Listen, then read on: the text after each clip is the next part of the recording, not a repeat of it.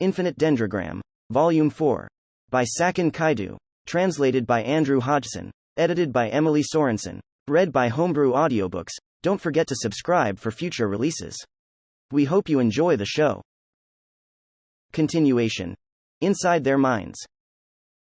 3 hours before the clash of the superiors, Count Gideon's residence. Gideon's first district was a gathering of official buildings and institutions.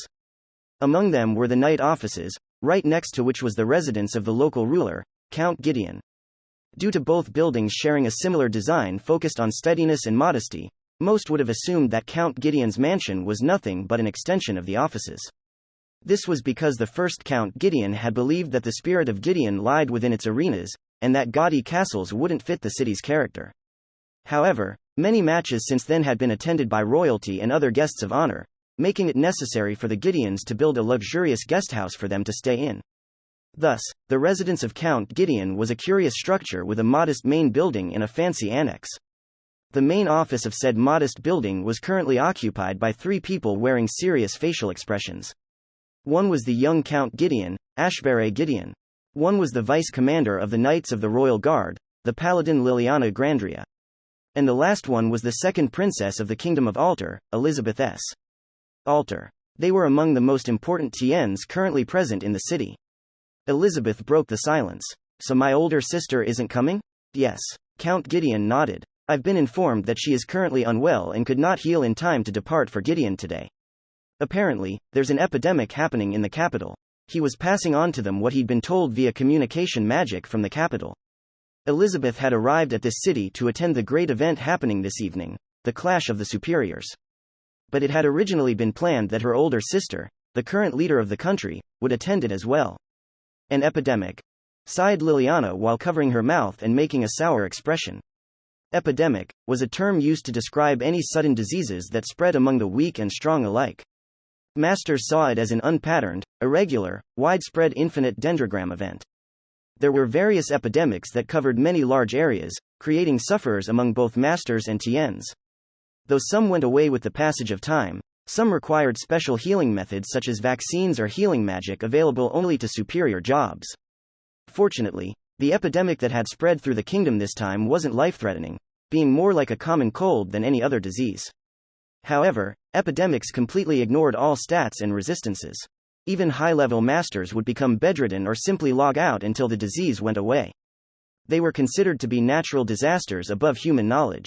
Indeed, it was quite fortuitous that the damage being done by the current epidemic was so meager. Still, Count Gideon, the host of today's event, could barely hide his chagrin about its inconvenient timing, and Liliana shared his sentiment. There had been trouble caused by Elizabeth sneaking out of the building yesterday, but most of the official business and preparations relating to the event were already done.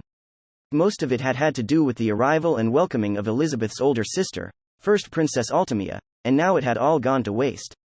Being an older sister herself, Liliana tried to be considerate of Elizabeth's feelings about this. I see. Very well, Elizabeth said with a voice that made it seem like Liliana's worries had been misplaced. It's a shame, but we should not dwell on what we can do nothing about. Now, we should be thinking about how to make this event a success. Am I right, Count Gideon? Indeed you are, he said heartily. Elizabeth's words were full of resolve. Though her beloved sister couldn't come, she was determined to do her duty, in the hopes that it would help her sister. Your Highness, muttered Liliana. Though Elizabeth's current bearing wasn't completely unlike her, the Lady Knight felt as if there was something different about her, as if she had become more of an adult. Perhaps something happened when she sneaked out yesterday? Liliana wondered. Suddenly, Elizabeth grabbed her hand in both of hers. Liliana, I want you to protect me, she declared. Of course. I will keep you safe no matter what happens, replied Liliana, fully ready to fulfill her duty. She would protect the girl under any circumstances, no matter what awaited them. Chapter 1. The Weakest, the Worst, Superior. Journalist, Death Shadow. Marie Adler. I knew about the top 3 of the Drive Imperium's rankings before the war even happened. Being both a journalist and a player killer, I had to be fully informed about the strongest masters. The tops of Drife's duel, kill, and clan rankings were all cut from different cloths. The commander of devilish armies was the Hell General, Logan Godhart, the contradictory equation. The one bearing the greatest stats was the King of Beasts, the physically strongest. Finally, The leader of the Imperium's top clan was the Triangle of Wisdom, Giga Professor, Mr. Franklin. The only one out of the three who hadn't been a superior at the time of the war was Franklin. Not only that, his only job was a non-battle job, and he had stats that put him below even the average low-rank battle job. Comparing him to King of Beasts, the physically strongest, or the Earth, the magically strongest, made him seem absolutely meaningless. Of course, unlike the other rankings, clan rankings were focused on the scopes of the clans. Though the leader of a top clan lacking power was curious, it had absolutely no impact on the clan's position. Most thought that, in war, the person at the top of the clan rankings was supposed to show their ability through the whole clan, rather than as an individual. But to everyone's surprise, the result had been entirely different. What the war had shown was not the fearsomeness of the Triangle of Wisdom, but of Franklin himself. Despite not being a superior at that point in time, he definitely hadn't been outdone by the other two. The superior job of Giga Professor specialized in monster research, while Franklin's embryo, Pandemonium, specialized in monster production. Though focused on the same subject, research and production were completely different things, and Franklin combined them to create monsters with many various qualities. Some were immune to physical attacks, some reflected magic, some exploded when nearing death, some latched on and assumed control, etc., etc. The ones who had faced Franklin's wicked band had been the few kingdom's masters who'd participated in the war and the kingdom's own army. When both sides clashed, the results had been simply tragic. The fact that every monster was a wild card with unpredictable abilities had quickly brought disorder into the kingdom's ranks, which had left them open to the specially made monsters that rivaled superior jobs in power. Naturally, they had made short work of the kingdom's masters and gone on to feast on the king himself. The price of making this monstrous army had no doubt been astronomical, for the necessary funds to acquire the materials required for monster creation were great. However, for Franklin, who was the top of Dreyf's largest clan and also had the backing of the Imperium itself, money was no issue. That allowed him and his clan to participate in the war at full capacity and demonstrate just how fearsome an individual he was. After the war, I, as a PKer, as the superior killer, had received many requests for Franklin's murder. The ones making the requests had been masters who'd been pushed into the death penalty by him, or friends and family of the TN soldiers who died. I had rejected each and every one of these requests. Of course, I hadn't neglected to consider them. If he was a foe I could kill, I would just do it. But that simply wasn't the case. With a single glance, I knew that I could kill him easily, but I couldn't do it because I knew that something bad would happen if I did.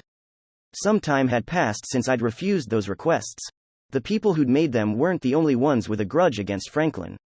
Many had tried attacking him themselves, and though most of them had been destroyed by his monsters, one person had actually defeated him.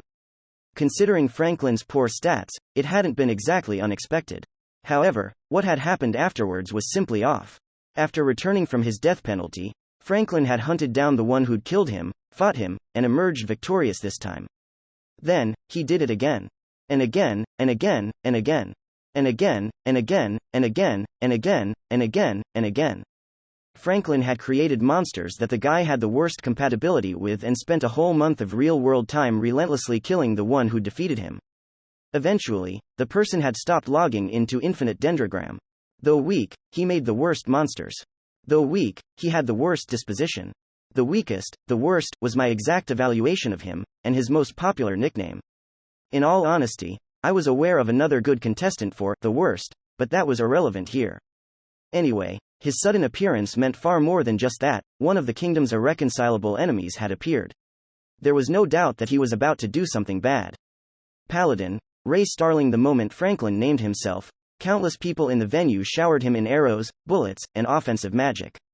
With him standing on the top of the barrier, many of the attacks got cancelled by it. However, it was still a fearsome barrage of damage. I could even spot a number of high-rank attacks like the ones I'd seen during the matches, some of which might have actually been done by superior jobs. The barrier underneath Franklin's feet shook wildly as explosions hit it and covered the top with smoke. Despite bearing the brunt of the barrage, Franklin came out alive. Get a load of you people. Dual city folk. Hot-blooded as they come and always quick to react, he sneered. His lab coat being scorched here, and there was proof that he'd been hit, but for some reason, it hadn't killed him. Why is he alive? I asked. There's nothing special about what he's done so far, said Marie. Yeah, Shu nodded. I had no idea what had happened, but they seemed to have full understanding of it. He survived the first few critical attacks with warding accessories and equipment skills, Marie continued. Then, he used castling to shelter himself from the rest, added Shu. What's castling? Asked Rook. It's a skill that lets the user change places with one of his monsters, Rook, explained Marie. It's a high-rank skill, but its effective range is so small that it's rare for it to be used as a teleport skill. Still, merely being among the few teleport skills is enough to make it noteworthy. I see, I thought. So he'd survived the first attacks using the same things I'd used against the demi-dragon and the rest by simply disappearing away from here. Oh, but do be careful not to attack me anymore. Don't want to end up in the jail, now, do we? Franklin mocked. The jail? Confused by his words, I focused my gaze on him. As I watched, a single songbird appeared in his arms. Because that's exactly where you're going if you accidentally hit this little lady, said Franklin, and a moment later, the bird got replaced by something else, a girl, to be precise. Ellie, Marie burst out, with a voice full of shock. It was Elizabeth S. Alter. The person from the photo I'd seen yesterday and in the noble seats today. I hastily looked to the guest of honor seating and, sure enough, she wasn't there. So, this guy actually made a monster that can do castling with third parties, said Shu. What? Is it even possible to create something like that? I asked myself, but the answer was obvious with a single glance at the results. The second princess was out of her seat and in Franklin's hands. Seemingly unconscious, the girl didn't even struggle. Have I made myself clear, you dumbasses? Franklin smirked. Royalty killers go straight to the jail, you know? Careful not to do that. Not like I'm one to talk. The man who'd killed the father of the girl in his hands laughed as though he'd just said the funniest joke in the world. Alrighty, then, he continued. With your hands all tied up now, allow me to make a sug. Before Franklin could finish, someone in the audience launched offensive magic that exploded right next to him. Huh? I exclaimed and looked to the spell's source, where I saw a master doing a fist pump. Is he an idiot? Marie shouted my thoughts before I could. The guy has the princess right next to him. You can't be so careless about this. Okay, Franklin said as he appeared out of the smoke caused by the explosion. Both he and the princess were unharmed, meaning that he'd done something to prevent the effects of that attack. Do you fail to grasp the situation? He asked the attacker.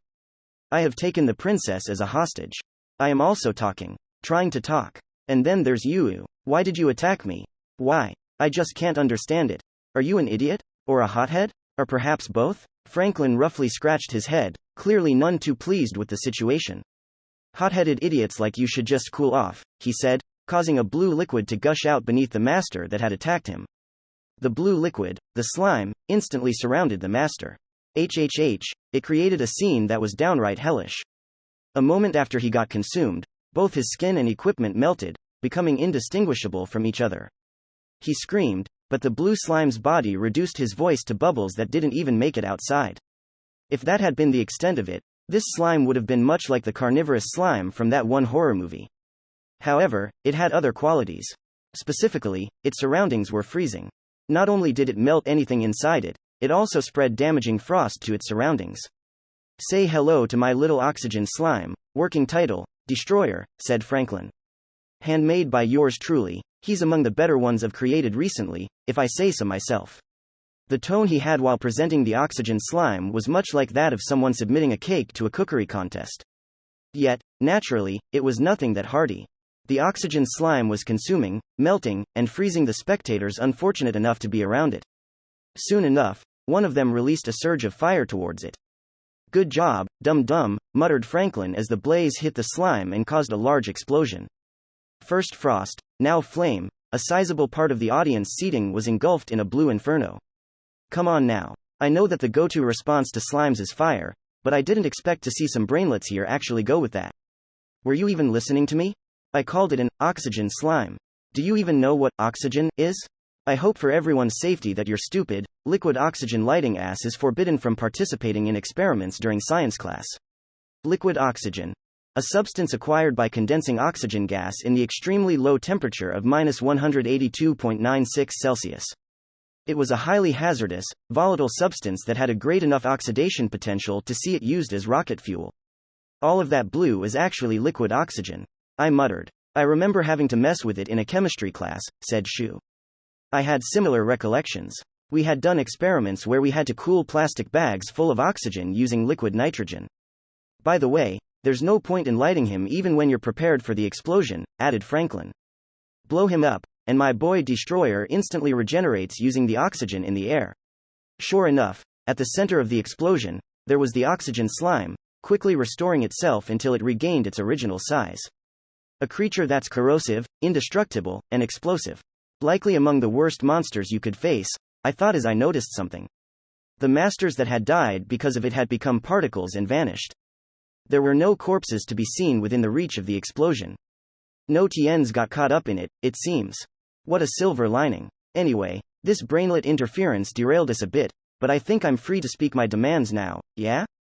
Unless anyone else wants to try and play hero, he said while standing on the barrier, looking fully confident that no one would get in his way. Let's play a game, he shouted as he procured a strange switch and held it in his hand. Beep, he said as he pressed it, making another oxygen slime pop out in another part of the audience.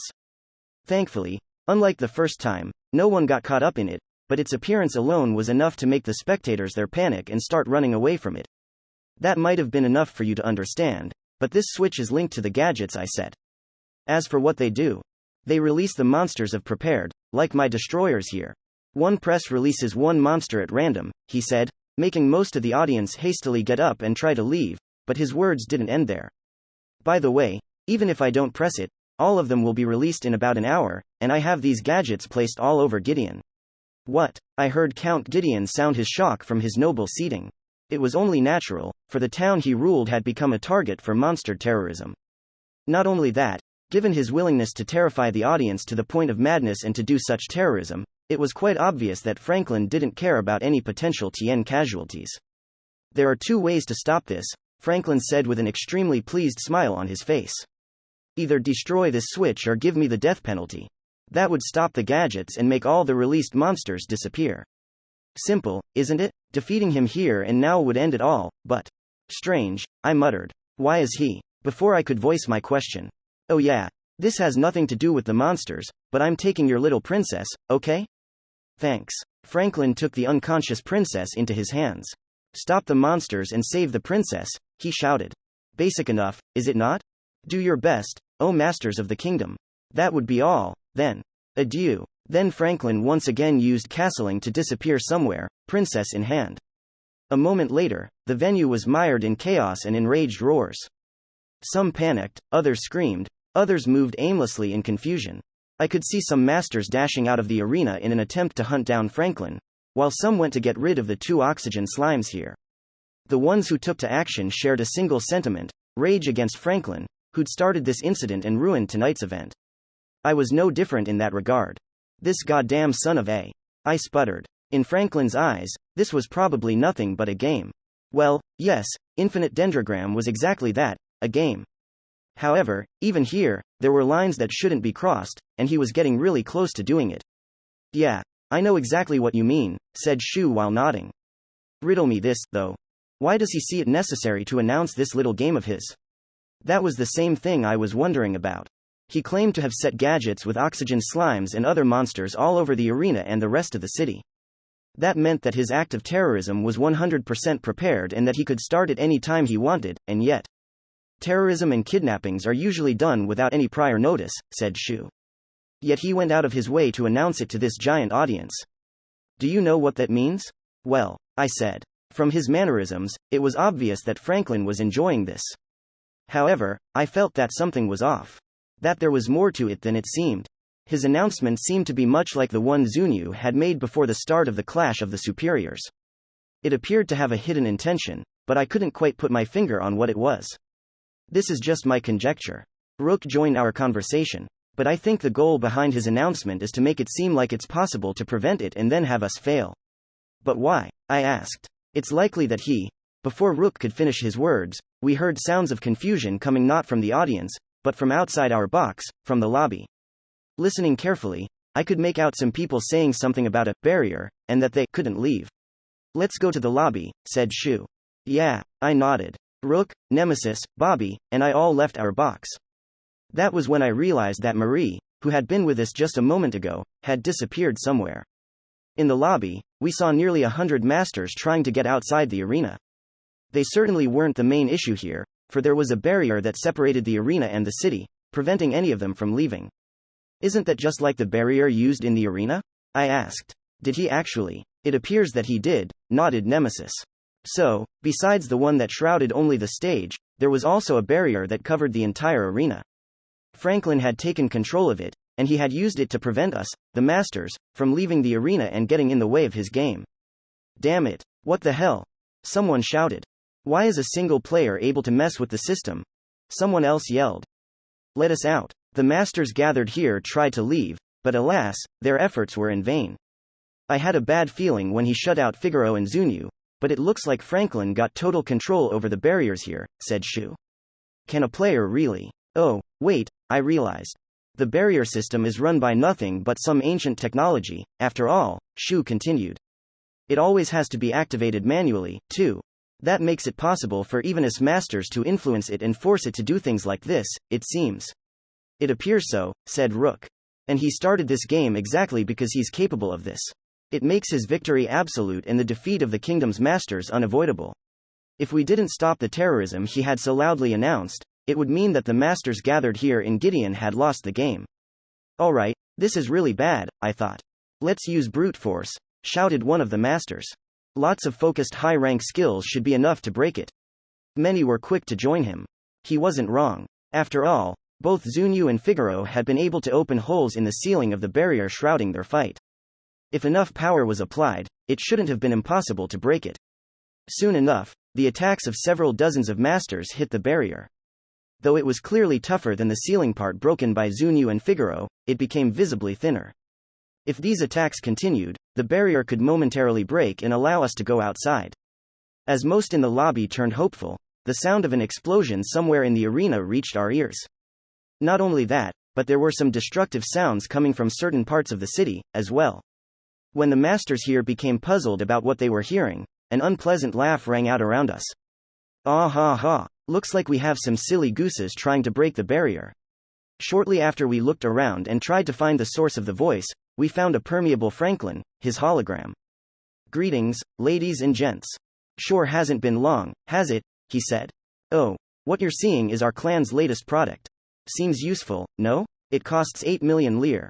A bit heavy on the wallet, but we're selling these once the war is done. Drop by and get one if you feel like it.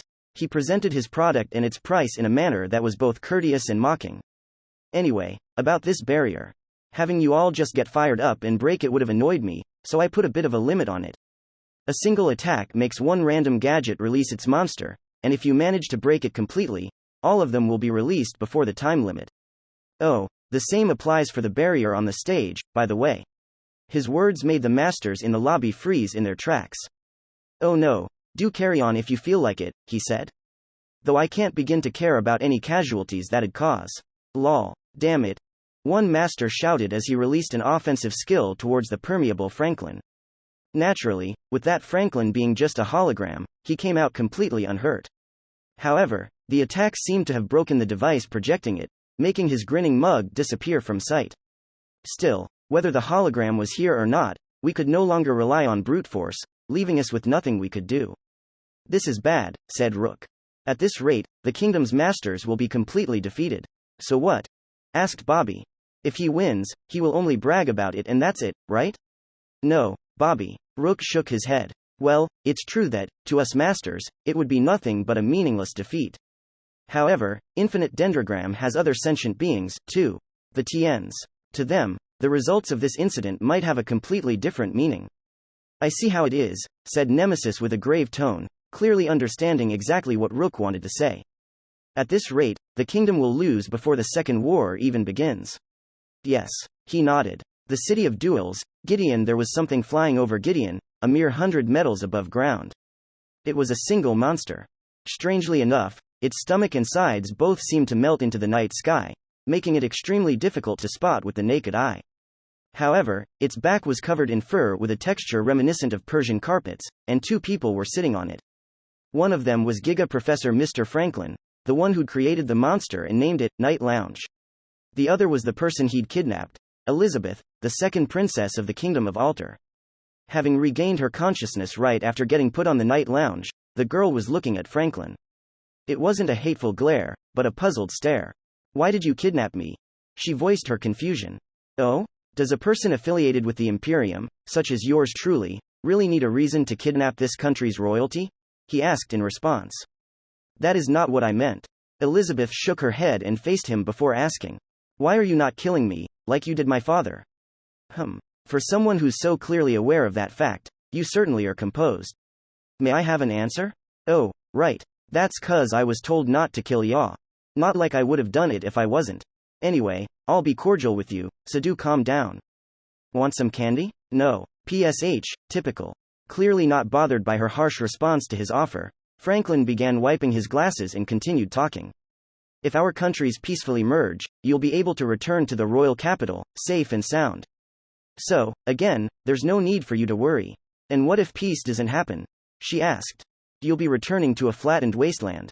After all, if peace isn't an option, we're having an all-out war, he said as he put his glasses back on again. Well, if things go according to that lunatic's, His Majesty's plans, you'll be perfectly fine. I don't think he wants to be hated by his potential sister-in-law or the one who'd be his empress. What do you mean? She asked. What, indeed? Well, let's just say that your father was in the way, while you are not. Leave it at that. He cut the subject short, showing absolutely no intention to emphasize. Then let me ask you something else, said the princess. Why are you attacking Gideon? Though the empty air around them was silent, screams and sounds of destruction could be heard coming from the ground beneath. Franklin's pawns and the monsters that had already been released were already causing chaos in the city. She asked merely because she wished to know the reason behind such carnage and despair. In response, Franklin formed an unpleasant grin. This is a sideshow to celebrate the end of the event we call war, he shouted while spinning around the night lounge and making exaggerated arm movements. It's both a game and an initiation. Initiation, she repeated. The strongest knight, the greatest sage, and the kindly, fatherly king have all died.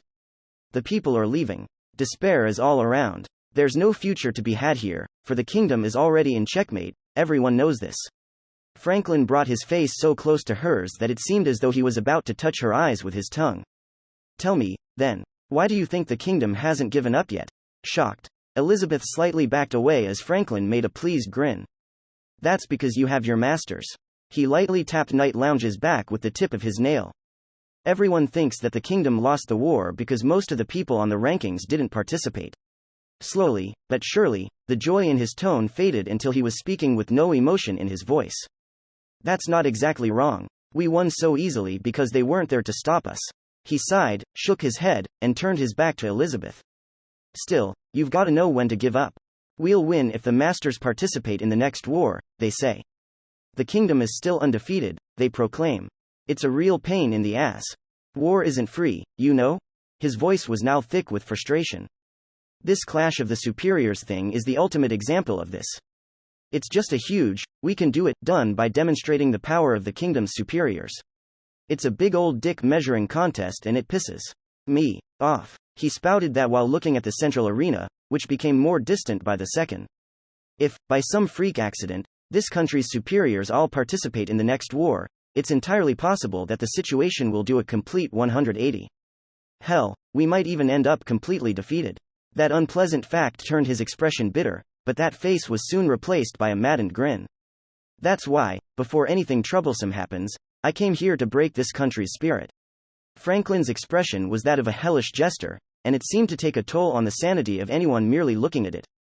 Tell me, if the kingdom's masters just sit around and twiddle their thumbs while a city gets destroyed and a princess gets kidnapped, he said as his grin became even wider, would this country's tiens still have any hope left for their masters? Would they still have the willpower to resist? His expression still the same, he covered his face with both of his hands. The kingdom's liveliest city. The city with most of the kingdom's fighting power. The kingdom's strongest over gladiator. Then, as if praising something, he raised his hands to the sky and laughed out loud. This is the night of despair. This is when all the myths surrounding this city die. The laughter of the one putting Gideon in peril resounded throughout the city's skies. Really? Said a certain little girl with a voice that was easily drowned out by the laughter. I do not believe you're right. Elizabeth, having solid memories of a master she'd spent the whole previous day with, was still hopeful. She said quietly, I believe that the kingdom's masters are people we can rely on. Paladin, Ray Starling, Brother Bear, spoke Nemesis. How strong, do you think, are the kingdom's forces outside of the arena? That would be the royal guard tasked with protecting the princess, Gideon's own Night Order, and the weirdo masters that didn't come to watch the clash of the superiors. It wasn't like the masters here in the arena were the only ones in the city. The people outside should have been able to do something about this, too, but any self-respecting battle-oriented master came to see today's match, Shu continued. The only such masters who didn't are the ones who couldn't get tickets. However, that mostly happens due to monetary issues or lack of knowledge of the right people, both of which are solved naturally if you're strong. Meaning that the masters outside the arena tonight aren't exactly the strongest.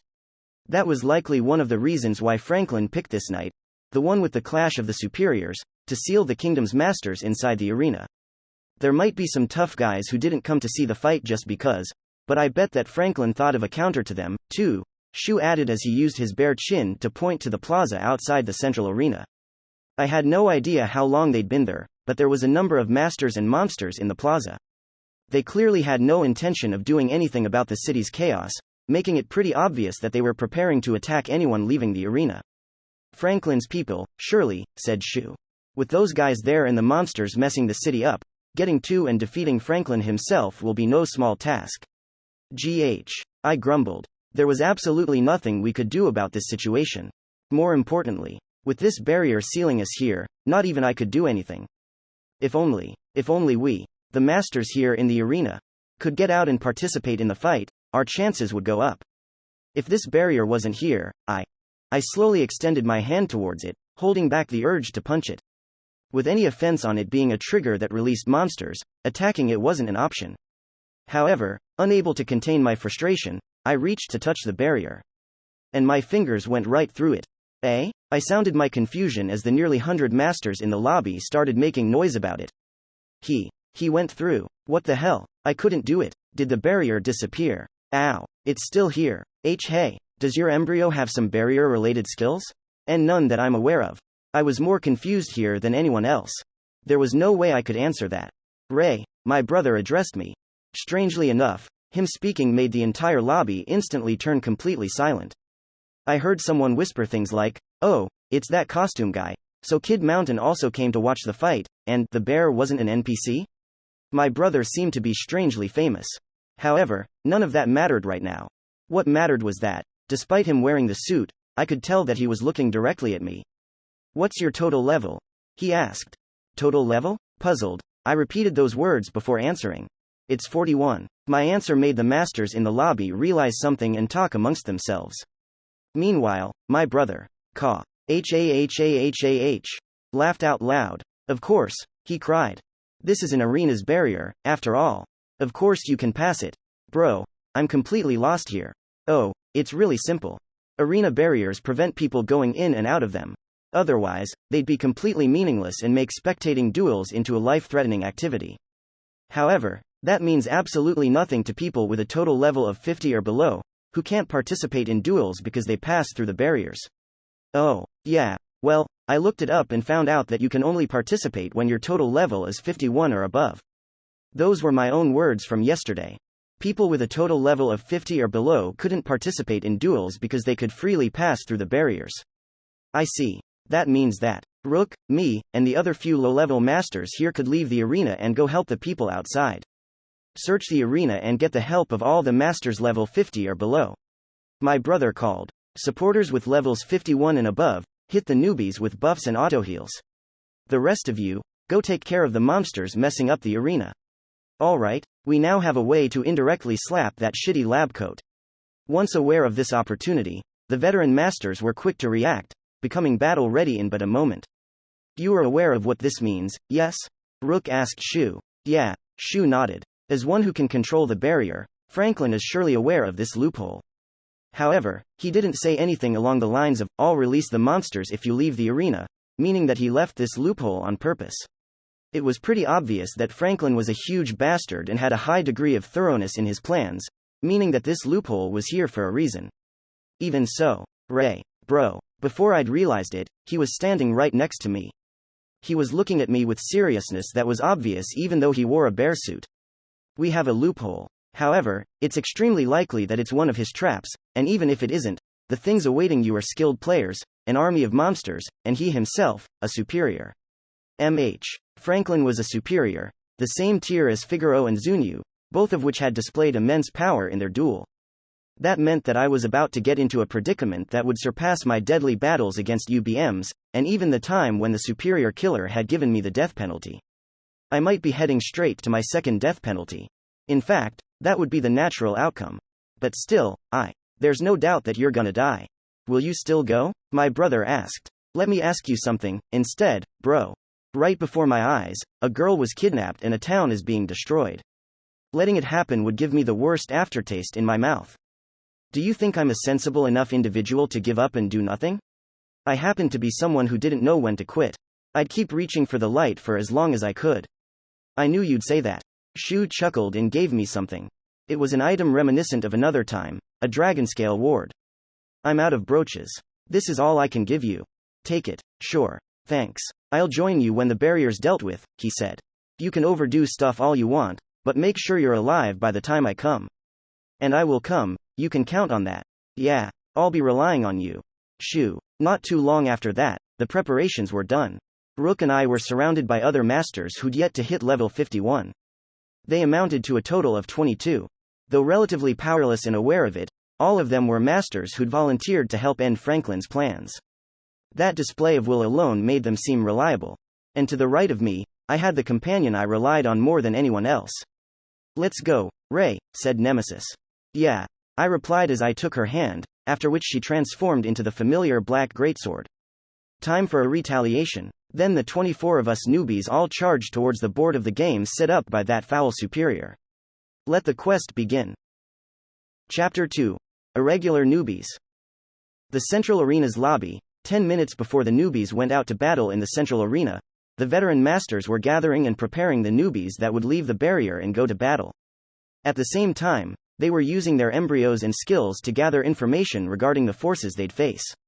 Rook, being one of those who would head to battle, made his own preparations. So we're about to fight other players. He muttered. Yep, said Bobby. The battle he was about to partake in wasn't just a sparring match under the protection of the arena barriers. Failure would mean getting the death penalty and being removed from the ranks of those struggling against the chaos in the city. If that happened, Rook would be unable to help Ray, which was something he couldn't tolerate. At least we have some experience in this, he muttered. Fighting the player killers outside the arena wouldn't be Rook's first PvP experience. He was fortunate enough to have a sparring match just before this incident began. Closing his eyes, Rook ran his mind over how it had gone. It happened at noon, on the same day that Rook realized Marie's true identity.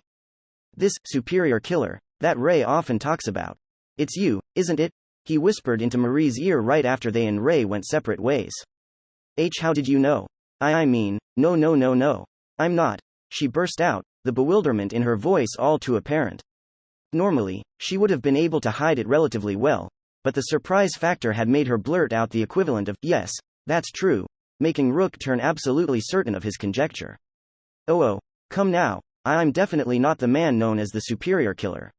Marie still tried to salvage it. Then allow me to present you with the circumstantial evidence I've gathered, said Rook.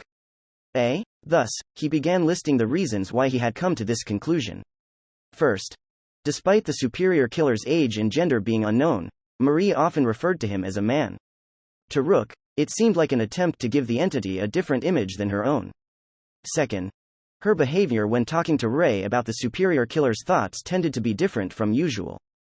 Third, during the battle against Gardronda, Rook had been high above the ground, but still hadn't been able to see a thing of what was happening within the dense miasma below. Yet Marie, who had also been outside it, had stated with absolute certainty that the superior killer shot Gardronda's left shoulder. Fourth, despite Marie having played for a year in real life, which was 3 years in here, she had a total level lower than newbies such as Rook and Ray, which led him to believe that she was concealing her true powers. Fifth, there was a comic with a journalist, professional killer protagonist bearing a great deal of resemblance to Marie, and from what he'd read of it, even their mannerisms were highly alike. That was when Marie raised her hands, looking absolutely defeated. Hey. Ha, she chuckled in self-derision. I give up. This is the first time someone has realized it before I revealed it myself. You're not exactly the best at concealing your identity, so I'm quite sure I'm not the only one who connected the dots, said Rook. GHH. Marie's face contorted with pain. She'd had confidence that she was doing a decent job of hiding what she really was, so Rook's words did a good amount of emotional damage to her. Also, you use an avatar that has both the name and appearance of a character that's both a journalist and a professional killer, so it's completely obvious to anyone who has read the work, added Rook. I'm fully aware of that, but it's part of my identity, she replied. Marie was basing her Infinite Dendrogram character on Marie from her manga, so it was a given for her to be a Marie Adler that acted as both a journalist and a professional killer. Anyway, we know your identity now, said Rook. However, it doesn't look like Ray and Nemesis are aware of it. I'd probably feel like dying if they found out, Marie said. You're the one who gave them their only death penalty, right? Normally, I'd have a thing or two to say about that, but it doesn't seem like you have any malice towards them right now, so I'm content with being silent about that. Thank you. That aside, can I make a little request? Marie said nothing as she made a mental note of the fact that the flow of the conversation made his question seem much like blackmail. Rook might actually have a sadistic side to him, she thought. A request, you say? She muttered. Or are you about to have me do something inappropriate and nothing about that would remotely interest me? Okay, kid, no need to cut me that deep. But what do you want of me, then? I want you to have a mock battle against me. A mock battle? She asked. As I said before, I want to learn more about battles against people. And I figured that facing a hardened player killer such as yourself would be a good initiation. Well, I don't really mind, but why the interest in such battles?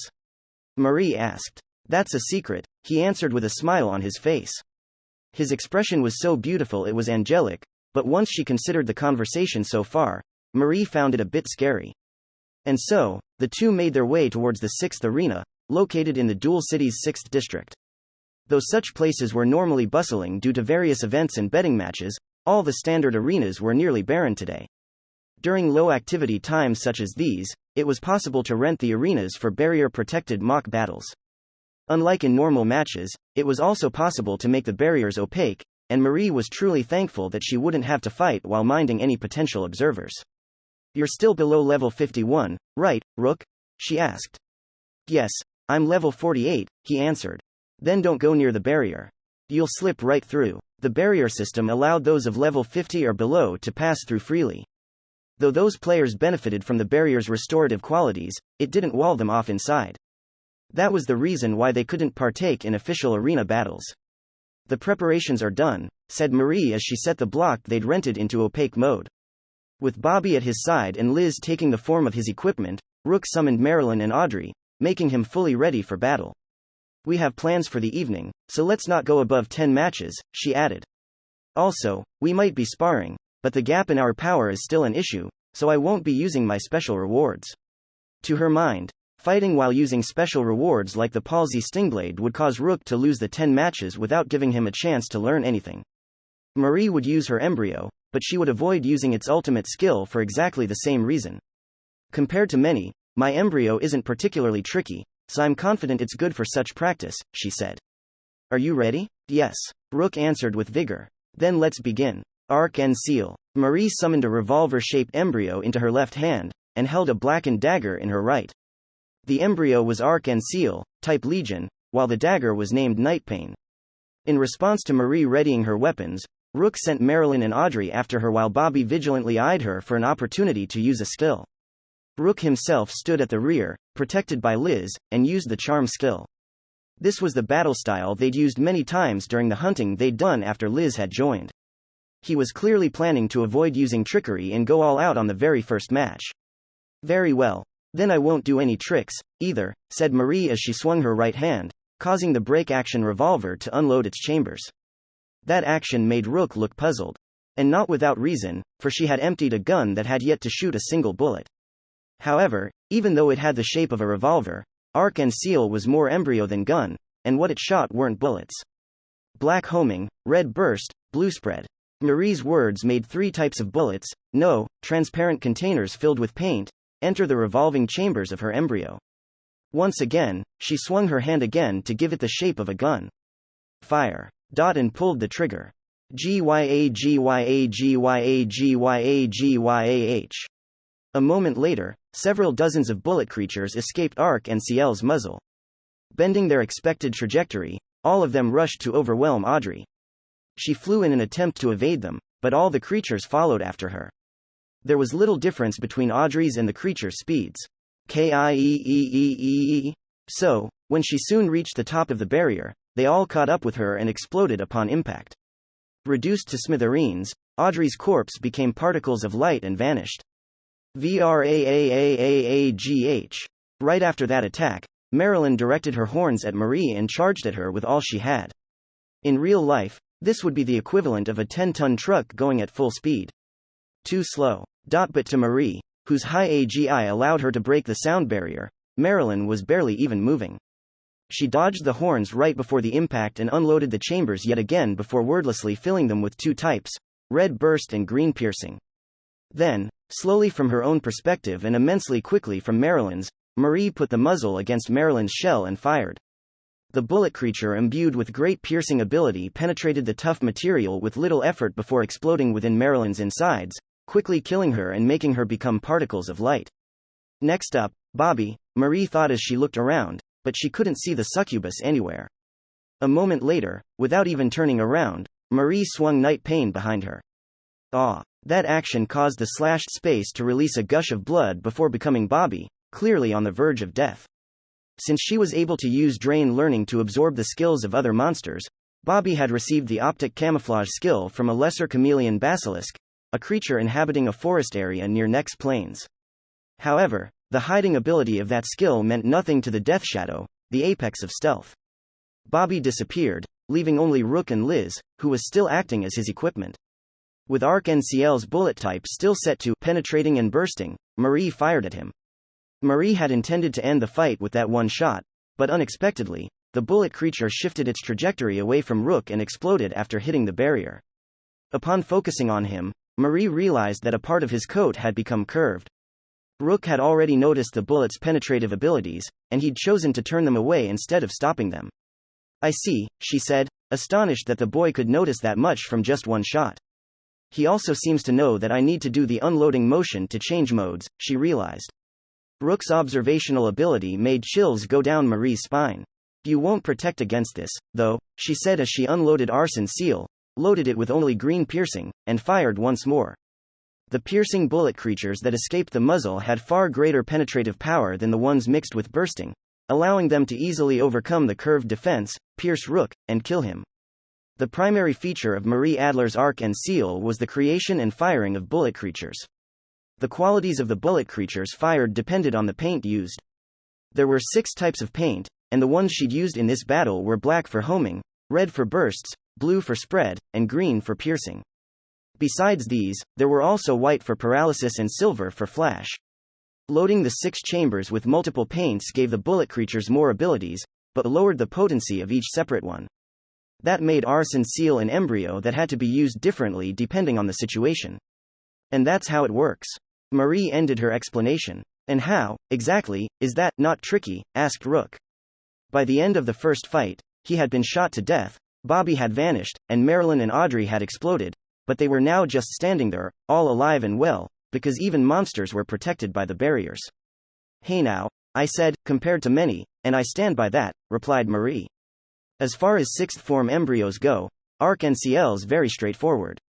By the time they start getting their ultimate skills, embryos can become a bit creative. For example, there's an embryo that turns people within a set boundary into toddlers. Then there's one that forcibly removes people's equipment and makes them naked, and one that turns people into creatures that they hate. Mine's quite modest in comparison, no? By the way, the ones I just named all belong to Legendaria's superiors. Masters often described Legendaria as the land of perverts, and their strongest certainly lived up to that reputation. After that, Rook and Marie went on to have 8 more matches, all of which were won by Marie.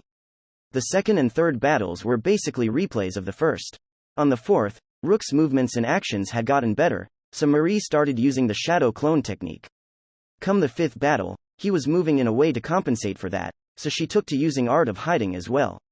After that, it was a one-sided show of Marie combining her embryo and job skills to defeat Rook.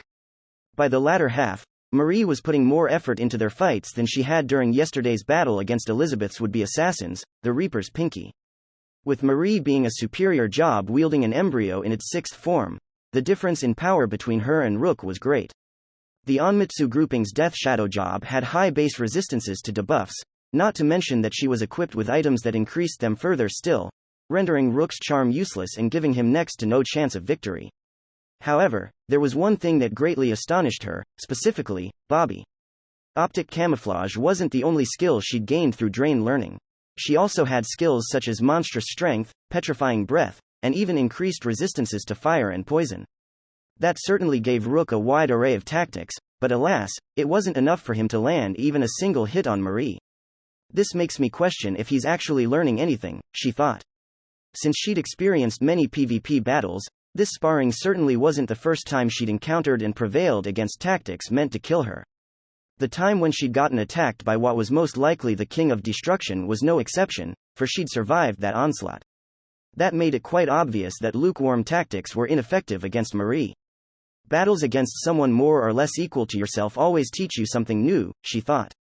However, when fighting opponents significantly stronger than you, it's all or nothing, either you leave without any new knowledge or mature a lot. I wonder which one applies to Rook. Such worries went through Marie's head as they prepared for their 10th and final match. This will be our last battle, right? Asked Rook. Yes. Marie nodded. Are you ready? Just one more minute, please. Rook was breathing heavily, making it evident that he was drained. The barrier restored all the stats to what they were before the battles, but they had no effect on mental fatigue. It was only natural for someone to get tired after being killed 9 times in a row. There, I'm okay now, he said as he summoned his monsters. Despite his fatigue, Rook was ready to spar for the 10th and last time. Very well. Let's begin, Marie spoke as she activated both her shadow clone and hiding techniques. As her 5 clones appeared and assaulted Rook and his monsters, Marie herself hid and loaded Arc and Seal. Her plan was to use the distraction created by her clones to load her embryo with the most effective qualities and fire the bullet creatures at her targets. If all went well, that should end the battle, but... Kieeeeee. Audrey sounded a call as she released an intense stream of flame. The fiery tongues reached across the entire area, thoroughly scorching it all. The blazes were vast, immense, and bright enough to obstruct Marie's vision of the arena. However, she'd seen this skill used in the previous battles, so she did exactly what she'd done the previous times. Marie slipped through the flames and aimed at the spaces between them, ready to fire bullet creatures in homing mode. That was when she felt something was off. It came not from beyond the fire, but from the base of her feet, as she stood in the place she'd reached after passing the flames. It was as though something was lying and waiting to ambush her here. And that something was a silver-colored, human-shaped creature. Overwhelmed with questions, Marie was at a loss for words. How did this thing predict that I, the original, would move to this location? Why is it able to wait to ambush me while surrounded by blazing fire? What is it, anyway? In an attempt to find the answers, she ran her mind through those questions. That created a momentary opening in her movements. Mithril strain. Rook shouted. And he and the silver creature took advantage of it with a skill. Assaulted by a silver slash, Marie was in no state of mind to evade it. Barely being able to bend in a way to avoid the damage, Marie lost her left arm to the slash. Arc and Seal, she shouted. From point-blank range away from Rook, Marie hit him with her ultimate skill, the one she'd intended not to use. In but an instant, Rook and his monsters alike were all evaporated. With that, Marie won all 10 of the battles. Besides the loss of her left arm in the last one, the result had been exactly what everyone would have expected. However, that single loss of limb made Marie feel like she was the one who'd lost. At the start, Rook and his monsters had moved in a way not too different from before, but then he'd gone on to read her movements with terrifying precision and caught her off guard, giving him a chance to take her left arm. It was safe to say that, at that very moment, Rook had cornered Marie, a being far stronger than himself. Thank you for the practice matches. Now that the fight was over, Rook lightly bowed his head, expressing sincere thanks. You're welcome, replied Marie. You and your monsters aren't bad at all. In fact, considering your total playtime, you're nothing short of amazing. The way you use your skills and coordinate with your monsters is simply splendid. I was especially surprised by what you did last. Were you saving that tactic for the final battle, when you more or less understood the way I act? Yes. Rook smiled. I must say, you're very strong, Marie. Even 9 battles weren't enough for me to become able to read your movements well enough. To be honest, I was going for your head with my last attack. Oh, I see, she thought. He used the first 9 battles to get a grasp of my movement patterns and then predict what I'd do in the last one. That aside, that bright smile of his certainly doesn't fit what he's saying. This boy might have the makings of a nonchalant brute. I'm kinda scared of what he'll become. Also, losing your arm didn't affect your movements at all, added Rook. I expected that to create more openings. In high-level battles, losing limbs or organs is common, after all. It's something you get used to. I'll keep that in mind, he said. Thank you very much for today. Did that help you much? Yes? Very much. That makes losing an arm worth it, Marie thought. Still, he pushed me, a superior job, this far despite being a non-battle-oriented low-rank job. I'd already established that Ray, a newbie who's already killed 2 UBMs, was amazing, but Rook certainly isn't far behind him. Having played for long, Marie knew enough masters to be certain that these two were simply exceptional. And it wasn't because of their growth as players, they'd deviated from the norm right from the start. Marie was half excited and half scared trying to imagine what the two would become. I wonder which one of them is stronger, she muttered. Come again? Asked Rook. Oh, never mind. By the way, in the last battle, you used a skill you haven't used before, right? Oh, and I don't mean mithril strain. Discarding the question from her previous mutter, Marie brought up something that had been on her mind ever since the battle ended. Rook had read her movements to ambush her, then used Liz to attack.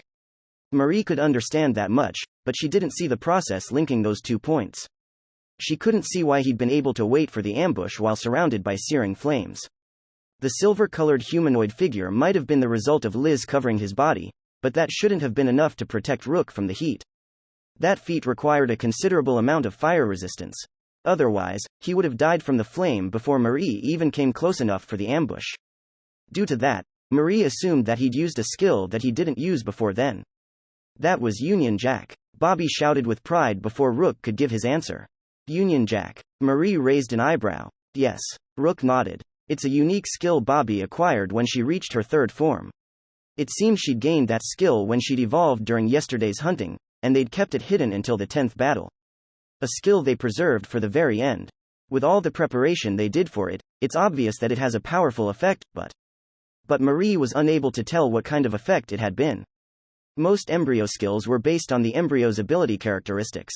However, unlike that of Ray's Nemesis or Marie's Arc and Seal, Bobby's primary characteristic wasn't too clear. Due to that, Marie couldn't see the full picture behind Union Jack. But, at the very least, she was able to tell that it was as terrifying as Rook's superhuman talents. Alright, Rook said and opened his eyes, having ended the short recollection. At his side was Bobby, looking right at him. Hey, Rook, she said. Were you remembering the practice battles from this afternoon? Yes. He nodded. Why'd you want to do them, anyway? I guess you could say that I wanted to prepare. For what? She asked. This afternoon, Ray told us about his battle against a TN group called the Goose Maze Gang, and, well, I think it must have been pretty hard for him. After all, Ray. He's a gentle soul. That's true. Bobby nodded. However, he was faced with a situation where he absolutely had to overcome that mental hurdle and fight against people. That made me think that, sooner or later, I would have to do it, as well, so I figured that I needed to prepare a proper mindset for such battles. And, just as I expected, we're about to fight people, meaning that the practice matches against Marie were absolutely worth it. I don't really get it, but if you're gonna kill, then I will do it, too. Bobby declared. While they were talking, the people around them were finishing up their preparations. In the lobby, there was Ray, Rook, and a number of other newbies. However, the enemies outside were many, and they surpassed them in terms of both level and stats. Naturally, breaking through the enemies filling the plaza would be no small task. Okay, muttered Rook as he remembered his battles against Marie. The most important thing to keep in mind while fighting those stronger than you is to take advantage of their openings.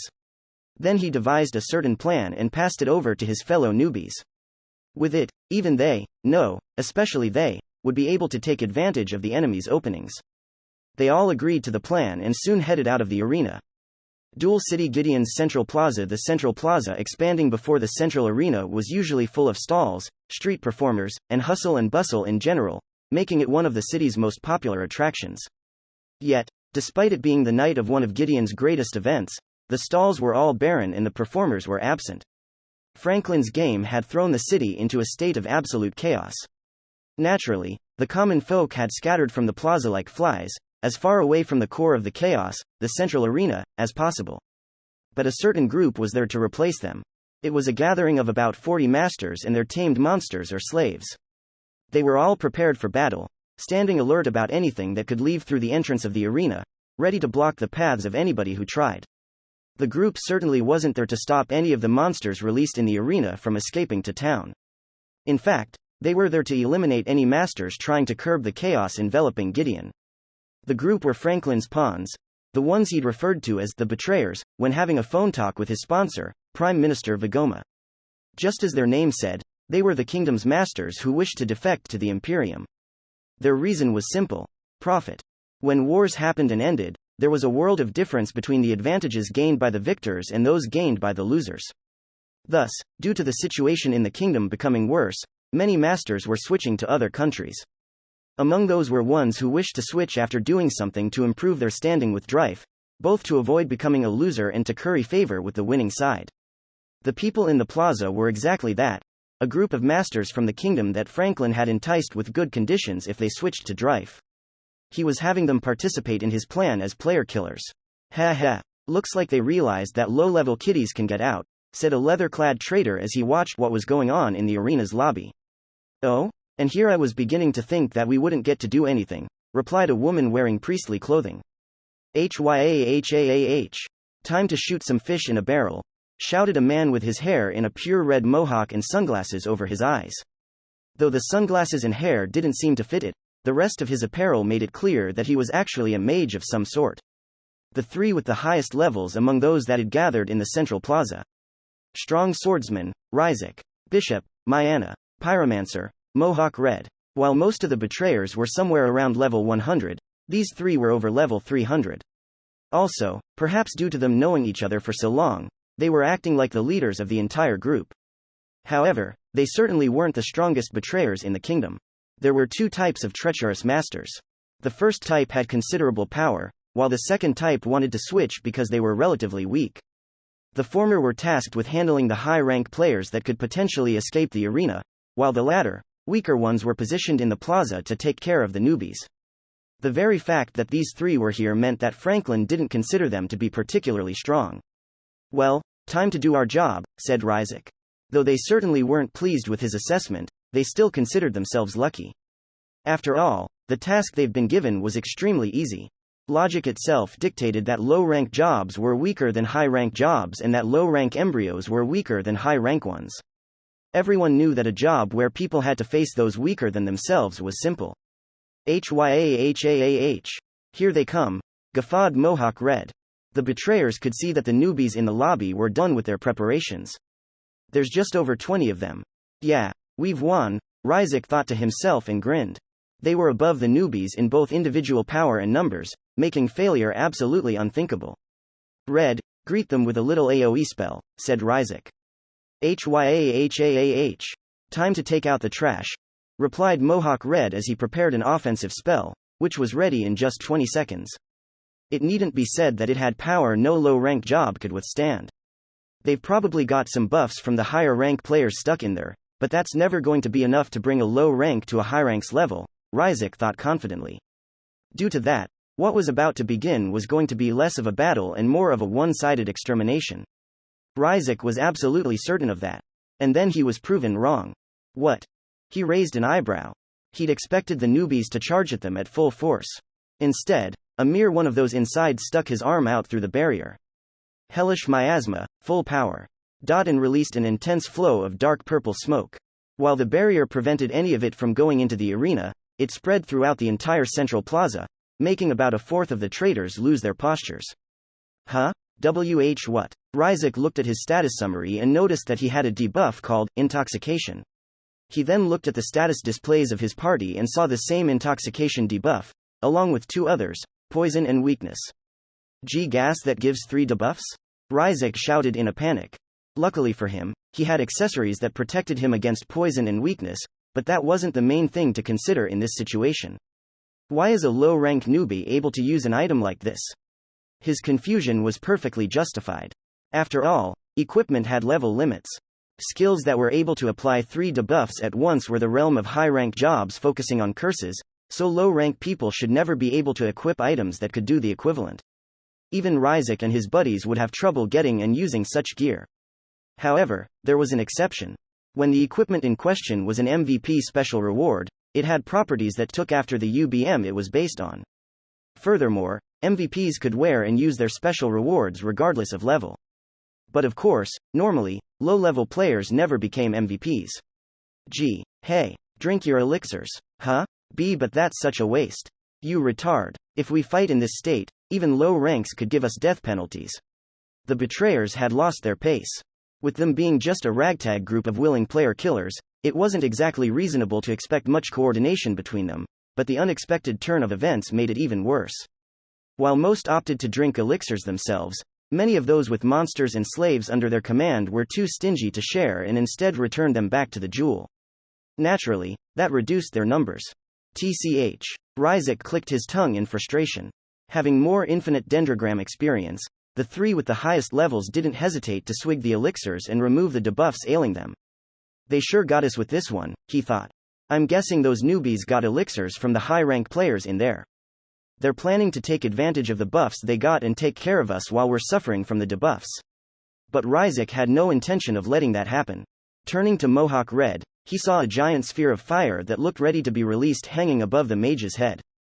Alright, this will crush them the moment they leave, Ryzik thought as he felt something move within the smokescreen, from the direction of the arena's entrance. He was quick to realize that many people were leaving the barrier. Ryzik instantly braced to face the newbies before realizing that something beyond his expectations was there, as well. Wait, there's something huge. And so, breaking through the dark purple smokescreen came a dragon reminiscent of a heavy tank. A tri-horn demi-dragon, to be precise. It was a demi-dragon class monster that had little in the way of unique skills, but came equipped with particularly high stats. Ryzik had defeated these before, but what mattered here wasn't that, but the question of why does a low rank have one of these? Such a creature's presence here was thoroughly unexpected, as Ryzik considered that a high rank might have lent it to some newbie. Maho. The tri-horn demi-dragon, buffed and strengthened by the masters inside, charged with all the force it could muster. In its way were the betrayer masters who'd yet to cure themselves of their debuffs. Red, shouted Ryzik. Crimson SPH. Following his buddy's order, Mohawk Red prepared to launch the completed Crimson Sphere, the ultimate pyromancer spell, towards the demi-dragon. However, silence. That clear voice came from the top of the demi-dragon, and was followed by the sound of someone snapping their fingers. Once it resounded, Mohawk Red's Crimson Sphere, which had been complete just a moment ago and had been meant to be the demi-dragon's demise, vanished like mist in the wind. Then, with little resistance, the demi-dragon trampled the masters who were too weak to retaliate due to the intoxication and weakness debuffs. Red. What the hell? Roared Ryzik. That wasn't me. Some guy cancelled my magic just now. After crushing the weakened masters, the demi-dragon continued to ravage their ranks.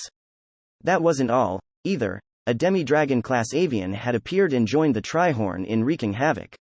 As the chaos and confusion among the betrayers grew, the newbies finally broke through the smokescreen and attacked them. I misjudged their power and let them have the initiative, but we're still stronger, and there are more of us. Ryzik thought, and he thought right. Though they were equipped with unexpected items and had monsters common to relevant high-rank jobs, the difference in total power was far too obvious. When compared, the betrayers had far more than just double or triple the power. With a difference this great, there was little doubt that they would emerge victorious, and Ryzik was absolutely correct to think so. The low-rank masters are here. Gank them. A woman and a man among the betrayers brandished their weapons in preparation to attack the approaching newbies. But instead of attacking them, they attacked each other's vital spots. The man's axe dug into the woman's shoulder, while her arrow pierced his throat. And so, completely clueless as to what had happened, they fell to their knees and were defeated by the newbies moments after. What the hells? Huh? Ryzik found the answer to his question before he could even finish speaking. His party's status display showed that they had the charm debuff. Charmed beings helped their enemies and killed their allies, making it one of the worst mental status effects in existence. And, due to it being mental, rather than disease-based, not even elixirs could help protect against it. The two who'd practically killed each other and Ryzik's party members weren't the only ones who were charmed. Other masters, their monsters, slaves, The charm gradually continued to spread until more than half of the betrayers were fighting for the opposing side. Indeed, it was hard to battle high ranks while being low rank. Emerging victorious while being weaker in both quality and quantity was truly difficult. So one simply had to borrow some forces. From where? Why? From the opposing side, of course. Charm. Charm? There's no way that's possible. Ryzik shouted. His reaction was only natural. He and his people had high-rank jobs and were equipped with decent items. Among those, of course, were accessories that negated the effects of debuffs. For instance, despite not downing an elixir, Ryzik was unaffected by poison and weakness. However, the number of status effects in Infinite Dendrogram was vast, and it was nigh impossible to be prepared for all of them. While making equipment selections in preparation for this battle, one of the status effects that had been disregarded first was Charm. After all, skills that applied Charm could only be learned by a handful of non-battle-oriented jobs, such as Pimp or Harlot. High ranks would sometimes take the Pimp job to get this skill or female monster strengthening for its synergy with Tamer's monster strengthening. However, none of the betrayers had expected to encounter a player that had taken it before getting to total level 50, as one of their first jobs. Hua? The charm's spreading too fast. There's more than one? Hell if I know. Another unexpected thing was the presence of an embryo that could apply Charm, just like a Pimp. In the natural world, monsters that used Charm were powerful, difficult to tame, and cost a lot, making it unlikely for low-rank jobs to have them. However, none of that applied to a master with a succubus for an embryo. Making her way through the openings in the chaos of battle, she was charming the men, one after another. Myanaa. Use a spell already. Remove the charm, damn it. Ryzik called out to Myanaa, his high-level bishop friend. He believed that her healing magic skills had the potential to remove all the charm on their side. However, no one answered to his call. Hey, what the hell? You dead or something? Myanaa, he called out once more and again got no response. Since the three were acting as leaders of separate parties of lower-level masters, Ryzik was unable to find out what became of Myanaa. However, the fact that she hadn't responded was enough for him to conclude that she died in the chaos. Why? We were supposed to win this, damn it. They're having gone from having an absolute advantage to being even, no, disadvantaged. Troubled Ryzik to no end. Still, his experience as a player allowed him to easily cut down one of the newbie masters charging towards him. Yeah, we're not done yet, he thought. There's still me and Red. Regaining his composure, Ryzik continued swinging his blade. Mohawk Red completed preparing another Crimson Sphere. Hyahaah. You're gonna get it this time. Crimson Sphere, he shouted, and there was no one to stop him this time. Mohawk Red's most powerful spell went straight towards a single master, the one wearing the bracers that covered the plaza in Miasma. Red aimed to burn him down and relish the payback factor in the process. The newbie was caught unawares, and the Crimson Sphere landed right on him. Hyahaah. Eat it. The master with the bracers got engulfed in flames and became particles of light before he could even leave any ash. Or so Red thought, but then the master jumped out of the flames and charged towards him at full speed. Hiya? Red released a weird sound, completely dumbfounded. Then, right after a broken dragonscale ward fell out of the newbie master's pocket. Vengeance is mine. He hit Mohawk Red, a master above level 250, and instantly made him vanish.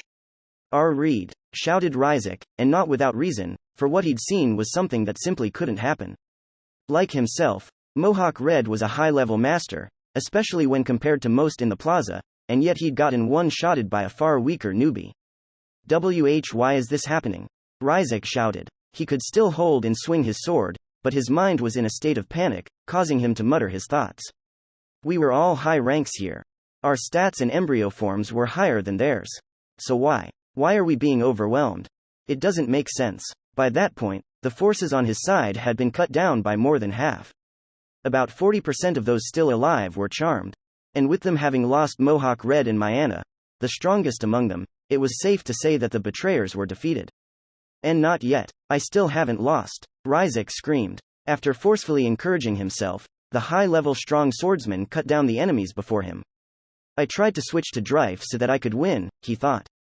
Losing here is the opposite of what I want. Vehemently, desperately, he defeated any enemies he crossed paths with. He could no longer tell whether they were newbies or ex-allies that had gotten charmed. He fought any and all people that came to him as enemies. That was when he came across someone particularly powerful.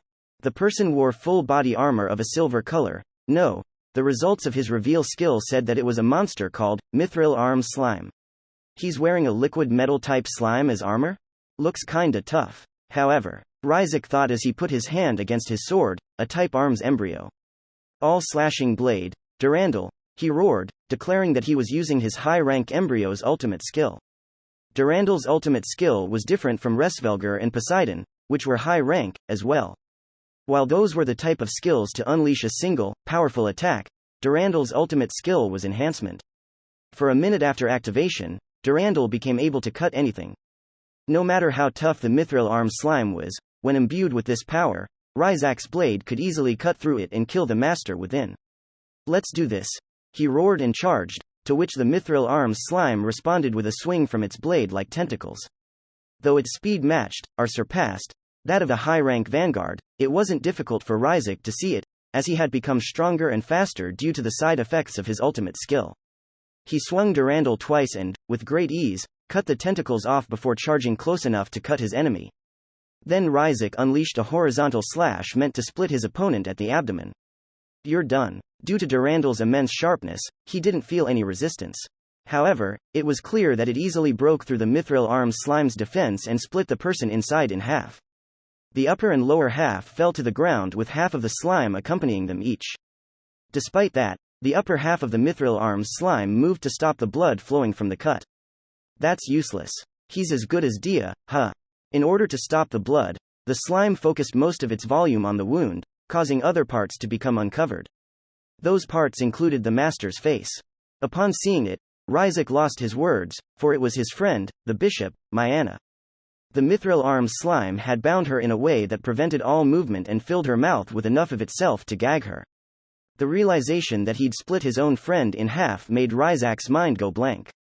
Taking advantage of his sorry state, the Mithril Arms Slime hastily turned half of itself into a spear and pierced him from his nether region to the top of his head. Naturally, the damage was critical, making his HP drop to 0. Though his consciousness was still somewhat alive during the resurrection period, the destruction to his vitals was great, making it obvious that he wouldn't last much longer. Make them panic and they show their openings. Aim for a critical hit and they die instantly. Before getting the death penalty, Ryzik saw Myanna get freed from the Mithril Arms Slime's bindings and slowly turn into particles of light as the slime, with its job done, crawled towards some boy. As beautiful as a winter fairy, he talked to the Mithril Arms Slime in the same clear voice Ryzik had heard at the beginning of the battle. Don't miss an opening, and you can kill those stronger than you, he said. It's just like we learned in the practice matches. Except this time, we were successful, Liz. Though no doubt beautiful, Ryzik found the smile on the boy's face to be scary beyond words.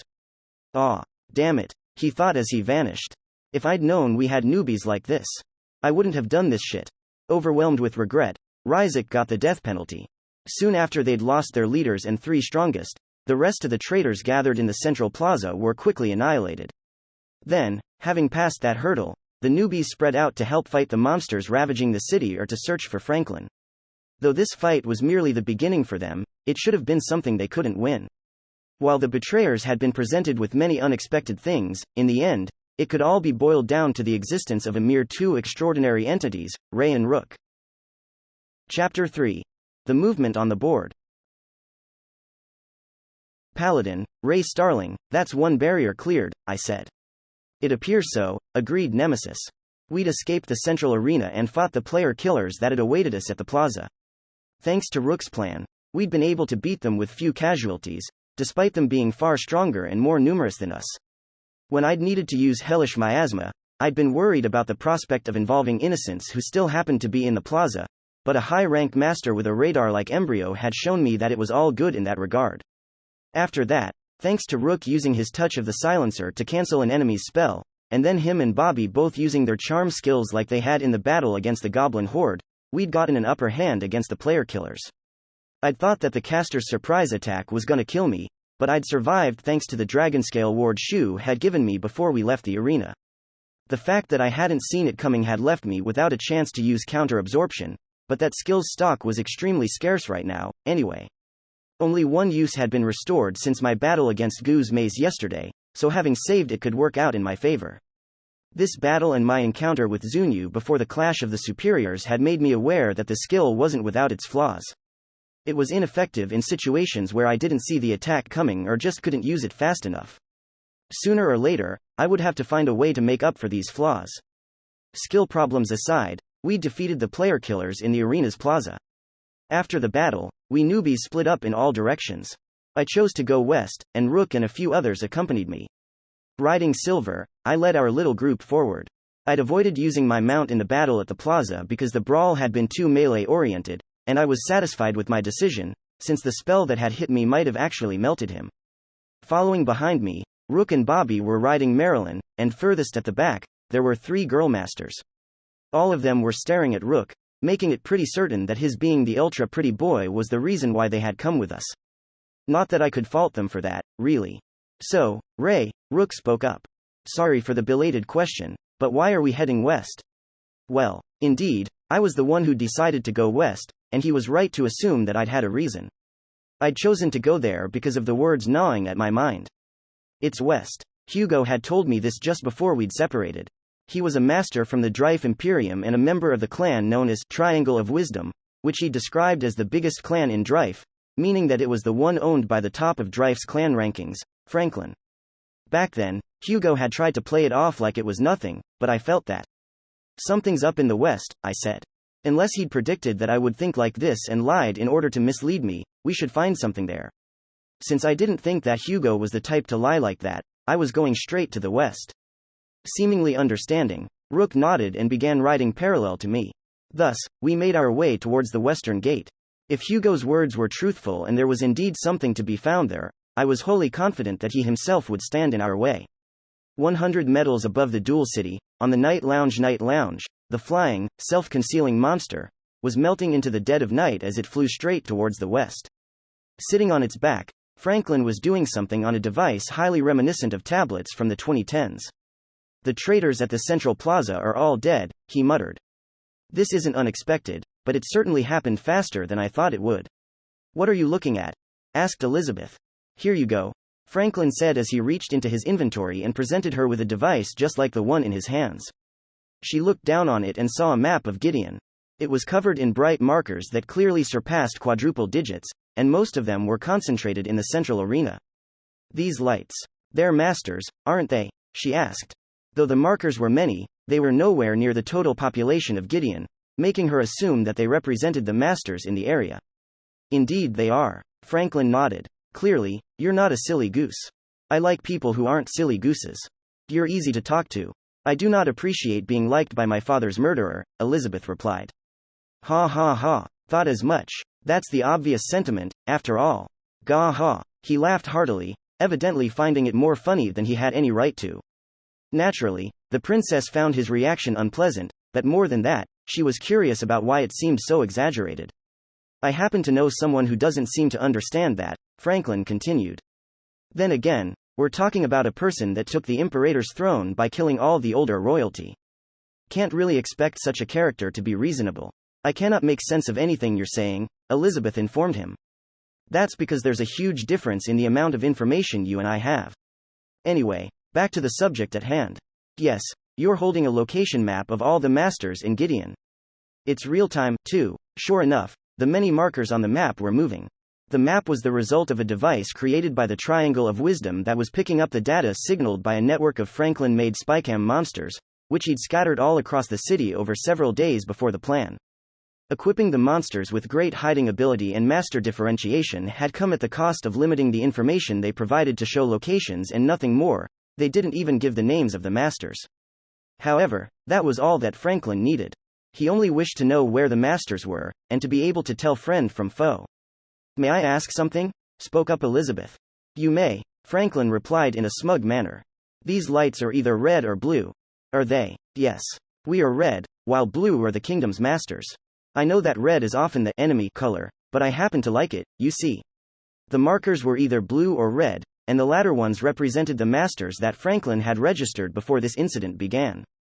Though the blue markers vastly outnumbered the red, most of them were concentrated in the central arena. The blue and red in the rest of the city were about equal in number, but there was something to keep in mind. Not even half of the Blue Masters outside the arena can fight properly, said Franklin. Most of them are either non-battle jobs who weren't interested in the duel or third rates who couldn't get a hold of a ticket for it. Due to that, the blue markers tended to disappear soon after they encountered red ones. The traders besides the ones at the Central Plaza had been given the same devices as the ones held by Franklin and Elizabeth, which allowed them to seek out the blue markers, the kingdom's masters, and kill them. The only real exception was when the outpouring of blue markers from the central arena had quickly made the red markers in the Central Plaza disappear. Still, that wasn't unexpected, for the traders positioned there had been among the weakest. The traders tasked with doing a search and destroy in the city were significantly stronger, so they had little trouble taking care of non-battle jobs and third rates. Though it's not like there aren't any tough cookies among those who didn't go see the event, Franklin commented. A few red markers surrounding a certain blue one were disappearing. He muttered, I prepared this map to make it easier for me to find these exceptions. The device he was holding vibrated as a voice came out of it. Help, Franklin. It's the 6th in the duel rankings. The common rider is RIIISEEERRRRRKIIIICK. That voice was followed by the sound of a fierce explosion, after which, there was nothing but noise. Franklin pressed something, ending the connection. The 6th, huh? Guess it's safe to expect more like him. Well, at least, they will have something to do, he grinned as he spoke to the device. Club. Move to C3. Elizabeth didn't know what he meant by that. However, a short while later, she heard a loud impact coming from somewhere in the city. Looking back at the map, she noticed that the blue marker that had seemingly defeated Franklin's people had disappeared. In its place, there was red club-like marker. Club? She asked. That was one of the playing card suits. Playing cards were a popular diversion even in Infinite Dendrogram, and casino games such as poker and blackjack were well-known pastimes. That was why Elizabeth instantly knew that she was looking at the symbol for the club suit. Oh, that's a special marker, Franklin explained. The other reds were hired only recently, while these markers were my people from the start. She fell silent. Looking down, she noticed that there were a total of 3 such markers. The first was a club. It moved around here and there, causing any nearby blue markers, including the exceptions that could kill red markers, to vanish. The second was a heart. It was merely standing still near Gideon's western gate. However, any blue markers that came close to it were vanishing without exception. The third was a diamond. It was slowly making its way towards the west, and a short evaluation of the surroundings and its position on the map made it obvious that it was Franklin.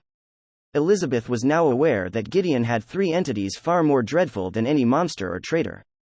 Club, heart and diamond, she thought, making a certain question come to mind. Where is the spade? The spade suit carried the meaning of sword, or death, making it the most ominous of the 4, and for reasons unknown, it was nowhere on the map. Are you curious about the spade? Asked Franklin, as if he'd just read her mind. It won't show on this map. It's for Plan D, anyway, so don't expect it to be used. Plan D? She repeated. Yes. That's what you'd call it if the current one is Plan A, and I have no intention to fail with this one. Franklin made Night Lounge change direction a bit. Wondering why he'd done that, Elizabeth looked down on the map and saw 2 blue markers near the diamond, making it clear that it was to avoid them. So this map is also meant to prevent you from meeting masters? She asked. Why, yes, he answered. I happen to be a weakling, so I'd like to avoid having to fight by myself. Despite saying that, Franklin seemed quite confident that no one below could see through Night Lounge's concealment ability. Though I avoid unnecessary battles, if I were to fight, those who could break through all the monsters at my disposal and land a finishing blow on me would only be my fellow superiors, he chuckled as he looked down on the map again. Gideon was still in chaos as the diamond marker representing him casually moved over an empty area. All was good, at least, until a blue marker appeared right behind the diamond. Surprised, Franklin tried to turn around, but before he could even move his neck, he felt his carotid artery get severed. That attack was followed by a barrage of bullet creatures, which sank into his body and exploded, causing great damage. It didn't end there, for the attack extended to the Night Lounge, causing its back to burst in places too many to count. Unable to bear it, the monster began losing altitude and descended to the city beneath. Surrounded by bewildering chaos, Franklin looked around and saw an entity shrouded in a black mist scoop up Elizabeth, who'd fainted due to shock caused by the explosions, and jumped down. The misty being wasn't unknown to him. Oh, yeah, he thought. Can't believe I forgot about the master who killed a superior despite not being one. Upon remembering the player killer known as the superior killer, Franklin held on for dear life as his night lounge crashed into the streets of Gideon. Dual City, Gideon, 9th District. When Franklin kidnapped Elizabeth and disappeared from the arena, Marie instantly left her box seat. Her motive was simple: to chase after Franklin and rescue Elizabeth. Being the Death Shadow, an AGI-focused superior job, allowed her to move at supersonic speeds, so she quickly made her way through the arena's hallways and got to the exit. However, when she tried to go outside, she got rejected by the barrier. Marie didn't find its existence all that surprising. The fact that Franklin could trap Figaro and Zunyu in the barrier on the stage made it entirely possible that he could seal the arena, as well. She was also quick to conclude that he'd done this in order to make the kingdom's masters appear powerless. Elizabeth's kidnapping, too, had clearly been meant to increase the strength of that sentiment. Marie couldn't let herself waste a moment's worth of time, so she instantly escaped the barrier. She was capable of doing that because she was the Death Shadow, a superior job. She could do that for the same reason Zunyu's Zhenhuo Zhendang Baolongba had broken the upper part of the barrier surrounding the clash of the superiors battle. That had been the ultimate skill of the master Jiangxi, a superior job. Due to that, Marie had assumed that superior job ultimate skills could surpass arena barriers. With that in mind, she'd used Death Shadow's ultimate skill. Though it was a job from the stealth-oriented Onmitsu grouping and thus didn't have much in the ways of firepower, it was more or less suitable for the situation she was in. And so, at the cost of half of her SP, Marie escaped the barrier. Once out in the streets, she used the conceal perception skills to search for Franklin. Eventually, Marie noticed the strange, stingray-like creature of the night lounge flying through the sky. She jumped up from the top of a building and used her own clones as stepping stones to reach and assault the creature. Just as she'd expected, Franklin was riding it, so she hastily sliced his neck and put him in a critical state using explosive, piercing bullets from her arc and seal. She followed it up with explosive attacks on the stingray-like creature before taking Elizabeth and jumping off. And thus, Marie was now running through Gideon's streets with the second princess on her back. A soft shaking caused Elizabeth to wake up. She found the sensation to be familiar, for she'd felt it just yesterday. It was the feeling of being carried on someone's back, and both the softness and the scent accompanying this sensation were the same as those from back then. Ma. Right? Elizabeth asked in slight stupor. Yes, said the one holding her. It's me, Ellie. I'm happy to have met you again. But why are you? For now, let's just get somewhere safe. We'll talk later, Marie said as she ran. Though Elizabeth couldn't tell due to the shaking being so mild, Marie's speed was easily surpassing 100 km per hour. Marie was the Death Shadow, an Onmitsu grouping superior job, and she had a build focused on AGI and conceal skills. That made it easy for her to run with such speed even while being considerate of someone she was carrying. The safe place Marie had in mind was the central arena. There were many high-rank masters there. Not to mention that no one above level 50 could enter. Sure, when Marie'd used the Death Shadow's ultimate skill to leave it, there had still been some monsters there, but considering all the players inside, it was safe to assume that they'd already been taken care of. Not to mention that one person in particular would be able to do it with ridiculous ease. Marie, if we're running, use this, Elizabeth said as she presented her with the device she still had in her hands. This will be useful, said Marie as she took the map and began moving while avoiding the red markers. Just like when she'd attacked the night lounge, Marie was still using several conceal-type skills which prevented her from appearing on the map. Nevertheless, it was easy for her to see where she was by comparing the map and the streets around her. By the way, do you know the meaning of these card-suit markers? She asked. Yes. Diamond is Franklin, while Heart and Club are his confidants, answered the princess. I see, said Marie while trying to contain the urge to click her tongue. So he's still alive. Based on what her reveal skill told her, Franklin's max HP was almost 10 times lower than all the damage she'd done to him, but despite the lack of warding accessories on him, the diamond marker was still there, meaning that he'd survived those fatal wounds. Looks like he's also using lifelink, not just castling, she thought. That means that I won't be able to kill him until I take care of the monsters within his capacity. Lifelink allowed the users to share HP with the monsters they had. Though it was certainly a useful skill that could potentially keep the users and their forces alive right until the very end, it also had many disadvantages. The primary one was the fact that it could only work with monsters within the minion capacity and would have no effect if the monsters were placed in a party slot. However, The biggest one was the necessity of forming a strong bond with the monster in question, making it prioritize its owner over itself. Creating a relationship in which the monster thought more of its master than itself was usually a process that took a lot of time and effort. Due to that, people who used lifelink were few.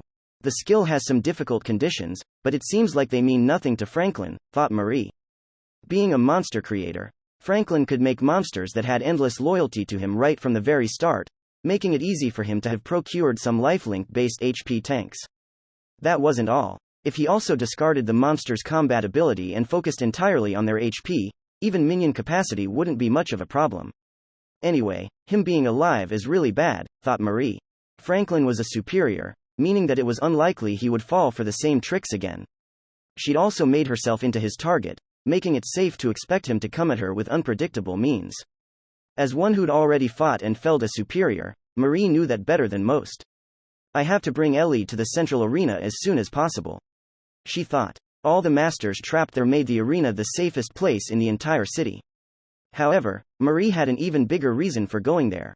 The barrier trapped most of the players there, including him. If he's who I think he is, then not even Franklin can win against him.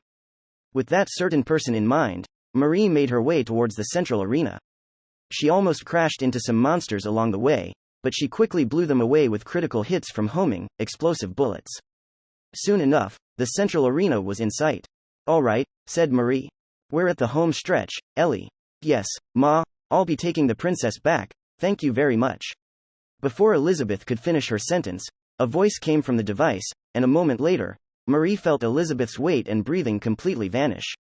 Marie turned around and saw a songbird-like monster just like the one she saw back at the arena. Elizabeth was nowhere in sight. Upon realizing what had happened, Marie clicked her tongue in frustration and cut down the songbird. I was quite confident we were far outside of Castling's effective range, she said. You were, replied Franklin. But it just so happens that I have observational monsters all over the city. I caught up to you by castling between them. You know, like a bucket brigade. Slightly disturbed that he was capable of that, Marie suppressed the urge to question him about the cooldowns and MP usage involved, since she was aware that Franklin was among the greatest monster creators, both master and Tien alike. Asking him about such things was meaningless. But man, you sure did me in back there, superior killer, Franklin continued. I actually thought I was gonna die. Though Marie'd sliced his neck not too long ago, the wound was already gone as if it had never been there, letting him speak with a clear tone. That fact greatly irritated Marie. Well, I was aiming for at least a death penalty, she said. At least a death penalty? Whoa, that's scary, Franklin replied. I'm coming to kill you again, she growled. And take Ellie back. Ha ha ha, truly scary. Though Franklin's tone had a hint of actual fear in it, his grin was still wide. Hey, I'm actually scared here. Mind doing something about her, club? At that moment, Marie's danger perception skill flared up, warning her about a great threat. Using her immense agility, she moved at supersonic speeds to distance herself from where she was standing. She glanced back and saw the space there begin to crumble. The paving, buildings, and even plants, everything that had shape was shattering, falling apart and being reduced to dust. I'll leave you to my boy here, said Franklin. After all, I had him come so he could take care of exceptions, like yourself. Those words were his last before the device in her hands self-destructed. It was probably a function he'd installed in case it slipped into a third party's hands, but Marie wasn't in a position to care much about that. What had once been a part of Gideon's streets had become akin to a desert, and beyond this scenery, there was a mysterious-looking group of four. The first of them was a man in a bird-like hat, swinging a conductor's baton. The second was a centaur playing a violin. The third was a cat Sith blowing into a flute. And the last one was a kobold hitting a drum. Marie quickly realized that she'd seen such a group before, and after a quick jog through her memory, she remembered that they were the exact same band of street performers she'd seen yesterday. However, the outside appearance of the centaur, cat Sith, and kobold had become entirely different. Back then, they had been surrounded by a large audience appreciating them for both their performance and lovable appearance. It seemed that had been nothing but sheep's clothing. Now, their fur was gone, revealing surfaces of pure steel. It was a group of mechanical performers that not only played, but also were instruments. A lovable band of merry makers no longer, they'd turned into machines of murder. Needless to say, their audience was nowhere in sight. Anything within their vicinity shattered and crumbled, leaving behind nothing but a desert-like expanse. And I truly believed that you were just a skilled band of performers, said Marie. I guess your presence here means that I can take you for an enemy.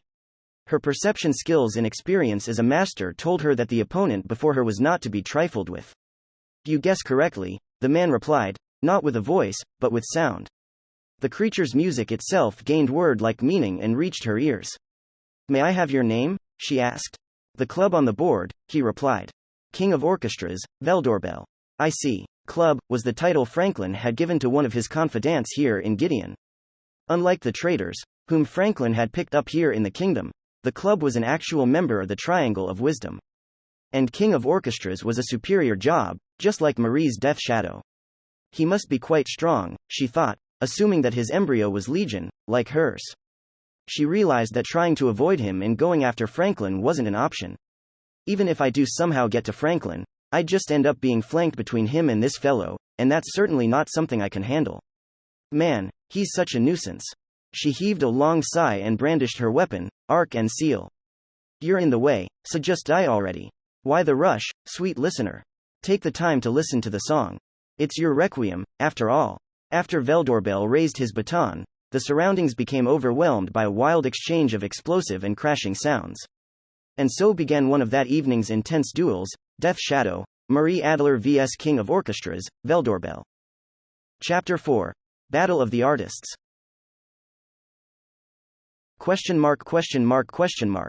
This is a story of a certain man.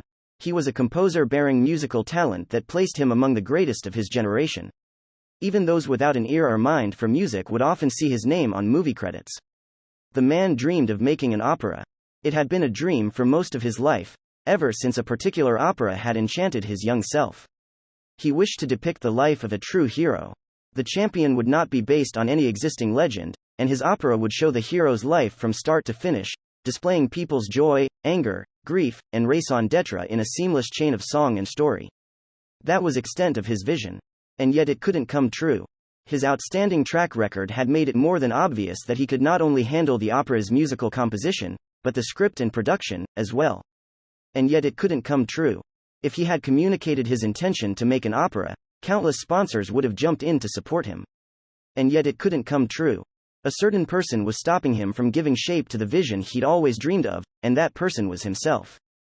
Though the vision within him was very much alive, it was so vague and fragile that it always crumbled the moment he tried to make it more concrete. He'd spent many a day in front of his desk, thoroughly troubled by his inability to create what he so desired. Though he'd composed countless musical masterpieces during his long life, facing his own dream caused him to stagnate. It took a whole 2 years of such distress for him to come to know the reason. I see. I can't create it because there's none of it within me. The story he'd envisioned was failing to take shape because he knew nothing of the battles and struggles of heroes. No matter how hard he'd tried to give shape to his dream, it had always instantly felt fake and vanished. At least, that was the conclusion he'd arrived at. But then, how do I come to know the battles of heroes? He himself was far too old to set foot on the battlefield, and it needn't be said that it would all be meaningless if he died there. Not to mention that the sagas he'd sought simply didn't exist in the modern world. Why wasn't I there during the times when knights thrived? Why couldn't I witness legends be born? Upon realizing that such experiences were lost to the world he was part of, the man despaired, compromised his desire, and began to accept the fact that he might have to present his dream work in a half-baked state. That was when Infinite Dendrogram will provide you with a new world and your very own unique possibility. Those words reached his ears. The words, new world, caught his attention, and he soon found out that it was the promotional line of a certain game. Though he'd made game music in the past, he'd had next to no experience playing them. However, Infinite Dendrogram had a mysterious attraction to it that seemed to pull him inside. Thus, he'd entered the world where he could come to know experiences much like the ones he'd envisioned. Dual City Gideon, 9th District. Unlike the 4th District, where most of the wares being sold were relatively safe in terms of legality, the 9th District was home to many black markets.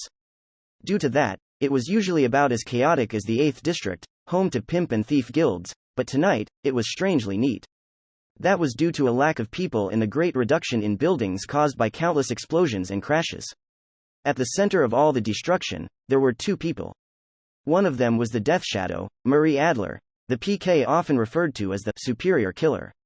The other was the king of orchestras, Veldorbel, and the 3 parts of his embryo, a group that had given the death penalty to many formidable masters of the kingdom. Both he and Marie had superior jobs and high-rank embryos in their 6th form. Excluding the overwhelmingly mighty superiors, who didn't even break 100 in total number, these 2 were among infinite Dendrogram's most powerful. As one would expect of a battle between such entities, the damage it caused to the surroundings was grave enough to liken it to a natural disaster. However, anyone observant enough would see that only one of the 2 was responsible for all the destruction. The crumbling buildings, plants, and paving were all Veldorbel's doing, but that certainly didn't mean that Marie was considerate of her surroundings. TCH. She clicked her tongue as she filled every one of Arc-NCL's chambers with red burst and fired bullet creatures made of pure explosive power at her opponent. Their damage potential was great enough to instantly kill low ranks and not be taken lightly by high ranks. If they landed on Veldorbel, the buildings surrounding him would certainly be blown away.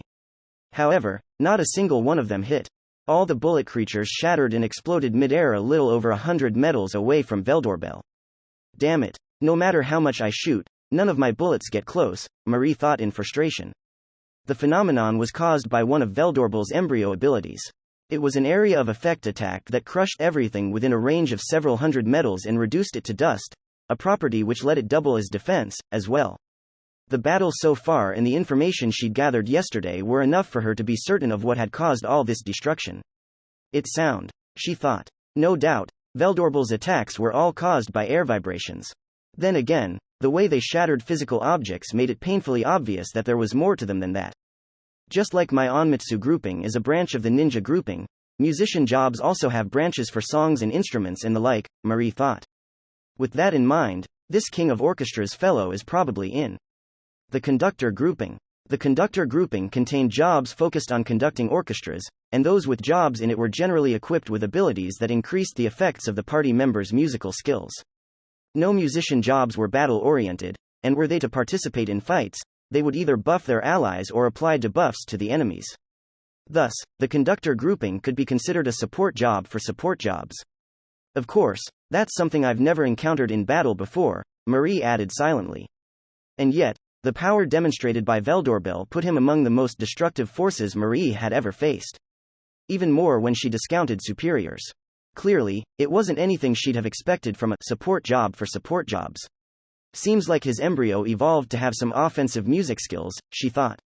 This destruction is the result of him using his skills as king of orchestras to greatly magnify their power. She was also confident that he had skills that reduced MP consumption. After all, he'd been channeling this lethal, ultimate skill-like attack since the beginning of the battle, which would be impossible unless he had something that compensated for the cost. My guess is that, rather than crumbling the objects by matching the resonance frequencies, the sound is causing destruction through a high output of air vibrations. Shockwaves, basically. After all, even her bullet creatures were getting destroyed before they could reach Veldorbel. It pains me to admit it, but I'm at a compatibility disadvantage here, she muttered.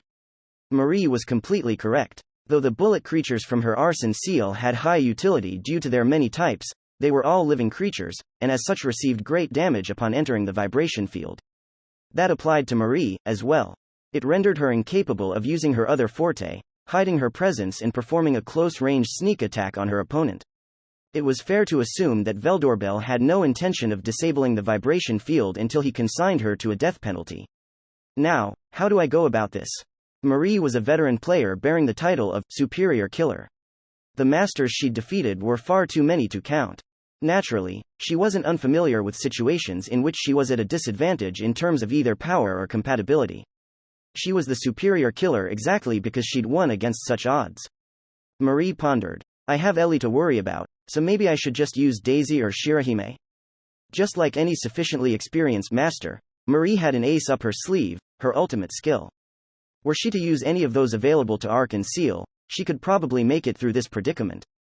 But if I use them here, I'll have fewer options when fighting Franklin. Though Arc and Ciel's ultimate skills were powerful, using them came at a great cost. If she used them here, there was no doubt that she wouldn't be in top form when facing Franklin. Trying to defeat a superior while not being at her best was nothing but a fool's errand. Not to mention that she assumed Franklin had yet to show even a tenth of his total battle potential. Now that she'd failed to kill him with that surprise attack on the night lounge, it was safe to expect an all-out battle next. And when it came to not showing their full potential, she assumed her current opponent, Veldorbel, was the same. It was obvious that there was more to his embryo abilities than this vibration field. At the very least, it was mixed with 2 more attacks. My passive skill that counters mental debuffs is flaring up. I guess he's also using some sound-based hypnosis. The Onmitsu grouping had high mental debuff resistance to begin with, and Marie was the grouping's superior job. Not only that, she'd spent some of the afternoon mock-fighting Rook, who'd somehow found out her true identity, and thus had equipped an accessory that increased her resistance to charm and similar status effects. Due to that, she was able to negate the effects of Veldorbel's hypnosis, but it was obvious that it was very real and had a greater range than the vibration field. Then, there's another. Marie thought as her danger perception skill flared up and she let her survival instincts make her jump to the right. A moment later, something invisible passed through the space where she'd just stood. The danger perception skill flared up yet again, and she quickly dodged while kicking up a piece of rubble, which instantly got split in half. The cross-section was abnormally smooth and sharp. Cutting, with sound, she thought. Seems like an ultrasound scalpel to me. Though it had little to do with surgery, the surgical precision was definitely there. The cut reminded her of the ultrasound attacks used by a certain kaiju from an old movie. Needless to say, it wasn't a feat that the laws of physics allowed. However, they weren't on Earth, but in infinite Dendrogram, a world where magic was taken for granted. It's a magic-leaning musical skill. I'm honestly quite impressed by his embryo's rich variety, especially when considering that it's bound to nothing but sound. Ultra-vibration waves, hypnotic sounds, and ultrasound scalpel. Marie guessed that each of these skills was used by one of his Legion of 3. Type Legion is generally split into 2 categories, those that do nothing but grow in number or those that are few, but are each equipped with a different skill. It's quite clear that Veldorbel is a prime example of the latter.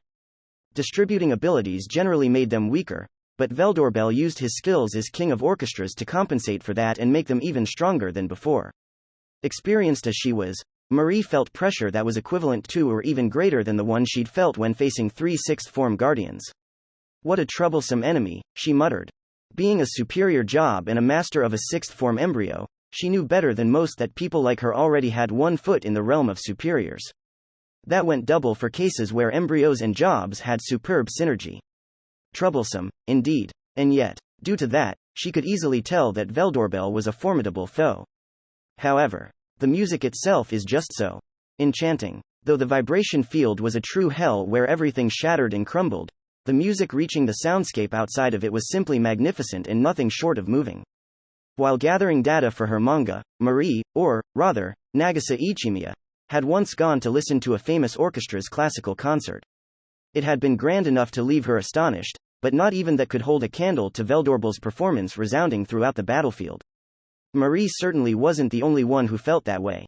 There had already been a few city inhabitants who, despite all the chaos in town, had wandered towards them, enchanted by the melody and searching for its source. Then they had run away when they'd realized that it was caused by a deadly battle. I wonder if it only sounds great because of your skills as king of orchestras, muttered Marie. Who knows? Veldorbel's music turned to words as he replied. At the very least, I wrote the score myself. Though the destruction in the heavenly performance had thrown the soundscape around him into chaos, Veldorbel could still hear her speak. The hundreds of metals between them would have made conversation impossible even if the vibration field hadn't been there. However, Veldorbel was using some sound transfer skills to allow a proper exchange between them. Yourself. That's quite impressive, said Marie. However, that makes it even harder for me to understand something. Why are you in a robot production clan? You seem like you'd be more comfortable in an art or battle clan. Don't assume I don't take part in their production activities, replied Veldorbel. Just a short while ago, I helped them with the composition of the Grand Marshal's new opening song. Gran. While speaking truths which sounded like jests, Veldorbel continued playing his words. The reason why I joined is simple. Franklin won the previous war, and I'm certain that he'll become a crucial part of many future battles, as well. Sooner or later, he might become a hero. Or get defeated by a hero, instead. I honestly do not care. Hero? Marie repeated. Yes. I wish to see the birth of a true hero. To see a champion rise up before my very eyes. Though the voice reaching her ears through the music wasn't natural, Marie felt immense amounts of passion in it. In that case, why didn't you team up with King of Beasts or Hell General? She asked. I couldn't relate to either of them. Marie was about to say something along the lines of, yet you could relate to that. But she simply didn't. She wasn't restraining herself from saying it, she just felt like it wasn't the time for such talk. Before she'd realized it, the music had turned silent and the effective range of the vibration field began to shrink. Is he out of MP? Wait, no. Disregarding Marie's perplexity, Veldoorbel spun his baton and stopped. It was a motion signaling the end of a performance. Seemingly obeying his command, the three mechanical beasts comprising Veldoorbel's embryo stopped playing. With the end of the heavenly music, the destruction of the surroundings also ceased. Despite that, Marie couldn't see this as a golden opportunity to attack him. Her perception skills weren't flaring up. However, her womanly intuition, or perhaps her instincts as an animal, were warning her about some grave danger. Percussion solo. Strings and wind, take to tuning, said Veldoorbel, using his own vocal cords for the first time since the battle had begun. At his words, the kobold went forward and readied its drum. The cat Sith and the centaur stood behind it, pulled cables out of their mechanical bodies and connected to the kobold. Ah! The feeling from before did a complete 180. Now, Marie felt an impetus to act and stop whatever they were doing as soon as possible. But before she could move, Marie started coughing up blood. Gwa! And that wasn't the extent of it, she began bleeding from her eyes and ears, as well, and the dizziness accompanying it all left her unable to move her body properly. Damage. What's going on? That was when she realized that, despite the performance being over, the dust around her was still vibrating as though caught in a tidal wave of sound. It's high-volume sound, in a frequency below the human audible range. Low-frequency sound waves had a wavelength of less than 20 Hz, the lower limit of what humans could hear. However, sounds didn't stop existing just because people couldn't hear them. Just like audible sounds of great volume could force a person to cover their ears, megavolumes of low-frequency sound could shatter eardrums and damage the nerves despite not being heard. But what's causing it? Wait. Up. Using her conceal-reveal skill, Marie looked up at the sky. There, she saw a night sky and a celestial body much like the Earth's moon, before which there was a silhouette of a harpy with a keyed instrument hanging on it, which it skillfully played with its talons. A fourth, Marie exclaimed as she came to understand Veldoorbel's intentions. The reason why he'd spent the past few days performing in the central plaza was to give the people the impression that his legion consisted of just 3 creatures. That increased the effectiveness of the surprise attack from the hidden fourth and set his enemy up for his more powerful skills. That was Veldoorbel's score, his orchestra. Marie looked at the harpy up in the sky. Oh, I see, she thought, realizing that Veldoorbel's bird-like hat was just another way for him to ensure that no one expected the harpy. Upon realizing what his embryo's motif was, most would question the lack of a bird, and the mask was there to prevent that. Veldoorbel had been writing the score for the flow of this battle long before it even began. The harpy landed next to its master, and connected to the kobold via cable, just like the other two. Seeing the Legion of 4 all in one place, Marie became all the more certain of what she was looking at. The centaur was the donkey. The cat Sith was the cat. The kobold was the dog. The harpy was the rooster. It was a group of 4 animal musicians. Thus, Veldoorbel's embryo was Beast Orchestra, Bremen, percussion. The name came in the form of the ultimate skill. The focused emission of ultra-vibration waves that followed engulfed the surroundings, and Marie with them. Bremen was the 4-in-1 type Legion embryo belonging to the king of orchestras, Veldoorbel. Strings was the centaur playing a violin. Wind was the cat Sith playing a flute. Percussion was the kobold banging a bass drum. Clavier was the harpy playing a piano. Each of the 4 was set with their role and could even play sounds from other musical instruments of the same type, and the resulting melodies were great enough to surpass large-scale orchestras. When in battle, they attacked and destroyed the enemies with Strings' ultrasound scalpel, Wind's hypnotic music, Percussion's vibration waves, and Clavier's low-frequency sound waves. Veldoorbel, being a man who dedicated his life before Infinite Dendrogram to music and was now seeking battle, felt that the abilities of his embryo were simply tailor-made for him. He wasn't unique in that regard, for most masters were more or less pleased with their embryo powers and could understand why they were as they were. Many would claim that being unable to dislike a power born from oneself was only obvious. However, there were always exceptions, and Veldoorbel was one of them. Indeed, he was pleased with its abilities, but when his embryo had hatched, he couldn't help but be disgusted by its motif.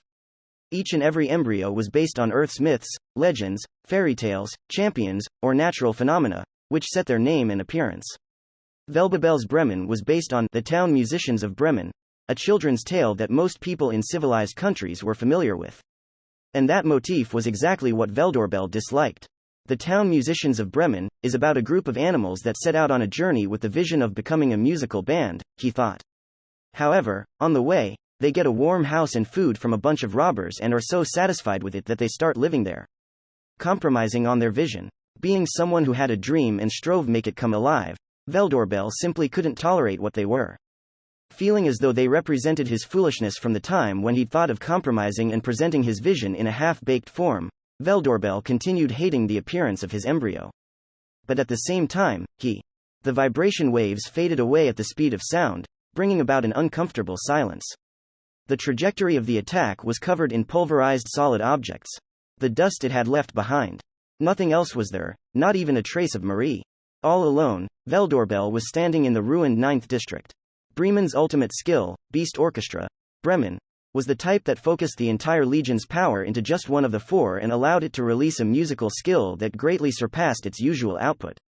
Due to that, it could have a total of 4 different effects. The one he'd used now, percussion, released expanded vibration waves that went on for a few kilometers as they tore the pavement as far as Gideon's outer walls. That abnormal power was due to the ultimate skill still being counted as musical, making it benefit from the King of Orchestras, Orchestral King's conducting, passive skill, which made all musical skill effects several times greater. Naturally, it was incomparable to the vibration barrier from before. There had been no bystanders in its way because they'd been afraid of getting caught in the bottle's crossfire, but if there had been, they would have surely been reduced to dust. And that was exactly what seemed to have happened to Marie. Sound search, said Veldorbel, causing everyone in his legion besides percussion to investigate the surroundings. They started making sound and examining the area like a sonar. Even if something was hidden, he could find it as long as it had physical presence. No one's there, he said at last. There were no creatures in the area surrounding him.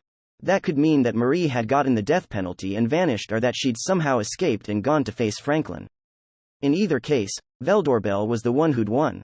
Heartbeat palpitation, cancel, he said, canceling the skill responsible for the vibration field. It had been active even after he'd stopped swinging the baton before using his ultimate skill, and even after he'd used it. The only moment it hadn't been was when he'd used Beast Orchestra, Bremen. If Marie had concluded that Veldorbel had ended the performance before using the ultimate skill and decided to close in on him, she'd have died without him having to use it. Well, that certainly cost me a lot, he muttered to himself. The passive skills available to King of Orchestras not only increased the power of Bremen's musical skills, but significantly reduced their MP and SP cost, as well. Even so, a skill as great as heartbeat palpitation wasn't cheap. Keeping it up for a minute had cost Veldorbel, who had a superior job, about 4% of his total MP and SP. There was also the cost of the ultimate skill to consider, so he turned off the vibration area to use the relevant restoration items. A second later, he felt a blade run through his back and split his spine in half. Quote, ? Quote. The fatal damage it had caused was negated by the life-saving brooch he had equipped. However, the attack was followed by many more. Before Veldorbel or his Bremen could even do anything, his neck and back was cut several tens of times. Heartbeat palpitation. And so, just as wind created the familiar air vibration field, the attacker backed away at supersonic speed. He voiced his confusion, speaking through music yet again. The reason he did this was that his natural voice would always be drowned out by the vibration field. As confused as he sounded, however, he didn't even need to ask to know the identity of the attacker. That's 16 with the right and 20 with the left, said the culprit. I believe that should take care of the defensive items. In her right hand, there was an epic special reward, the paralyzing dagger known as Palsy Stingblade, Bellspan, while in her left, there was the attack trajectory concealing blade, Nightpain. The one wielding them was none other than the Death Shadow, Marie Adler. I was too careless, thought Veldorbel. Though his enemy had been nowhere in sight and hadn't appeared on his sonar, he shouldn't have cancelled the vibration field. After all, it had been the only thing preventing Marie from attacking him. Without the field protecting him, Veldorbel was a sitting duck, just waiting to be killed. Indeed, he was the King of Orchestras, a superior job. However, that was a job from a non-battle-oriented grouping. Though combining its abilities with those of his Bremen gave him battle potential rivaling that of battle-oriented jobs, he had little in the ways of defensive stats such as end.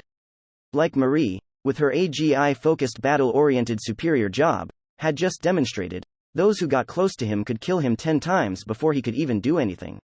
Just as she'd explained to Ray, a difference in mid-battle speed could create a difference in the amount of actions the combatants could take during a specific amount of time, and it was often a far more important issue than strategy or skill. Veldoorbel had survived Marie's onslaught thanks to his equipment, but they're all gone now, he thought as he confirmed that not a single one of his defensive accessories remained. How did you survive my ultimate skill? He asked. Well, who knows?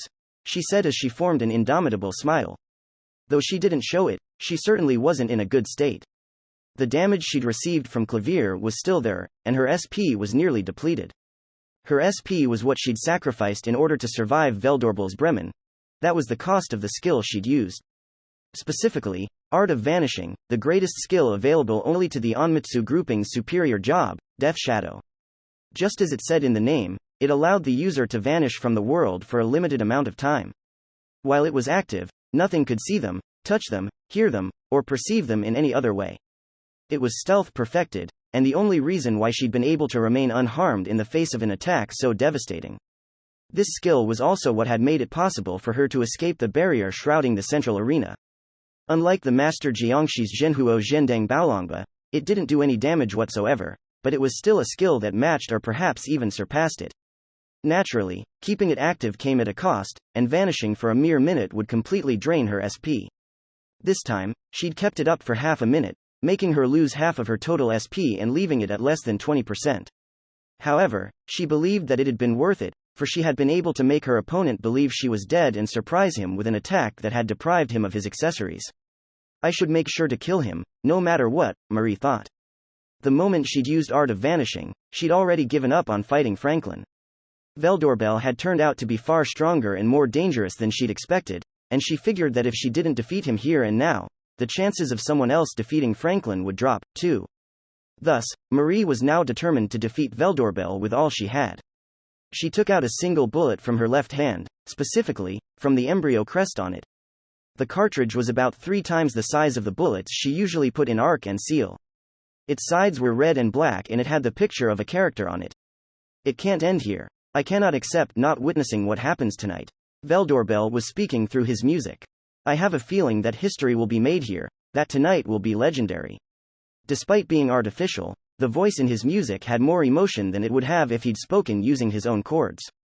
Thus, I cannot make my exit until I burn that moment into my retina and etch it onto my soul. The eyes below his bird-like hat became bloodshot as his music voice turned louder. If I don't, I'll never be able to complete my work. He was a prime example of a person who truly desired something. Marie Nagisa Ichimiya saw such a person in the mirror far too many times to count. Oh, I see, she whispered as a certain realization hit her. You're much like me. Both he and her had come to this world to gain something they didn't have and to experience what they needed to continue their works. On that front, Marie and Veldoorbel were the same. And yet, Nagisa Ichimiya aka Marie didn't hesitate. But I'll still have to ask you to leave, old man. Veldoorbel was in the way of her goal, and if she didn't take care of him, yesterday's memories with the little girl might become shrouded in sadness. Thus, she had no qualms about destroying this man, even though he was much like herself. You can't force me, you uncouth girl, he said through his music before stopping it and using his real voice to shout a skill name. Final Orchestra. That was the king of orchestras' ultimate job skill. It was a desperate measure that sacrificed 90% of his health in exchange for making musical skills 10 times more powerful. A moment later, the 4 members of Bremen connected yet again, ready to use the ultimate skill to take care of Marie once and for all. Uncouth, she asked indignantly. Do excuse me, but superficial politeness is part of my character, you see. She spun her embryo, the gun in her hand. Suddenly, the embryo's shape underwent a great change. No longer the 6-shooter it had been before, Arc and Seal had become a single-shot, high-caliber handgun. Marie loaded it with the large bullet she'd taken out of her crest and aimed it at Veldoorbel. She wasn't making use of her supersonic movement abilities. It was difficult to tell whether she was just being careful about the possibility of having it used against her or if she just wanted to give this man, who was much like her, a fair fight. The 2 combatants braced themselves. Though the distance between them was great, it didn't matter at all, for the attacks they'd prepared were fatal regardless. The exchange that would soon follow would decide the victor and the loser. After a moment of silence, the two made their moves. Phantasmal Rain Gun, Arc and Seal, Daisy Scarlet the Explosion Death. Beast Orchestra, Bremen, Wind. Two ultimate skills clashed, finally ending the battle. The ultimate skill of Beast Orchestra, Bremen came in 4 different forms. Strings' magic slashes. Percussion's wide-scale physical attack. Clavier's stealth low-frequency wave attacks. And Wind's hypnotic music. Veldoorbel chose the only one of the 4 that didn't do any damage. Most would question this choice, but he had a total of 3 perfectly valid reasons. The first was the possibility of Marie avoiding Percussion's damage, just like she had before. Veldoorbel didn't know how Marie had survived the first Beast Orchestra, and thus believed that the same skill would be countered by the same skill. The second was the existence of defensive accessories. Veldoorbel had survived Marie's onslaught because of such items. If Marie also had some of these equipped, it was entirely possible that simple attack power wouldn't be enough to end her. The same reasoning had applied to the first Beast Orchestra, but back then, he hadn't had a choice, as picking any other of his legion would have made him deactivate Percussion's vibration field after using the ultimate skill. Wind's hypnotic music, on the other hand, would cause the opponent to die regardless of any accessories. The third reason, and the most important one, was the very melody resounding when Veldoorbel combined the King of Orchestras' ultimate job skill with Bremen's ultimate skill. The most perfect music he had at his disposal in such a state was the one played by Wind. Veldoorbel was absolutely certain that it could move the listener's heart, mind, and soul. The music played by Wind when it was supported by Bremen and the King of Orchestras was nothing short of divine. It was simply to die for. Far beyond being just hypnotic, the music played by Wind was of such excellence that listeners would actually give their lives for it. Some would call it the apotheosis of charm. The sound ignored all resistances and had already made many veterans kill themselves. The power in the divine music had yet to fail him, so Veldoorbel had limitless confidence in its effects. He disliked the motif behind his embryo. But at the same time, he adored their music more than anyone else in existence. Veldoorbel, a man who hated Bremen's form, but was thoroughly enchanted by its sound, believed in the power of Wind's Beast Orchestra more than anything else in the world. He was absolutely certain that no one could remain alive before this music. And yet, Wind's melody, that had already defeated countless enemies, failed to fell the woman before him. Why? Veldoorbel sputtered, as the life drained from his face.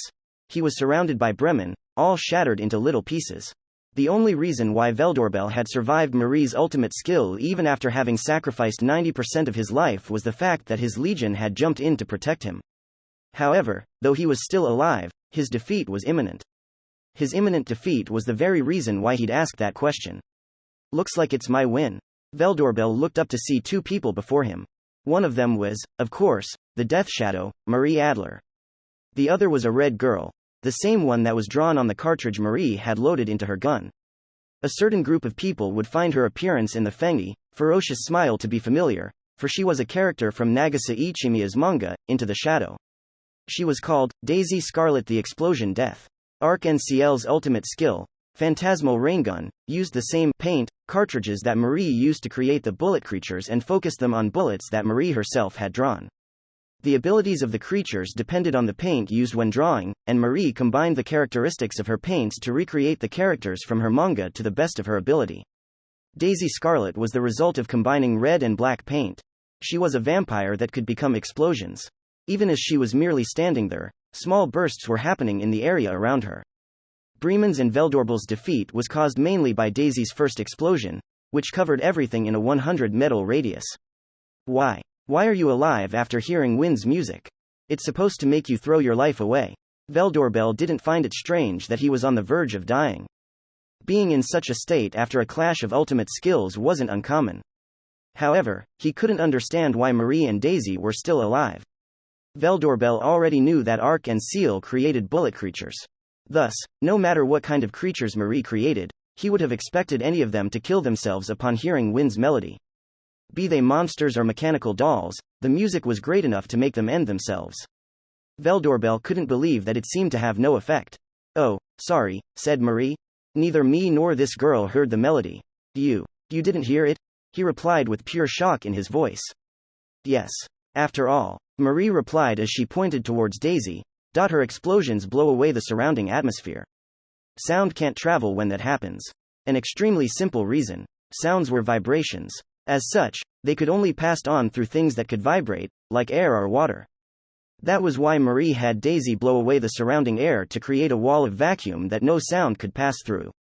Simple explosive bullets wouldn't have the power for such a feat, but Daisy, being the result of an ultimate skill, could do it with little trouble. If Veldoorbel had used Strings's magic attack or Percussion's wide-scale attack, this battle might have ended in a draw because they could have broken the vacuum barrier with sheer sonic force. Wind's melody, however, wasn't offensive in nature and was thus useless unless it could reach the opponent. A melody to die for, muttered Marie.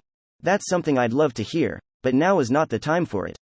Ha, chuckled Veldoorbel, not lending an ear to good music. You really are uncouth. With his gaze full of disappointment, rather than frustration, he closed his eyes. Marie aimed the muzzle towards him. Goodbye, King of Orchestras. And shot his forehead. Thus ended one of the night's grand battles, and the board no longer had a club on it. Oh, am I tired? Marie heaved a sigh as she fell to her knees. She then reached into her wristband-shaped inventory, took out a high-quality SP restoration item, and slowly began gulping it down. Thanks to her using Art of Vanishing and Phantasmal Raingun, her SP was almost completely drained. Though she had items to restore it, the SP loss was too great to cover with those alone.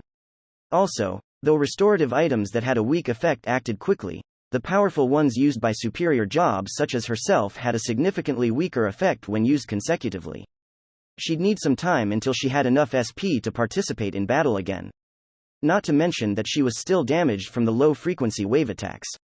And last, but definitely not least. With this, I can't use red or black anymore, she sighed.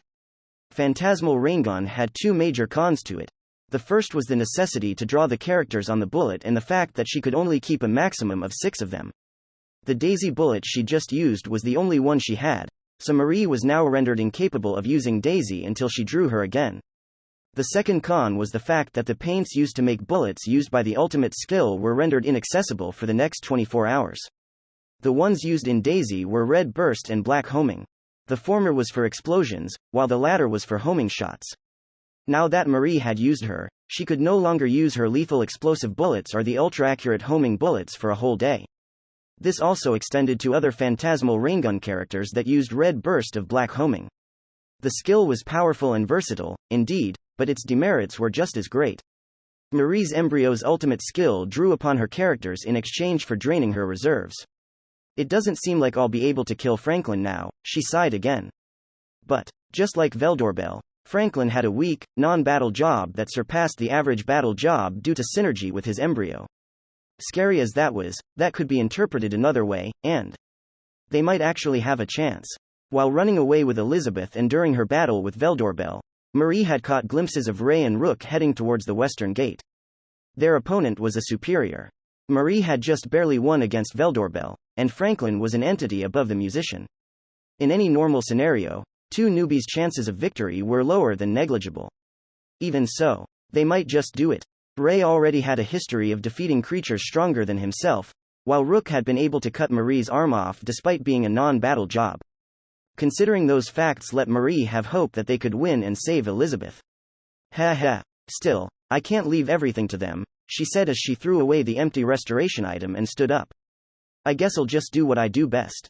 With that, Marie Adler began running through Gideon's streets as she melted into their shadows. Chapter 4.5. Setting.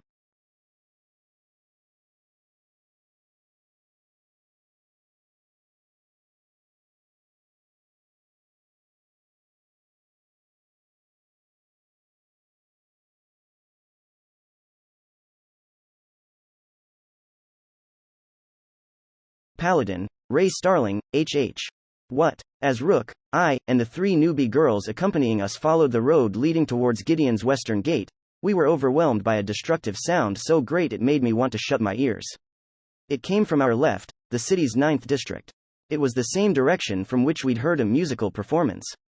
I'd found it strange that someone would play music at a time like this, but the blast of sound that had just reached us was definitely something more than that. What's happening? I thought. Is that where Franklin is? I asked myself as I questioned whether we should continue going to the western gate or change directions to the 9th district. Apparently, he isn't among the ones fighting there, said Rook before I began to ponder. It wouldn't have been unlike him to notice something I didn't, but I found it strange that he'd used the word, apparently. Oh, that isn't my assumption, he added. I got this info from her. Saying that, Rook looked at one of the 3 girls accompanying us.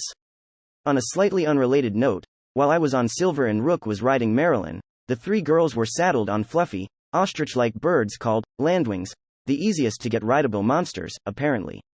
Anyway, the girl Rook looked at was holding a tray-like disc in her hands as she presented it to us. It displayed a map of the area from Gideon's central arena to the western gate, with Roman numerals between I and 7 littered all over it. What's this? Oh, yeah, I haven't asked for their names yet, I realized. My name is Kasumi, she said meekly. I'm a summoner and this is my embryo. Taijitu. I thought, digesting that. A reference to the investiture of the gods, I guess. By the way, the other 2 girls were Io and Fujinon, a barbarian fighter and mage, respectively. My Taijitu shows, the location of the masters within the area and their embryo forms. Kasumi said, explaining her embryo.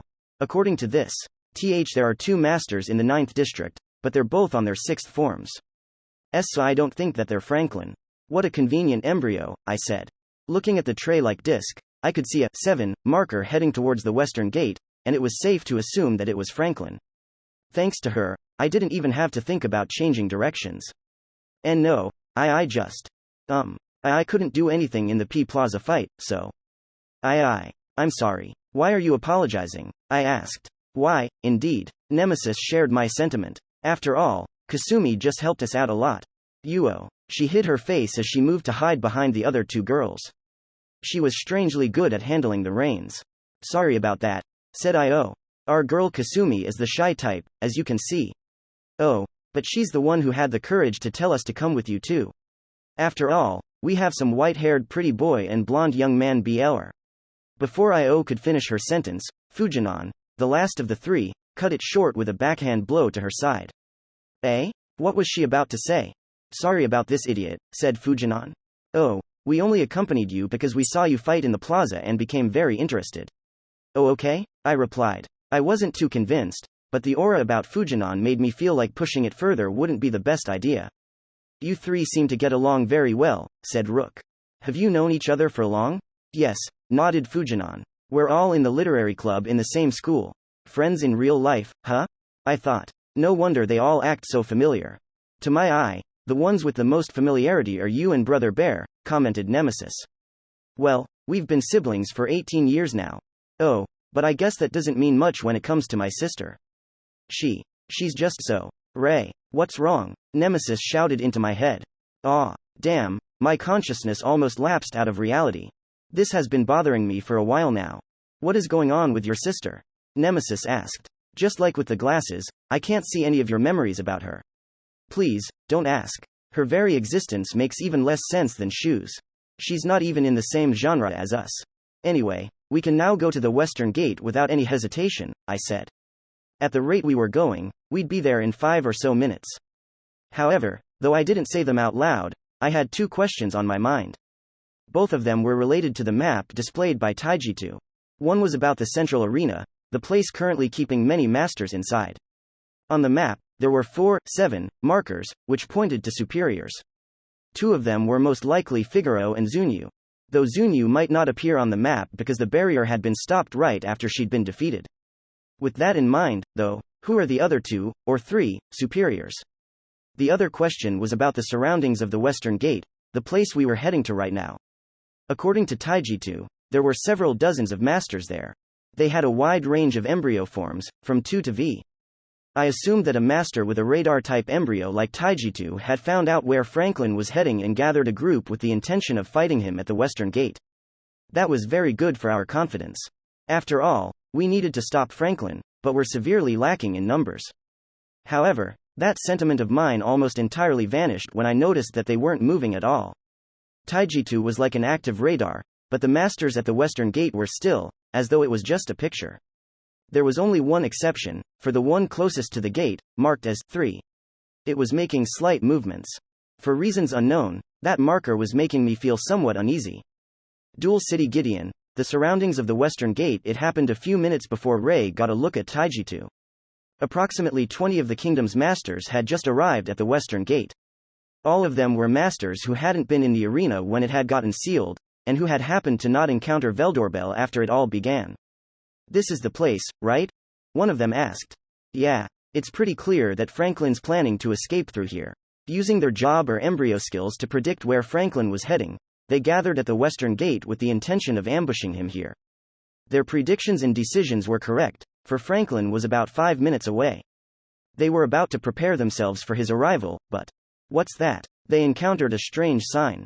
It was placed in the middle of the road in a really unnatural manner. The words on it were in the continent's common language, and to masters, who were equipped with auto-translation, it said this: "No master shall pass beyond this point." Isn't that a reference? One of them asked, examining it. What the hell is T? Wait. There's something over there. One of the masters pointed beyond the sign. There was a large silhouette, standing before the gate as if to prevent anyone passing.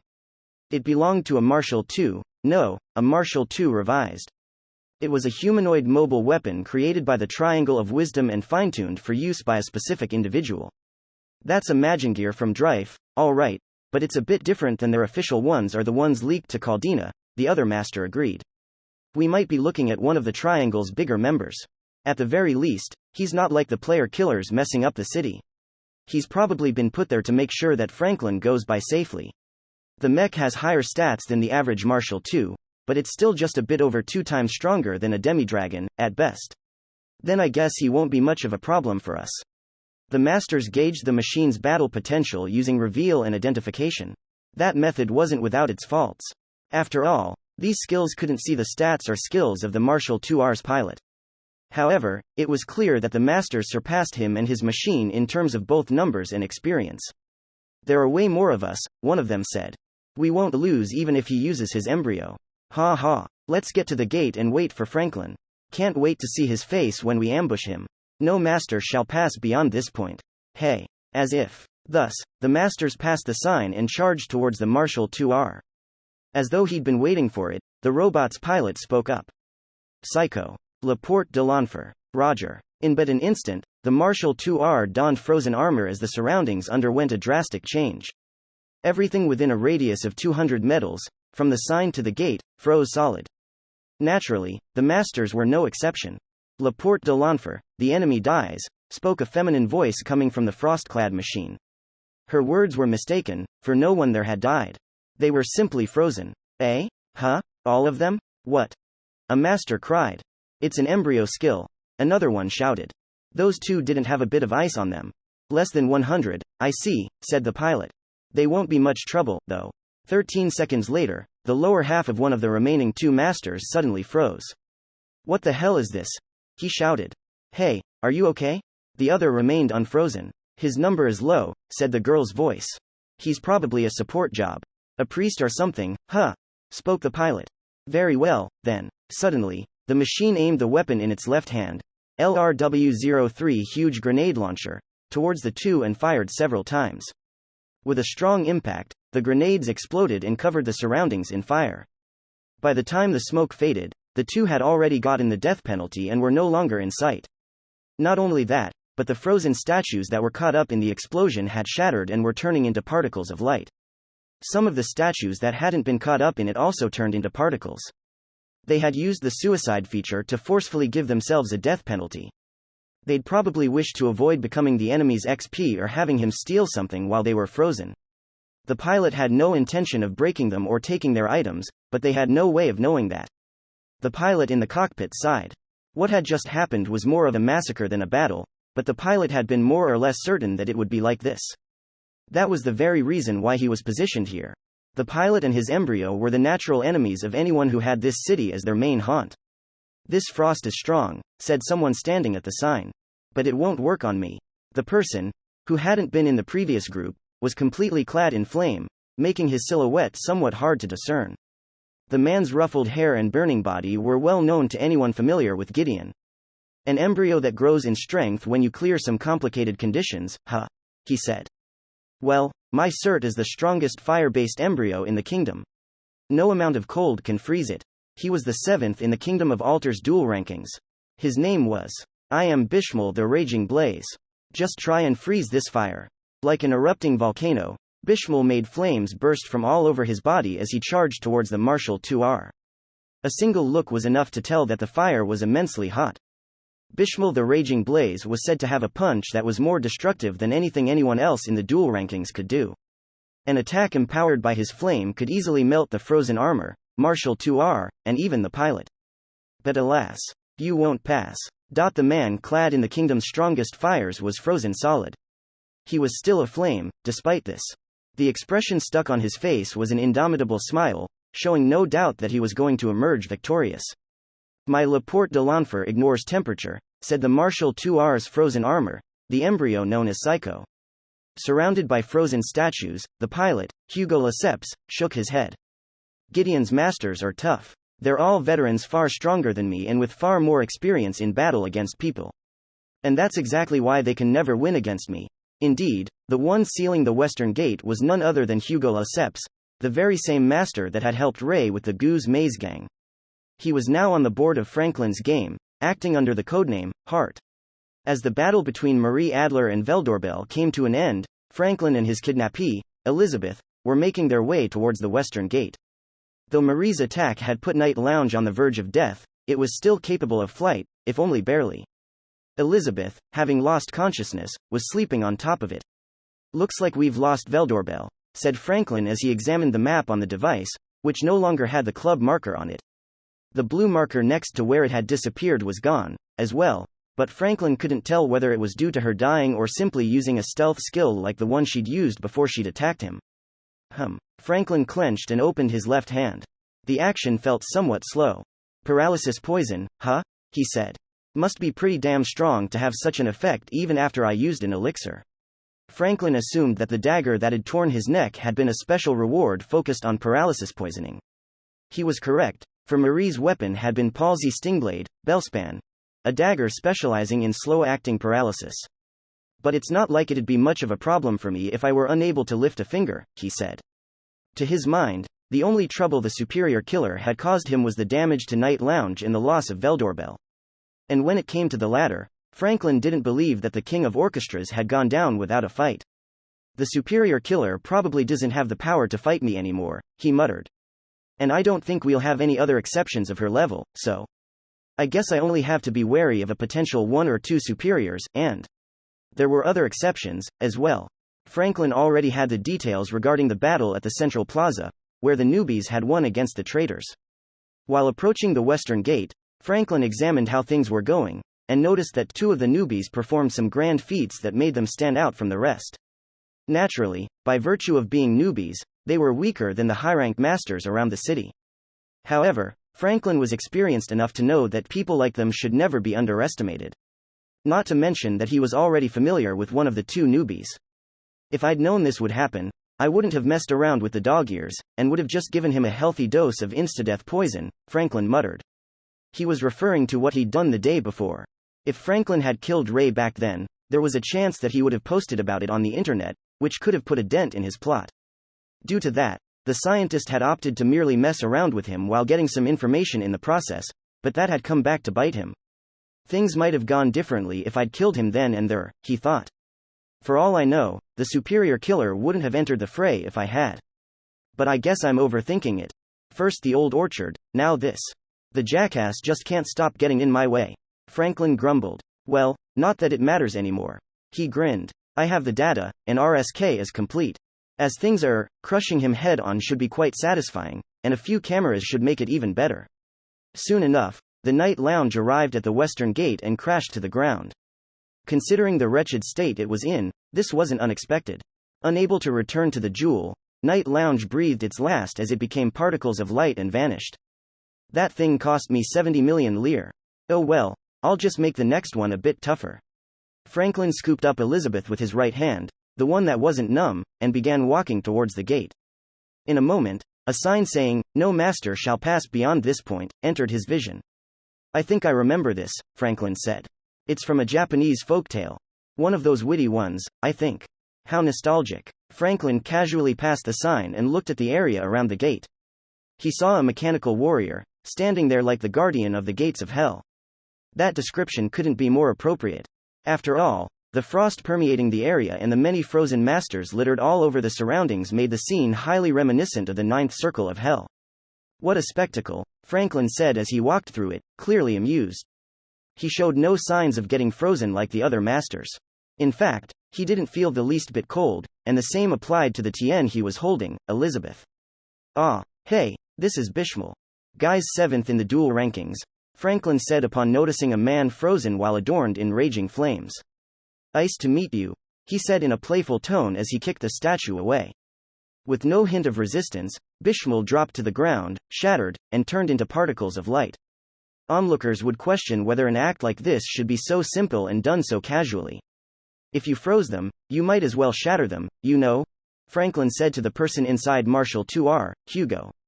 I didn't want to waste my ammo, and moving in to crush them costs MP, Hugo answered. I have to save it so I can keep La Porte de l'Enfer up for longer, right? Sounds like a waste of potential express to me, thought Franklin before speaking up again. What's the setting right now, anyway? We're only targeting masters that don't belong to the Triangle of Wisdom, Hugo answered. Before these masters came, the Tiens from the Royal Guard passed through. They're waiting outside. Oh? The Royal Guard? They didn't attack you? I'd already put the sign up at that point, so they knew that I had no intention of fighting non-masters. That might have been for the best, Franklin said. Attacking Tiens outside of war gets you on wanted lists, after all. Which is exactly why it's obvious that I'm already on altars. It was common knowledge that there were no crimes in disputes between masters. Thus, a master blocking the paths of or killing other masters would not be considered a criminal.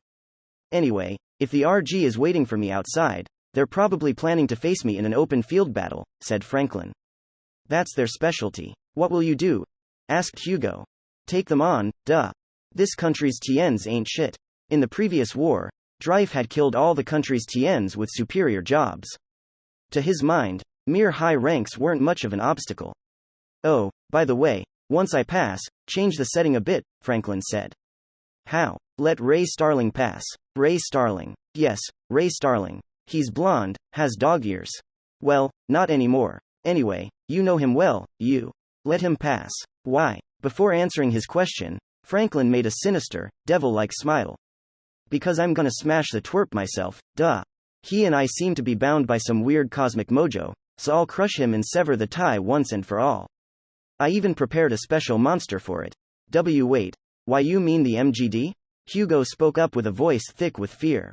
It wasn't without reason. After all, MGD was the biological weapon Franklin had made for the purpose of fighting superiors. Ha ha ha, wouldn't that be great? MGD could level the whole city. No, the whole country. Anyway, no, I'm using a different monster. MGD's not finished yet. Franklin laughed in an amused manner before continuing. I'll be bringing it out after we're done with the kingdom, when we start warring with Caldina or Legendaria. Though, if this plan fails, we'll be fighting the kingdom head-on, meaning that they'll get a taste of MGD, too. Hugo was silent. Franklin passed by the Marshal 2R's arm and lightly tapped its frozen armor with the back of his hand. So yeah, let him go by if he comes. Okay. With that, their exchange was over and Franklin made his way towards the gate. However, Hugo turned back to look at him before speaking up. You. Franklin cut his words short. In here, you're supposed to call me, leader. Your tone's falling back to old times. Don't let it fall back to old times. Yes, leader. So, what did you want? What do you intend to do to the Royal Guard? Don't worry your pretty little head about that one, sweetheart.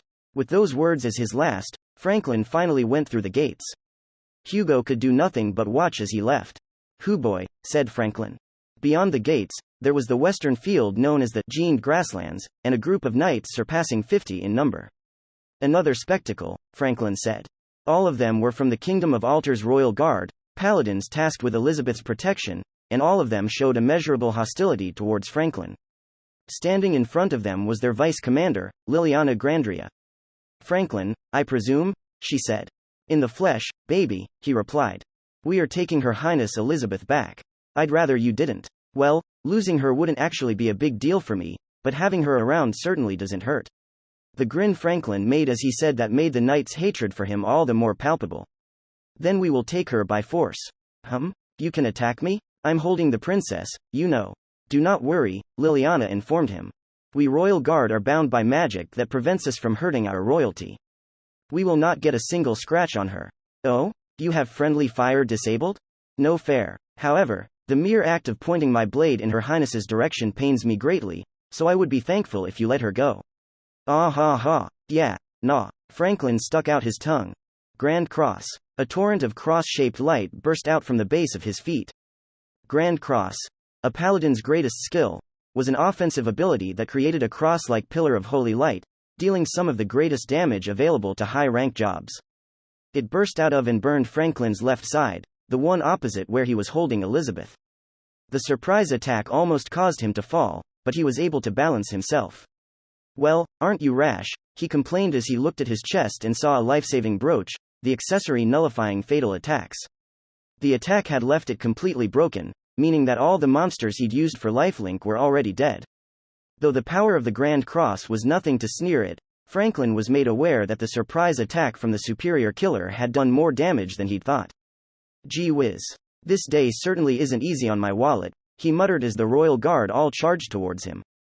Even though he was a superior, Franklin's stats were low, and his HP wouldn't last long against more than 50 battle-focused high-rank jobs. However, well, I've been given some good test subjects to prepare for when he comes, so I guess that makes up for it. That only applied in scenarios where Franklin didn't do anything. Call, RSK. Thus, Franklin called upon that creature. Chapter 5. Yuri and Hugo. Yuri Gautier. My name is Yuri Gautier. This is the story of my past, and my present. I was born in southern France, to a family most would call upper class. My father was a self-made man of great wealth. My mother was an ex-theater actress, and even I, her child, could tell that she was very gentle and beautiful. I also had an elder sister, who was so smart, pretty, and nice to me that I could never stop boasting about her. That was my family, and most onlookers would certainly suggest that I was blessed to have been born into such a household. However, as one who'd lived it, I had an entirely different opinion. Though my father was a business genius, he was also greedy, arrogant, and often mistreated my mother, who bore it all while trying to hide the pain from us to the best of her ability. I could see something similar in my sister, too. Though she was always nice to me, I often felt that she was troubled about something. I clearly remembered the days when my mother took me to the theater she used to act at before she got married. Her eyes as she looked at the plays weren't full of enjoyment or nostalgia, they were clouded with regret. I could also recall seeing my sister in her room, clearly troubled by what the future would hold. I lived my life without any inconveniences to speak of. My mother, sister, and even father were all nice to me. The world itself was a gentle place for me to be in. However, it seemed to be getting gradually worse for both my mother and sister. That was my life for most of my childhood. Until my parents got divorced. And the reason why they did that was my sister's disappearance. She disappeared without a trace after leaving a farewell letter, and though I didn't get to read it, it was obvious that she'd left of her own accord. I knew her reasons for doing that, and so, while I found it sad, I didn't think that it was the least bit strange. Until a few years ago, my sister had been learning arts and crafts from our maternal grandfather. What had led her to this was the death of Dylan, our pet iguana. It had made us both very sad, so our grandfather had tried to cheer us up with a handmade plaster figure that looked exactly like Dylan. Though our grandfather hadn't been good enough at this craft to be a recognized artist, my sister had liked the result very much, enough to try her hand at it herself while having our grandfather teach her. She continued making plaster figures even after he passed away.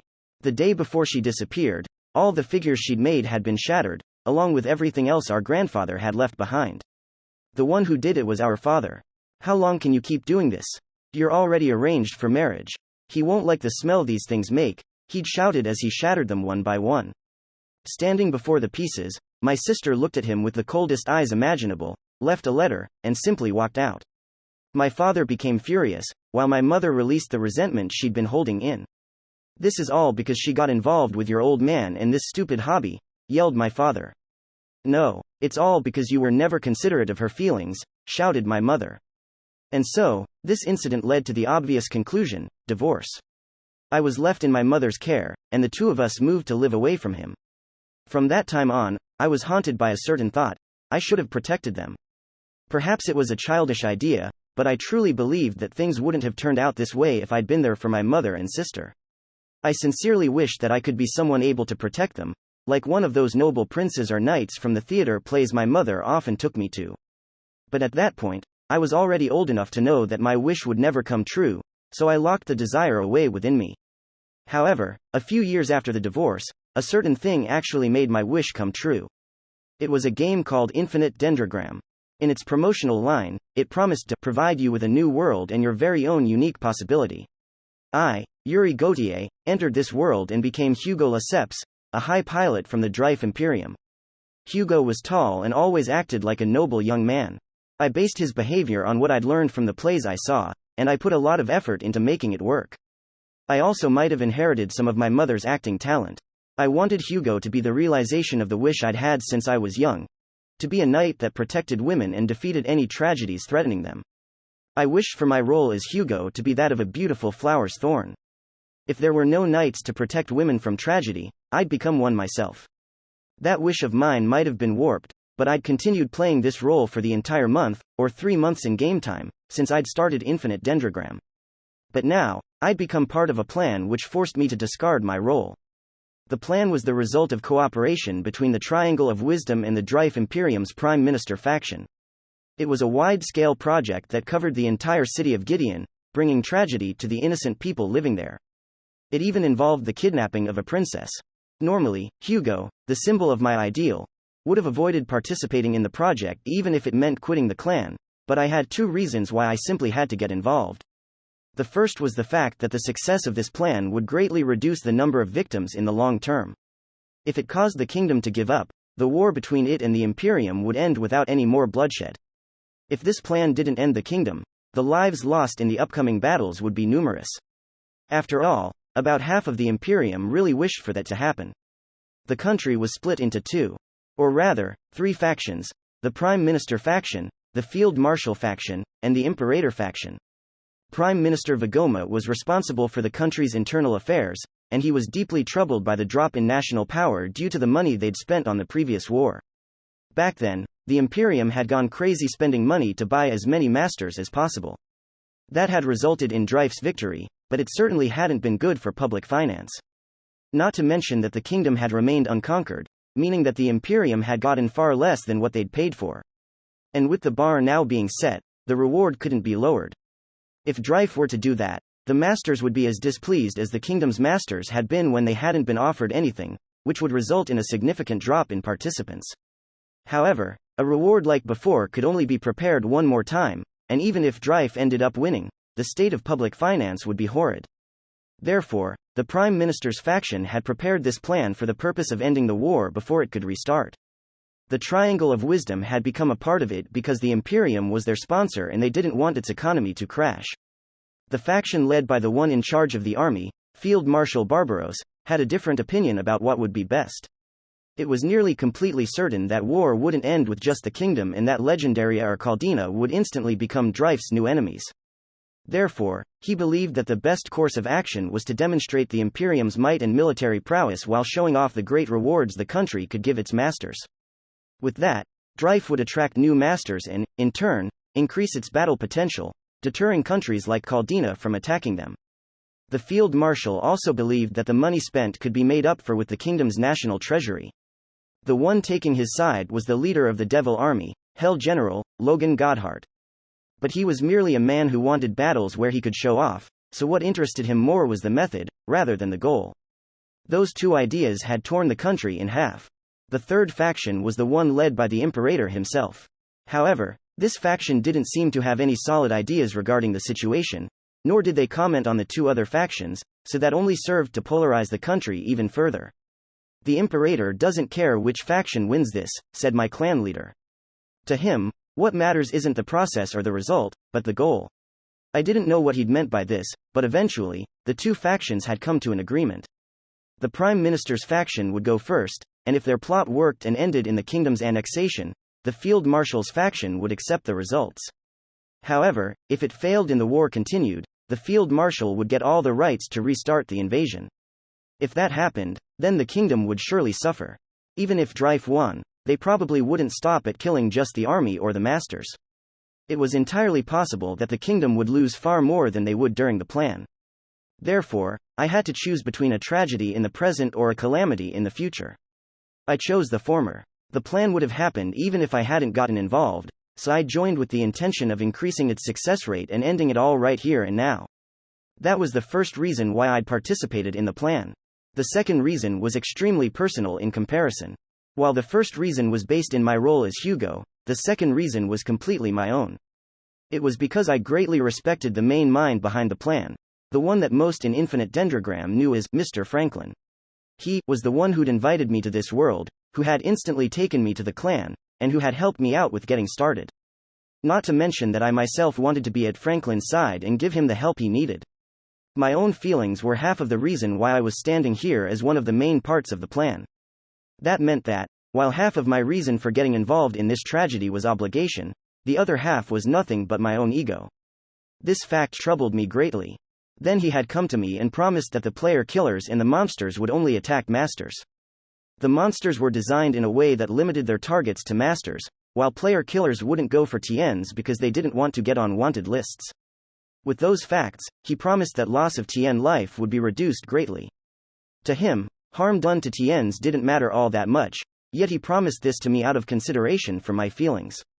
Because of this, I decided to believe him and do my best to make the plan a success and to prevent the calamity from happening. For the sake of being at his side and because of the trust between us, I, Hugo Lesseps the Machine Knight of Ice and Roses, had become a cog in this tragedy. And so came the day of the plan. It began the moment Figaro and Zunyu's duel in the central arena reached its conclusion. The player killers in Gideon started hunting masters as the few monsters released began destroying the city. To take my mind off all the turmoil, I closed my eyes and silently sat in the seat of the Marshal 2R that he'd given me. About 10 minutes after the plan began, I heard the sound of hooves galloping on the pavement. Then there were voices. That's a Magingear from Drife. It's there to stop us from saving Her Highness. There was quite a bit of distance between us, but I could hear the contents of their conversation due to one of the Marshal 2R skills, sound collection. I looked through the monitor showing the camera eye's output and saw that they were paladins from the Royal Guard. Everyone in that group was a person of this world, not a master. Therefore, they weren't my targets. I moved the Marshal 2R's arm and pointed at the sign I'd set up before the plan began. No master shall pass beyond this point. That means we are allowed, yes? Asked a woman clad in flashy armor of pure white. According to the information I'd been given, I was looking at the vice commander of the Royal Guard, Liliana Grandria. She was the exact same person to whom I'd explained the situation yesterday after bringing the children we'd saved from the Goose Maze gang. Not saying anything, I made my robot nod and moved aside, letting them pass through the gate. Very well, she said. Then we shall pass and wait for Franklin in the gened grasslands. Lady Grandria, shouted one of her subordinates. Can we really leave this Magingear here? Fighting in the city puts us at a disadvantage, not to mention that we would be caught between this Magingear and Franklin, once he arrives, Liliana told him. Moreover, this Magingear is strong enough to be ordered to face Gideon's masters all by its lonesome. Even if we emerged victorious against such a foe, we would most likely not have the strength to save Her Highness.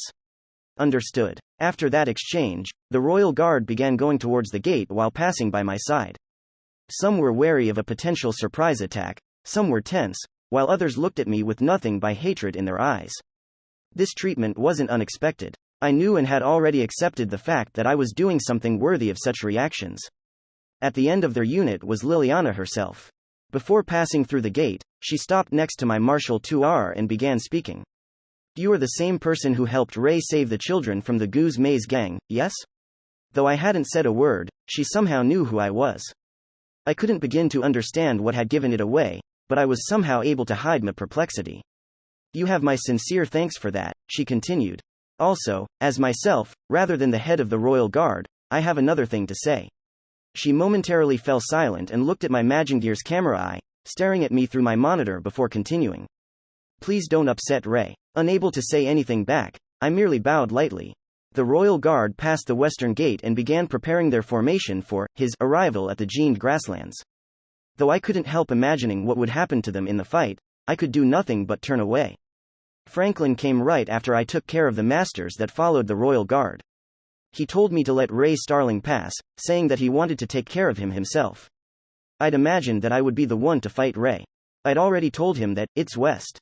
If, by the time the plan began, he remembered the name of the clan I was part of, he would certainly realize that there was more to me saying that. The reason I'd said that to him was my own hesitation. A single day with him as my comrade had been enough for me to know that he was like me, a person who couldn't tolerate tragedies and considered the lives in this world to be worth as much as those on Earth. In this plan, I'd chosen to be the one bringing about the tragedy, and I'd revealed the part of the plot to him exactly because I'd known he would try to stop it. Though I was part of the tragedy, I felt guilty enough to try and help stop it. I had entrusted my hesitation, my wish to stop the tragedy, to him. I'd made him the representation of these feelings, to see which side would win. I was fully aware that it was much like using him as a coin toss. What I'd done was warped, selfish, and ugly, but it was something I just couldn't avoid doing. After talking to me, Franklin passed the western gate and went outside. It wouldn't be long until he began fighting the Royal Guard. Looking away from it, I tried my best to ignore the inevitable result of their battle. A short while later, he finally arrived. Paladin, Ray Starling. The best word to describe the scene before me was hellish. The many ice sculptures littered all over the pavement made it somewhat reminiscent of a snow festival I'd gone to when I was little, but the fact that they were actually people frozen solid made my reaction a far cry from the joy I'd felt back then.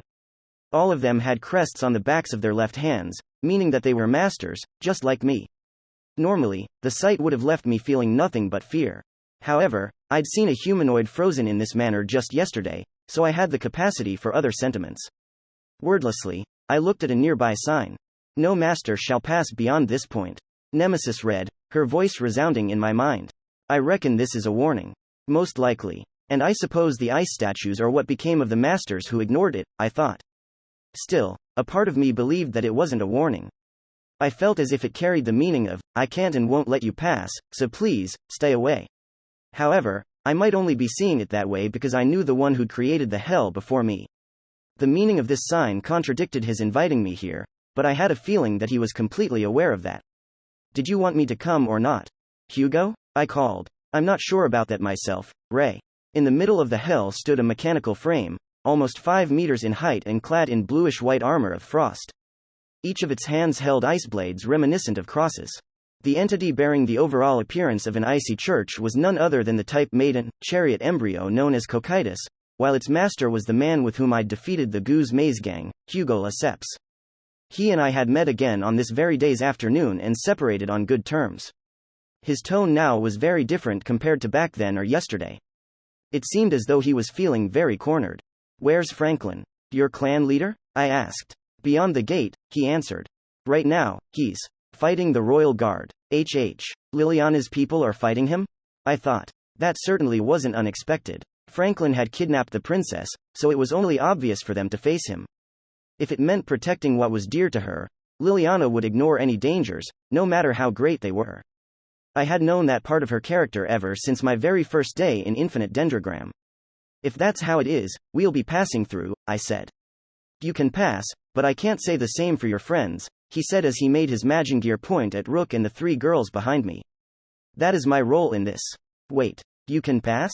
What? I thought. Why am I allowed? I wasn't the one to decide that.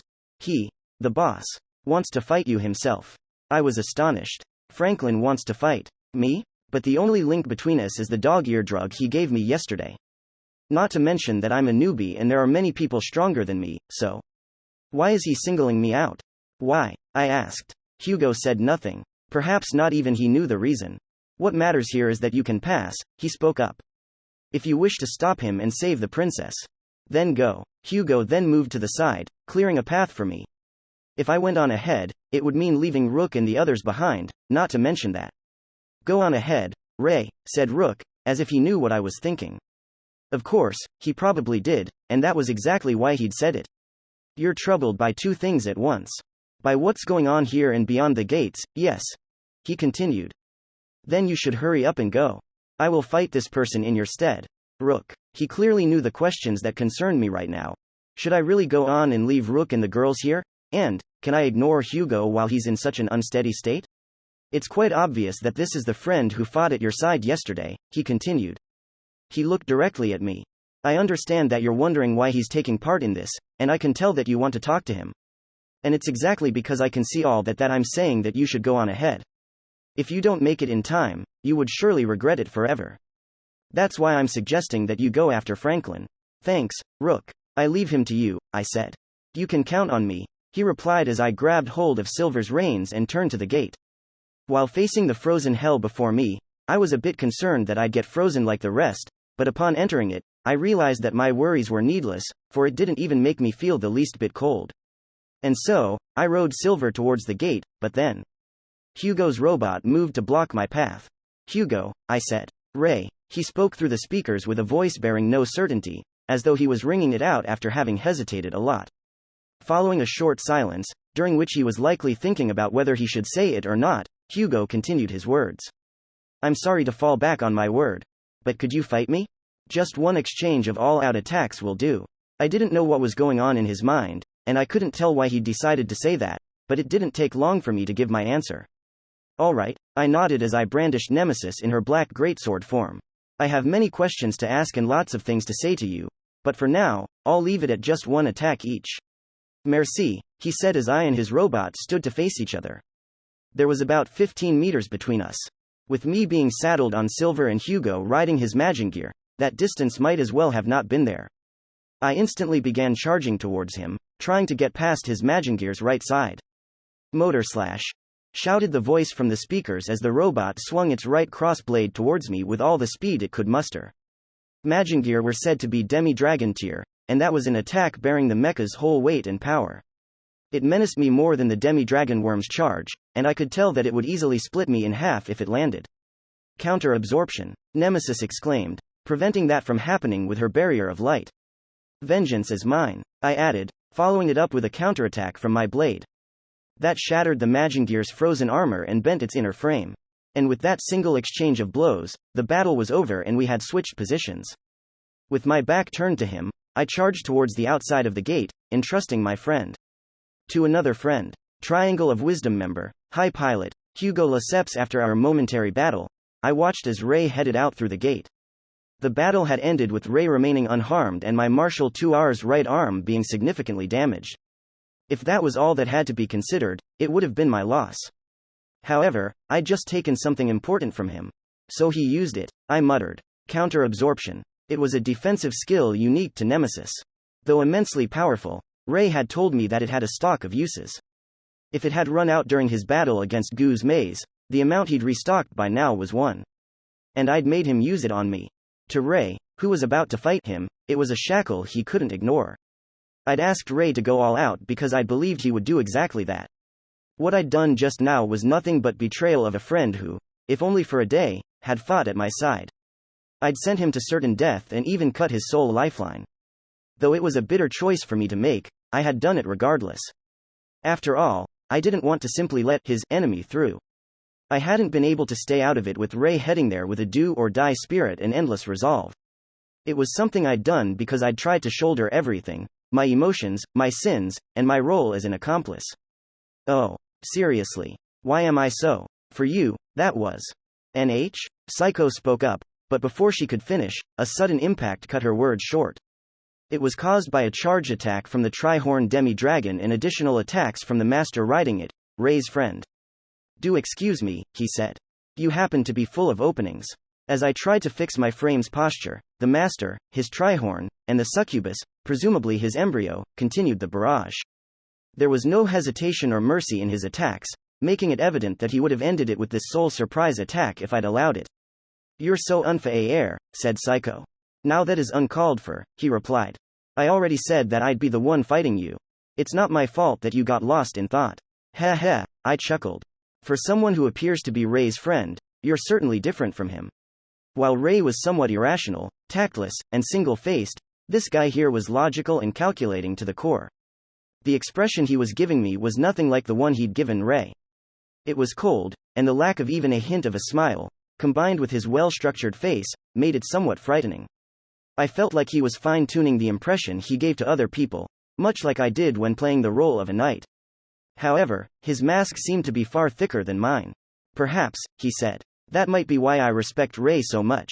That aside, still sitting on the back of the demi-dragon, the master, Rook, looked at me with some of the coldest eyes I'd ever seen. Much like the ones my sister had had on that fateful day. I think I hate you, he continued, his words puzzling me to no end. Sound Collection then picked up the succubus, likely his embryo, muttering, that's the first time Rook's ever said that to someone. Hey, I chuckled. Hated on the first encounter. Now that's something. Perhaps it is, he replied. But you're simply loathsome. You're so indecisive and uppity that you remind me of a certain someone. Incomprehensible nonsense. Is it really? His gaze had enough power to make me know that he was absolutely sure about something. It felt as though he was aware that I'd averted my eyes to many things and couldn't be definite about anything. I have no idea what you mean, I said. Regardless, I'll have you freeze where you stand. I fixed my mech's posture, bashed the tri-horn away with my armor, and made some distance between us. I cannot allow any masters besides him and Ray to pass here, I continued. As a member of the Triangle of Wisdom and as a thorn protecting him, I shall give my all to this battle. Very well, he replied. Then I will use everything I have to defeat you and pass through. I'll do this as Ray's friend. And as myself. Standing on the demi-dragon with the succubus at his side, he faced me. After a momentary silence and an exchange of glares, I finally spoke up. Hi Pilot. Hugo Lesseps, an embryo, Cocytus. This was a ritual. I would defeat Ray's friend and prevent him from attaining his goal. This was a ritual for that purpose. And a duel, pimp. Rook Holmes, embryo, Babylon, and minions, Marilyn and Audrey. He responded in the same way. May the fight, I said before taking a breath. Begin, we both declared. The duel had begun. Chapter 6. The Duel in the Frozen Hell. Past, Lucius Holmes. I was born in the United Kingdom. London, to be precise. I was born into a household that was neither wealthy nor noble nor poor. It wasn't all that special in terms of social status. But it certainly wasn't normal, either. My father was a detective running an agency focused on solving unresolved cases, while my mother was a thief who specialized in stealing works of art. Indeed, I was the son of a thief and a detective. Though it sounded like the premise to a joke, it was nothing but the truth. My father was much like a protagonist of a mystery novel, solving many cases no one else could, while my mother was a movie-like secretive robber who traveled the world and stole things of great value. Both of their families had been doing those things for several generations. I'd even been told that my father's side had taken the surname, Holmes, because his great-grandfather had changed it when starting his detective work, basing it on the most famous detective in the world. It didn't seem to have mattered to him that it was a work of fiction. How my parents had met, gotten married, and made a son was a mystery for the ages. I'd once asked my father why he wasn't arresting my mother. He had replied, a detective's job is to uncover the truth, not to catch criminals. I'd found that questionable, to say the least.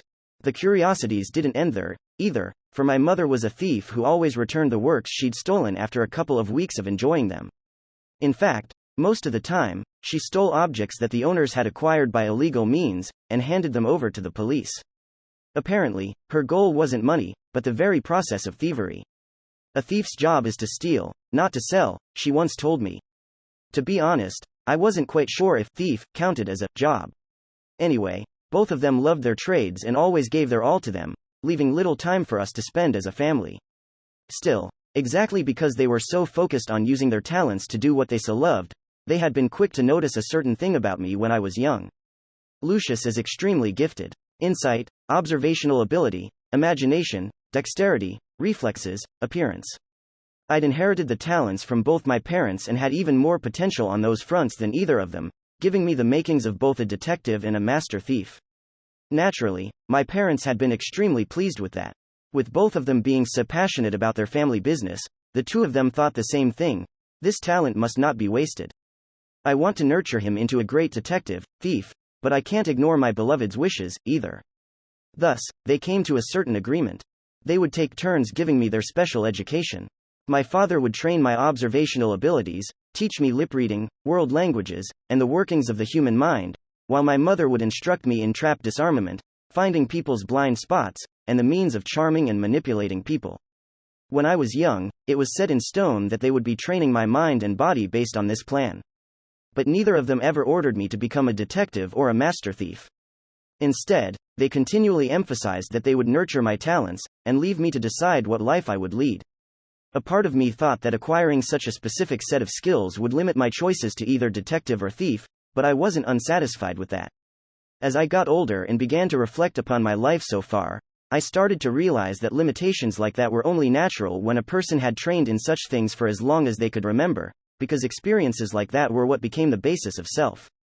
My education had included common sense and sociology, through which I'd discovered that my standards and values were wildly different from those society considered universal. Knowing that my situation wasn't the least bit normal, I finally concluded that it's normal in my family, and when talking to those with different standards, I should simply adjust accordingly, which I felt was a thought that truly highlighted the fact that I was my parents' son. Anyway, after 10 years of their special education, by the time I was 15 years of age, I had acquired almost all of the skills my parents had. I hadn't neglected self-study, either, so I was confident that my total abilities had already exceeded theirs. Then, when I was just a few years away from becoming an adult and starting to think about what kind of future I'd choose, something happened. My parents died in a plane accident. While they were out on a trip together, which was rare for them, their plane crashed. I was contacted about it shortly afterward. Though I grieved their deaths, a part of me wondered if that would have truly been enough to kill them. It wasn't a denial of reality, I just reasonably assumed that their skills and experience would have allowed them to survive a normal plane crash. The day afterward, the news showed that several children wearing parachutes and life jackets had been found in the middle of the sea. They had all come from the same plane that had killed my parents. When the media asked them about their experience, the children said, "A tall man and a pretty lady put parachutes on us." With that, everything made sense. Apparently, rather than focusing on their own survival, my parents had chosen to bet on the possibility of saving the children. As a fresh orphan, I wished they had considered me and prioritized their own survival, but at the same time, a great sense of pride filled my chest. I felt nothing but respect for what they'd done. Though, for reasons unknown, tears were running down my face. Following their death, I got everything in order and took a break from life's stresses. My parents had already taught me how to go through such formalities, so I was able to inherit their land, house, and money without much trouble. With all I had, I could easily live out the rest of my life with no inconveniences to speak of. However, I couldn't just do nothing, so that was when I realized that I didn't have a vision of my own future. Silly as it was, despite the fact that I was a genius who'd learned everything my parents could teach me, I didn't notice that until that very moment. With all the love they'd given me, I'd been comfortable in a life comprised of nothing but honing the skills my parents had bestowed upon me, and thus I'd ended up a person who hadn't made a single decision in his entire life. I'd followed the road my parents had prepared for me and lived doing very little besides clearing the challenges they'd presented me with, and so I had next to no experience in choosing how I wished to live. That was something that I'd left for someday, rather than today. I could vaguely picture the future me making such a choice, but the present me simply didn't have the guidelines for it. Surrounded by my parents' love, I'd led a passive life where I couldn't even shape an image of the person I wished to be. Just how should I live? I asked myself, feeling as though I'd been thrown into an empty wasteland. It was as if I had water, food, a compass, the knowledge and the ability to survive, but I didn't have the slightest clue as to my destination. Regardless of whether I went north, east, south, or west, I had no idea what awaited me, and even if I found something, I wouldn't know what to do with it. I was completely lost, but no amount of thinking brought me closer to a choice. Well, this is bad, I thought. If I didn't mend that, I might end up a person who did nothing but live. Wholly puzzled, I began considering what I should do. First, I decided to check whether or not my parents had left me a message or something in their rooms. A little voice in my head scolded me for searching for my own destination by going through my late parents' things, but I chose to ignore it. I started by searching my mother's room. It held a trap that, once activated, would burn down the whole room and any potential evidence it could have had. I was able to disarm it, but I couldn't help giving a passing thought to the fact that things could have ended badly if this house had been given to someone else. The only notable thing in my mother's room was her work equipment. There were no stolen works of art. With it being a room that could burn down, I hadn't really been expecting any, and a glance at her diary made it obvious that she hadn't had anything she hadn't yet returned. I was thankful for that, since I would have had to be the one to bring back whatever she'd stolen. Still, a part of me would have liked to have a new goal, however meager. Aside from her work equipment, the only thing of note was an incomplete hand-knit sweater. I moved on to my father's room. Unlike with mother's room, there were no traps to speak of, and I could easily get in with just a key. Of course, it's probably not normal to expect traps in situations like this, I thought to myself. Upon entering, I instantly noticed something. On father's work desk, there was an unfamiliar object, a headgear-type piece of electronic equipment. "Isn't this for Infinite Dendrogram?" I muttered. The game was part of general knowledge at this point, so I was aware of its existence. It was well known as a dive-type VR MMO that had gained popularity all across the world. I'd always been busy with my training and studies, so I hadn't had time for games, nor was I particularly interested in them.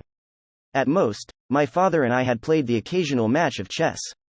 Was father playing it? I murmured. He'd been extremely busy with his detective work and my training, so I found it strange that he'd had any time for it. After leaving the device where it was, I began looking around and found a single letter in one of his drawers. At first, I thought that it was his will or something, but I quickly realized that it was a letter he'd received from someone. I considered not reading it at first, but a glimpse at the content had me notice the words infinite dendrogram, so I let my curiosity get the better of me. Apparently, my father had accepted an anonymous request related to the game. The sender had asked him to uncover its secrets. They believed that infinite dendrogram was part of some conspiracy, and had offered my father great amounts of money for a thorough investigation. Much later, when I looked through the mail, I came across another letter which seemed to be from the same sender. It was condolences regarding his death and a withdrawal of the request, but not of the advance payment. Apparently, the sender was a person of integrity. Anyway, I was standing before the infinite dendrogram game machine left behind by my father.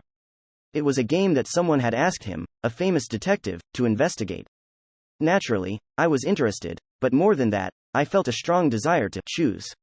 Having lost sight of where to go, I felt as though it could open up a new path for me.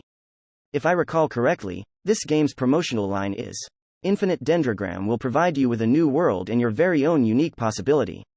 I felt as if it was directed at me. No other words could intrigue a person who'd lost sight of where to go as much as those. And right now, at this moment, that person was me. Very well, provide me with that, then. Present me your new world. I hope you can point me to it. To my possibility. Let's go, I said as I put on the headgear in my father's study and entered the world of infinite dendrogram. Dual City Gideon, Western Gate, Pimp, Rook Holmes, Motor Slash. Maho. The frozen Magingear's pilot used its left arm to launch the same skill as before, to which Marilyn responded with the physical attack called Tri-Horn Upper. Next, he will quickly draw out and fire that large gun, so. Bobby, little flare, I thought.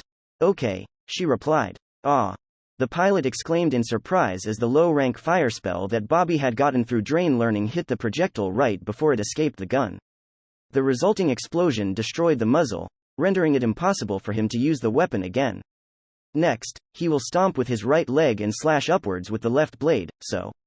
Liz, move, I said, not with audible words, but with slight vibrations in my throat. Since she was in direct contact with my whole body, Liz could feel them going through my skeletal frame, allowing us to communicate without me even having to speak. Of course, Bobby had her beaten on this front, since I could coordinate with her just by thinking.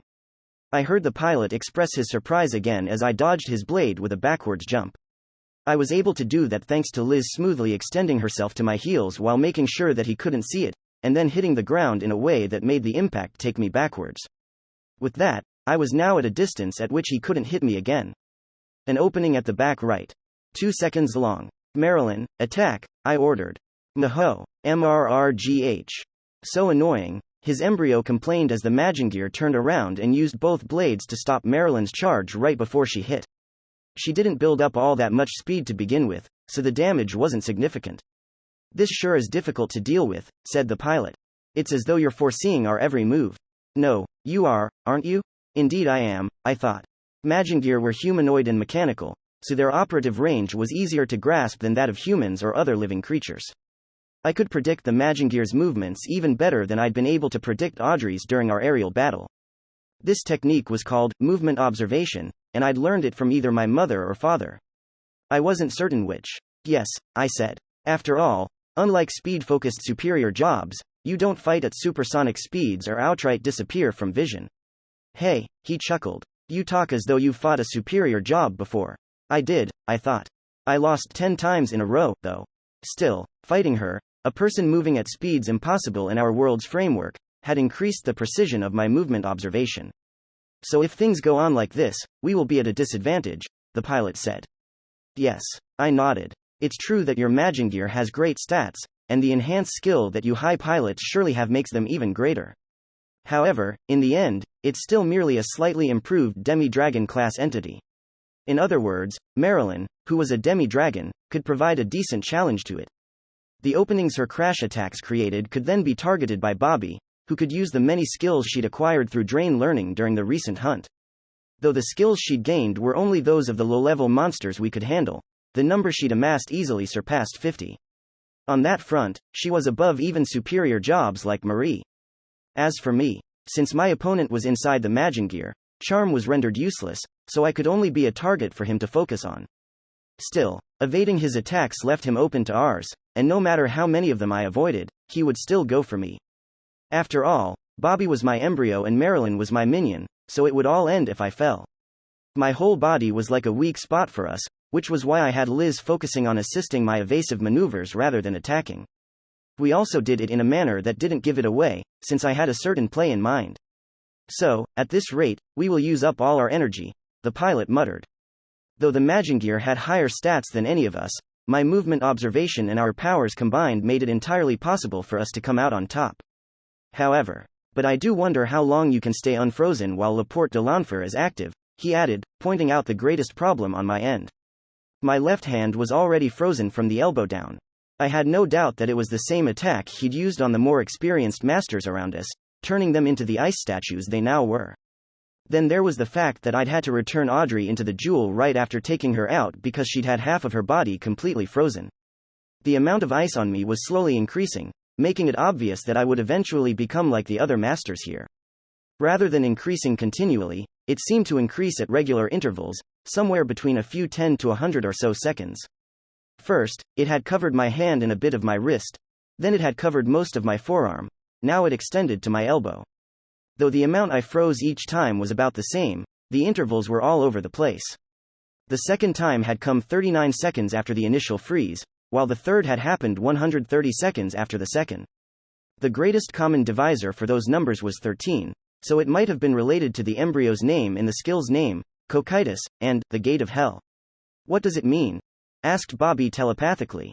Well, Bobby, I thought in response, in Dante's Divine Comedy, Cocytus is the name of the ninth circle of hell, which is the frozen hell where the treacherous go. It's where Christ's 13th apostle and the greatest traitor in Christianity, Judas, gets his punishment.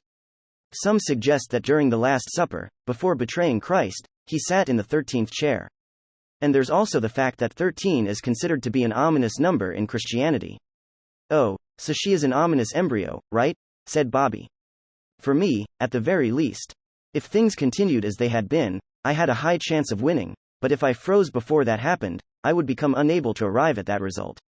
Therefore, I had to use one of the aces up my sleeve, but I couldn't ignore his Laporte de l'Enfer. After all, there was no guarantee that using it wouldn't cause me to become a frozen statue, just like the rest of the masters here. Thus, I began by solving the mystery behind it.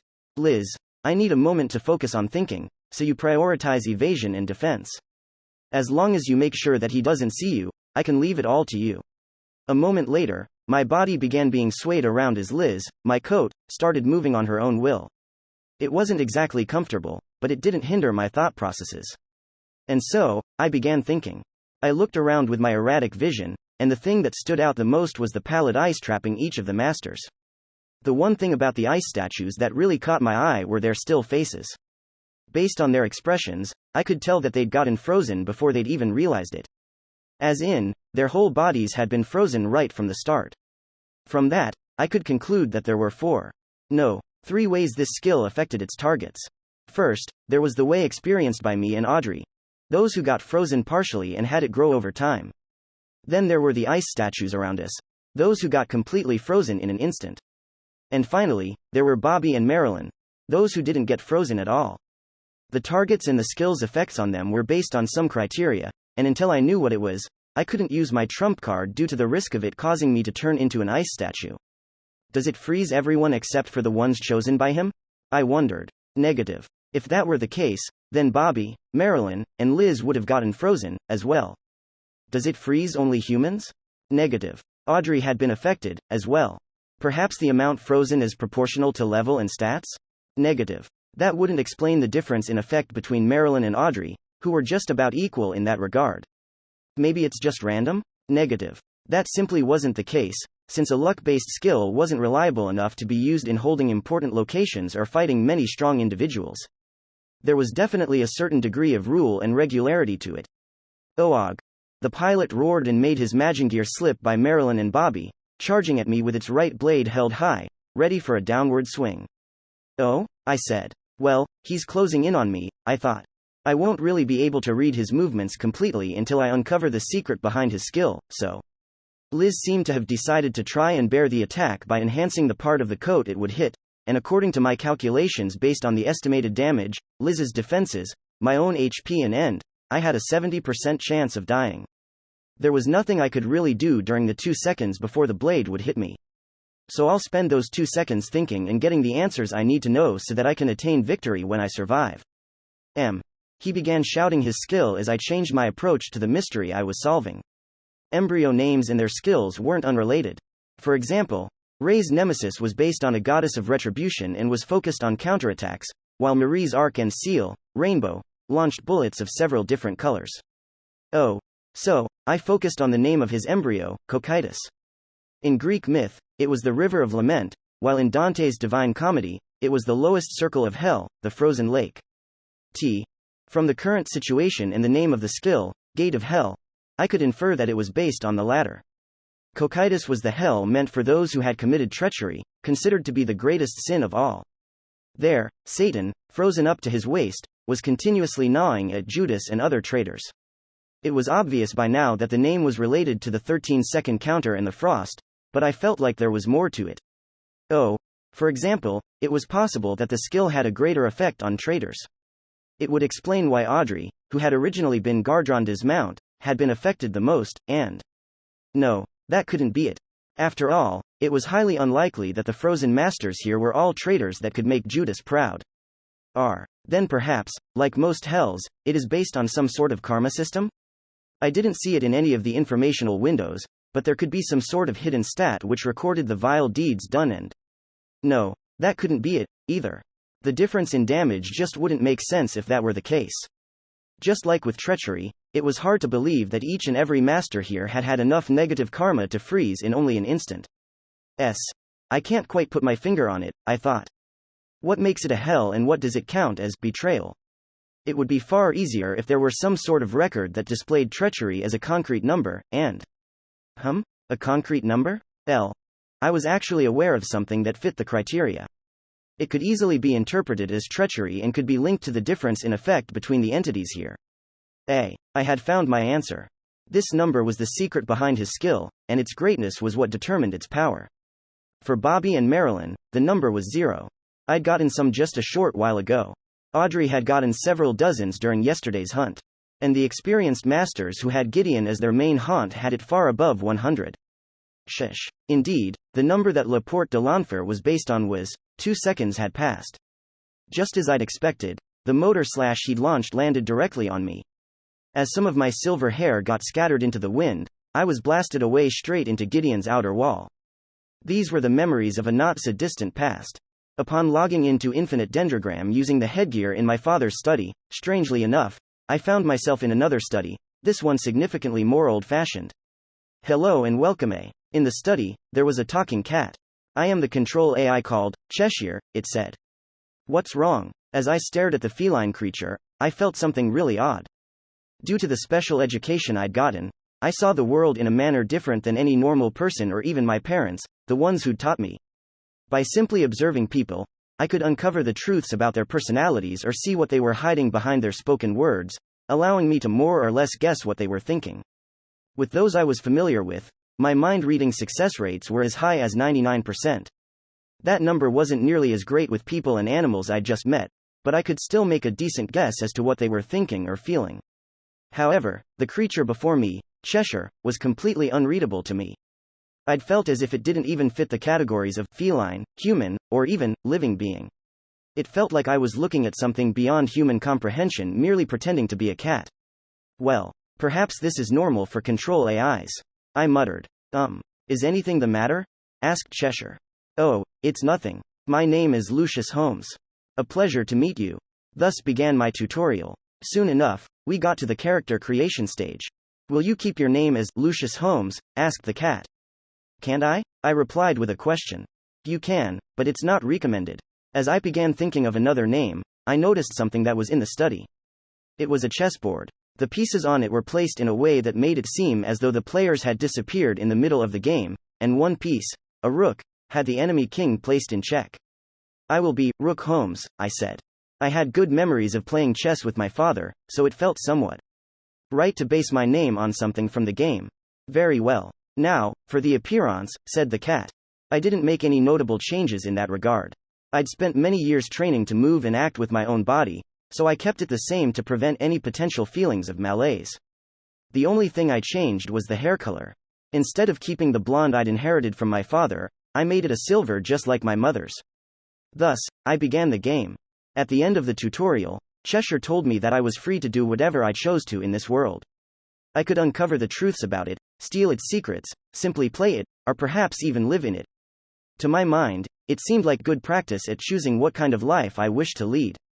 On my first day in Infinite Dendrogram, the embryo implanted in my left arm hatched, creating Bobby. Hello. Let's get along, Rook. She had been exactly the same back then as she was now. I couldn't help but wonder why she had been the one born as my embryo. Cheshire had told me that it would be created and evolve based on my own personality and experiences. I was curious as to why those things had resulted in Bobby, and that was a question which I had yet to answer. On my second day in Infinite Dendrogram, I'd realized that, despite not having any relevant skills, I could use the techniques I'd acquired in reality without any problem whatsoever.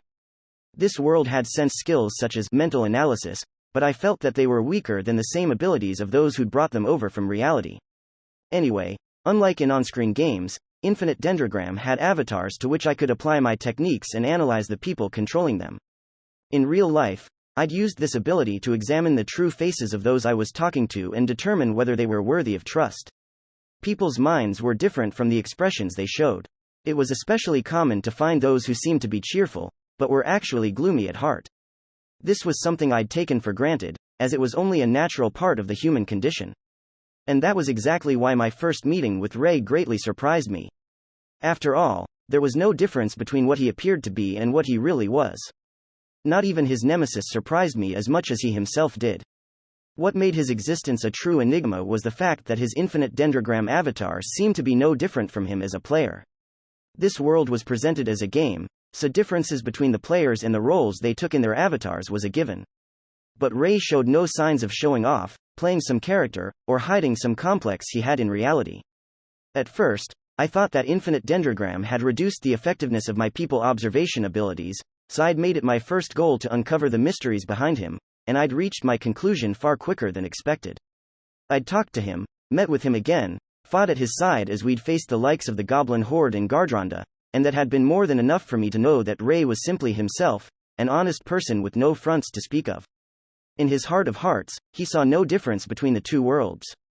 The determination he displayed during the battle against the goblins or Gardronda, the grief in his eyes when he talked about the children lost during his battle against the Goose Maze Gang, and the anger he was currently feeling towards Franklin were all very real. Ray wasn't role-playing a character called Ray Starling, he stood in this world as none other than himself, and put his very being into his existence here. He could instantly choose what he had to do in any particular place and time, and he always gave his utmost to achieve his goals, regardless of what hardships awaited him and no matter how low the possibility of success was. Ray lived genuinely and earnestly.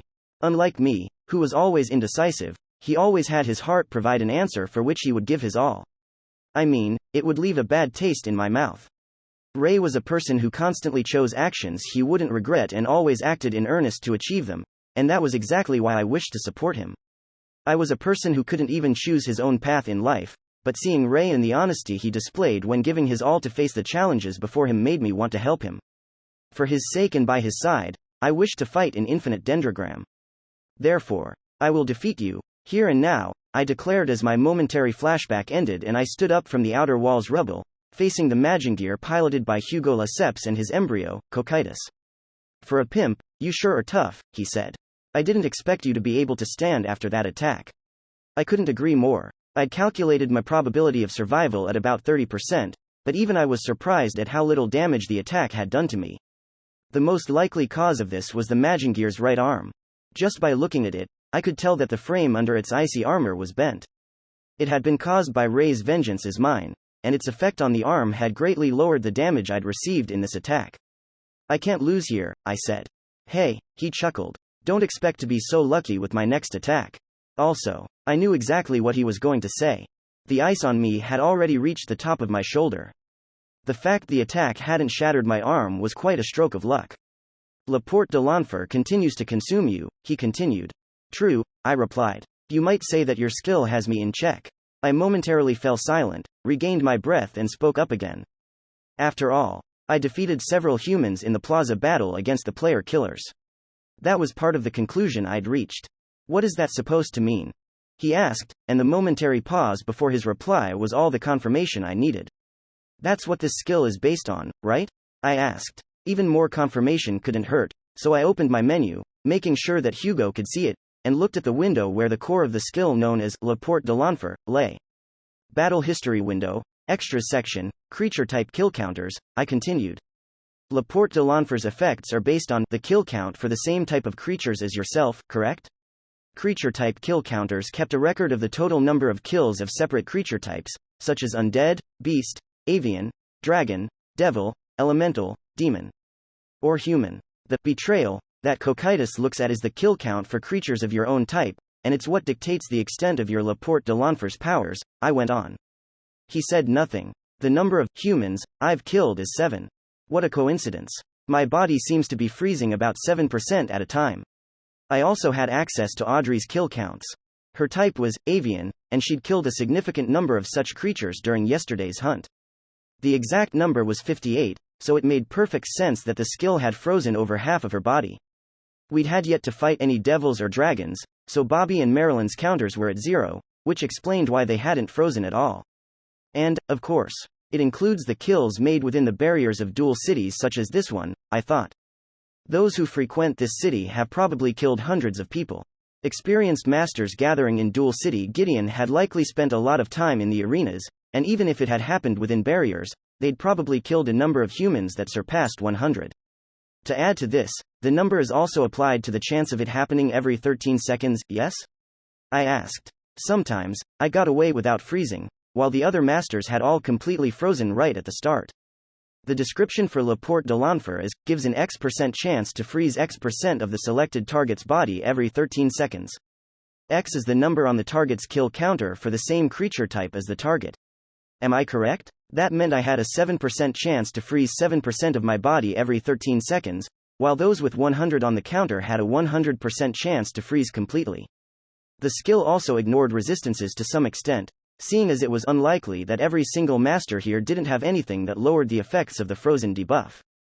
This skill is the reason why you're standing guard here, I continued.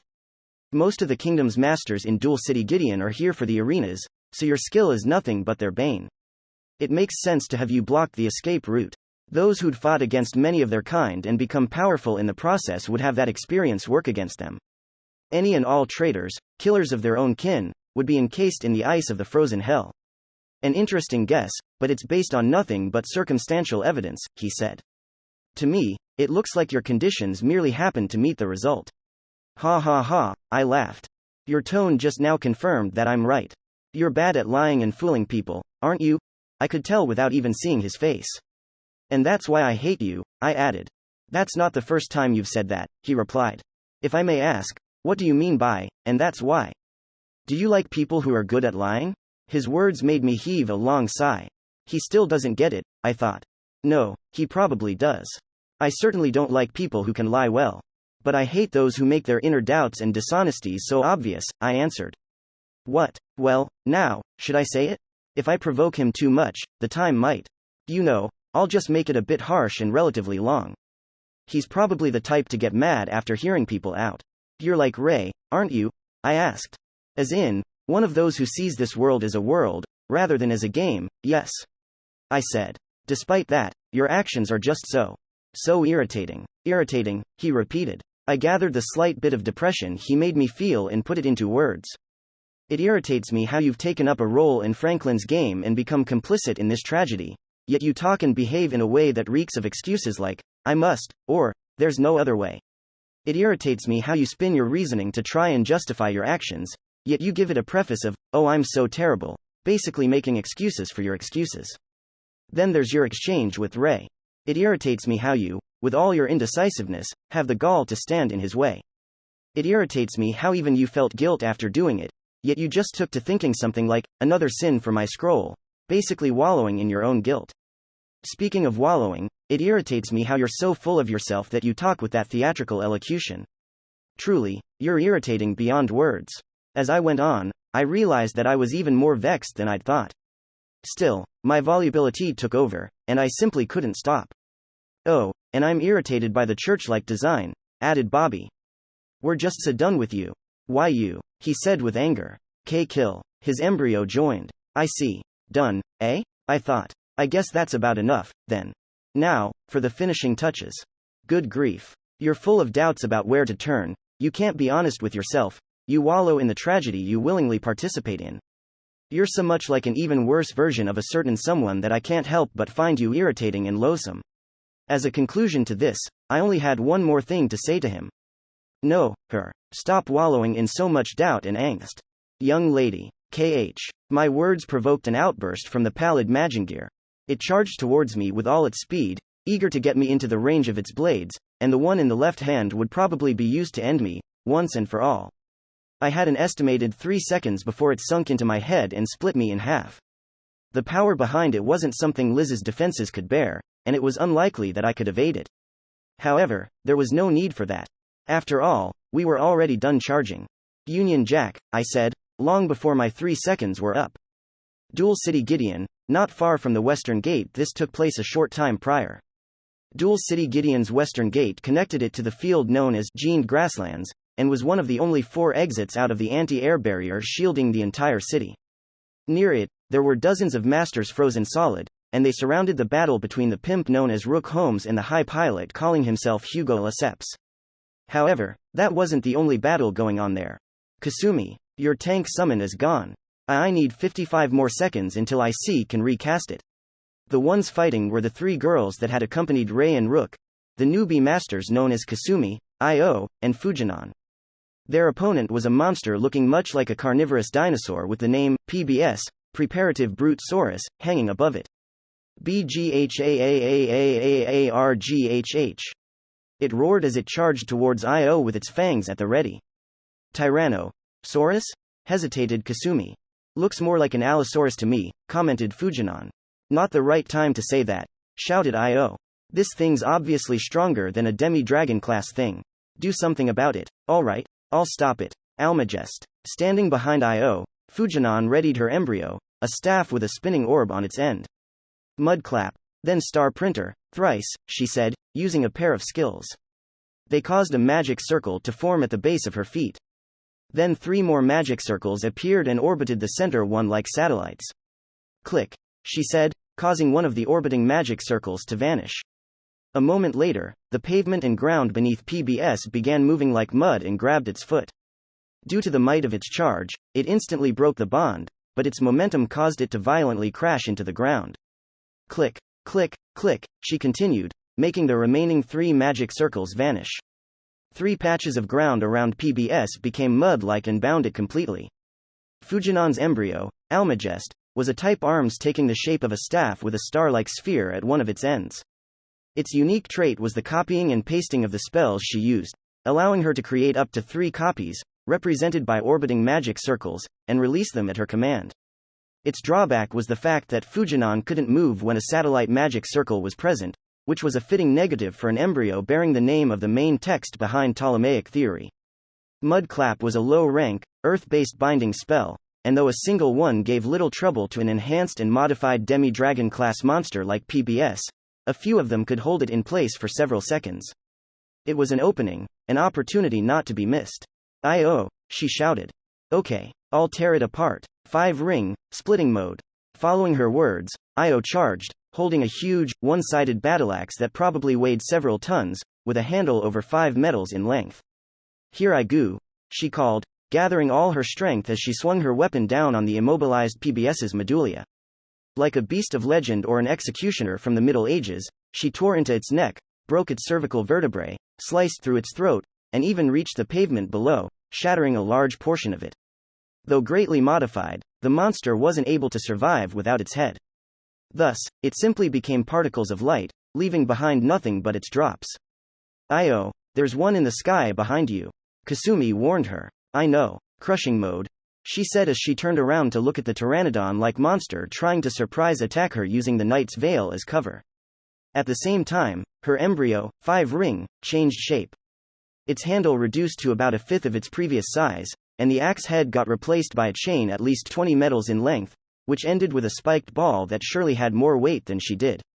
Io's embryo, 5-ring, was a type arms that could transform into several ultra-heavy weapons, such as the one-sided battleaxe from its splitting mode or the giant flail from its crushing mode. Like with Rei's nemesis, the user didn't feel any of the weapon's weight, making the embryo excel at dealing damage. On the other hand, the weapons still had huge mass, which made them move very slowly and thus have low accuracy. Io swung the giant flail towards the pteranodon-like monster. It tried to evade it, but it suddenly got caught by something. Bo. It was a marshmallow-like balloon giant. A creature many in Infinite Dendrogram would recognize as the summoned monster called Balloon Golem. Hold it in place. Balloon. Kasumi was a summoner, a job focused on using magic to create monsters which help them in their fights. Balloon was one of the monsters she could summon, and she did so often, as its physical resistance and floating ability made it a capable tank. Therefore, there was nothing strange about the summoning itself. What was strange was the fact that Balloon had appeared right behind the pteranodon. That was done by Kasumi's embryo, the Taijitu. It was a radar-like type arms that showed the location of all the masters in a certain area around it. Its drawback was the fact that it neither had nor provided any abilities that were meant exclusively for battle. However, the Taijitu did have something besides its radar function. It was an ability to teleport any tamed or summoned monsters within Kasumi's minion capacity to any location on the map. Though greater distances cost her more MP, locations within a 50 metal radius of her weren't all that draining. Balloon pushed itself on the pteranodon, rendering it unable to move. Hit. Not missing the opportunity, Io threw her flail towards it, pulverizing its bones and tenderizing its flesh. That single hit was enough to kill the pteranodon. Just like the PBS, it began to turn into particles of light, leaving behind nothing but its drops. That's 5. We did it. Kasumi and Fujinon gave their all into binding and holding the enemies, while Io used her high-rank tier damage to kill them with a critical hit. This tactic of theirs led them to defeating a total of 5 demi-dragon-class monsters that had gathered near the western gate. Demi-dragon-class creatures were said to be equivalent to a party of 6 low-rank jobs. Of course, masters had embryo abilities at their disposal, so it wasn't always necessary for a party to be full in order to defeat a demi-dragon, but no one could deny that their success was an impressive feat. Each of them knew about the extent of each other's abilities and fought while making up for each other's flaws in order to achieve victory. Aside from exceptions like Rei and Rook, among the newbies that had escaped the central arena, these girls had the greatest combined amount of battle potential. If that hadn't been the case, they would never have stood a chance against the modified monsters attacking them. Phew, Io sighed. We can finally catch our breath. And no, we can't. Rook is still fighting. We have to help, said Kasumi. The three had been intending to help Rook fight Hugo right when the battle began, but they'd had to make a change of plans when they'd gotten attacked by the monsters. Oh, yeah, how's he holding up? Cried Kasumi. They've stopped and are now talking about something, answered Fujinon. I can't hear them from here. Alright, I'll use my bursting mode said Io as she was about to make 5-ring transform into its third form, but Kasumi and Fujinon quickly stopped her. Don't. Attacking right now doesn't seem like a good idea. Let's watch and see where this goes. Kasumi, are there any other masters nearby? No. Kasumi slowly shook her head. Rei's mark is outside the gates.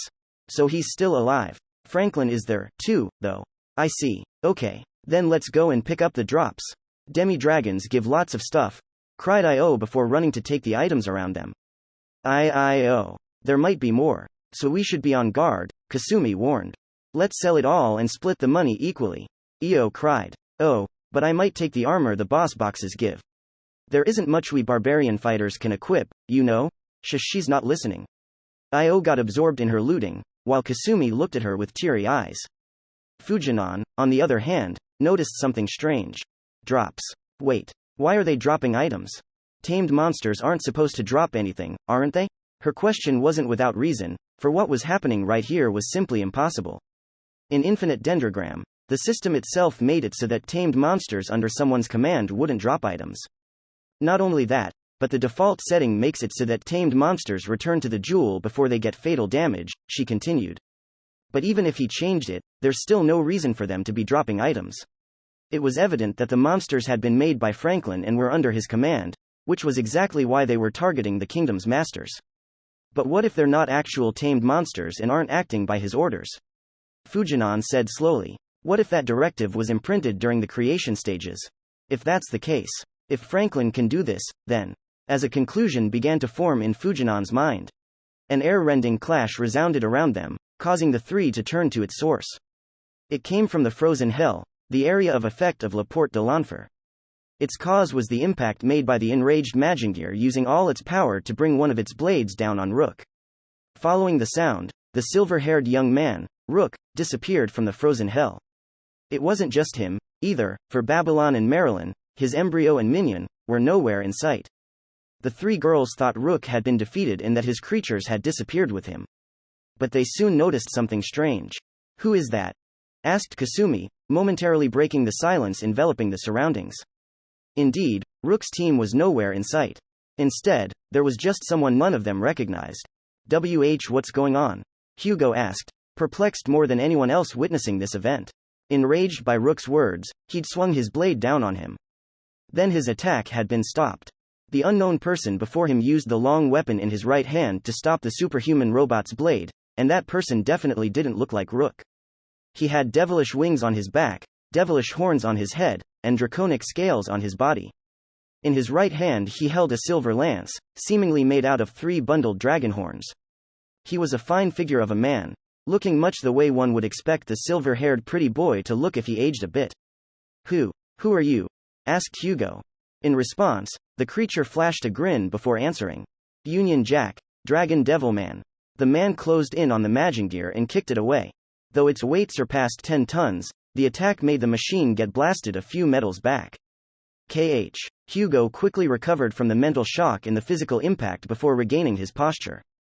A moment later, he noticed the man standing right beside his Majingir with his left hand on the robot's chest armor piece. Little flare. The point-blank fire spell melted the frozen armor as it delivered an impact to the inside of the Majingir. That's the magic skill used by the embryo, cried Hugo, and he was completely right. But the draconic, devilish man's little flare was several times more powerful than that of Bobby's. Try horn upper. The man said as he closed the distance between them and swung the dragon horn lance. That was another skill Hugo was already familiar with. Though the horns had been replaced by a lance, it was definitely the same move that Marilyn had used during the battle before she vanished. Hugo tried to deflect it with the right blade, but it wasn't able to bear the attack and broke off at about the halfway point. This is too. A moment later, he activated the smoke discharger attached to the Majingir's thigh part. The area instantly got covered in a sight-obscuring smokescreen, causing the man's movements to become duller. Motor slash, said Hugo as he brought his remaining blade down on the man, who evaded it by jumping backwards, clearly aware that it was coming. The manner of movement was one he'd already seen many times during this battle. I see, he said. So that's how it is. Hugo was now absolutely certain about the nature of his new enemy. So you're him, aren't you? He continued. Right now, you're merged with your embryo and monster. That's the effect of the skill you used before, isn't it? In response, the man, Rook, merely smiled. His opponent solved the details of his skill, but there was no need for him to confirm it.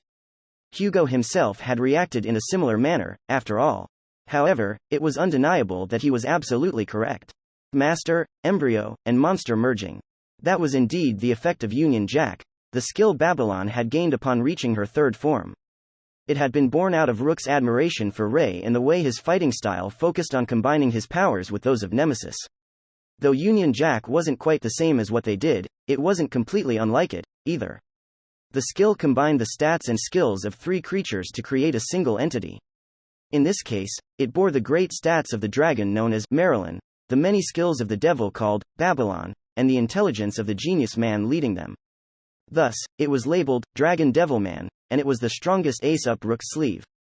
Can you really perform such a skill without any preparation? Added Hugo, and with good reason, too. Union Jack wasn't the only skill that merged or combined certain entities. However, all of them either needed some time to be charged up before they were ready to use or had the combining process itself take a while. That was the ultimate negative of such skills. Skill preparation? But I did do it. And for a while, too, the man purposely answered with words, rather than just a smile. Noticing that what he'd said had made Hugo subconsciously began rummaging through his memory, the man used the opening to attack him yet again. Hugo came back to his senses and swung his blade down. I can see your movements even better than before, Rook said as he evaded the sword and lunged the lance into one of the robot's leg joints. The Magingear had high defense in its basic state, and it was increased even further by the frost armor. Due to that, the attack didn't break it completely, but the stats Rook had gained as a result of Union Jack had made him surpass even Marilyn, and the damage done to the armor wasn't something Hugo could just brush off. Now, when do you think I started preparing this skill? Take a moment to think on it, Rook said in a gentle voice that contrasted with his vicious attacks. The correct answer was that Bobby had begun charging Union Jack the moment Rook had said, check, and that it was over by the time Bobby said, done. It was a code they'd decided on beforehand. The reason Rook had dedicated time to explaining his theory about Hugo's skill, seemingly neglecting the fact that his body had a higher chance to freeze the more time had passed, had been both to confirm that he was right and to buy time for Union Jack. In his mock battle against Marie, he'd prepared this skill during the break between the 9th and 10th battles. Rook wondered how he'd go about buying the time during an actual battle, but in this one, he had been able to do it thanks to his conversational skills and a bit of planning. As you may have noticed already, Laporte de l'Enfer has no effect on me anymore, he added. Indeed, upon becoming the Dragon Devil Man, Rook had been freed from the ice damming his left arm. Not only that, but he didn't show any signs of freezing again. Right now, I don't count as human, and I don't believe there's even a kill counter for what I am, he said. So, Laporte de l'Enfer can't do anything to me. By merging with a dragon and a devil, Rook had become a chimera, and since he hadn't killed a single one of those, the frozen hell was nothing more than scenery to him. Rook had escaped Laporte de l'Enfer's judgment by changing his own creature type. From here on out, our battle is merely a contest of strength, Hugo Lesseps, he said. Laporte de l'Enfer is meaningless, and you have enough power to match me all by your lonesome, said Hugo. I can see why you call it that. Very well, I'll face you, Rook Holmes. Rook jumped backwards, creating some distance between them.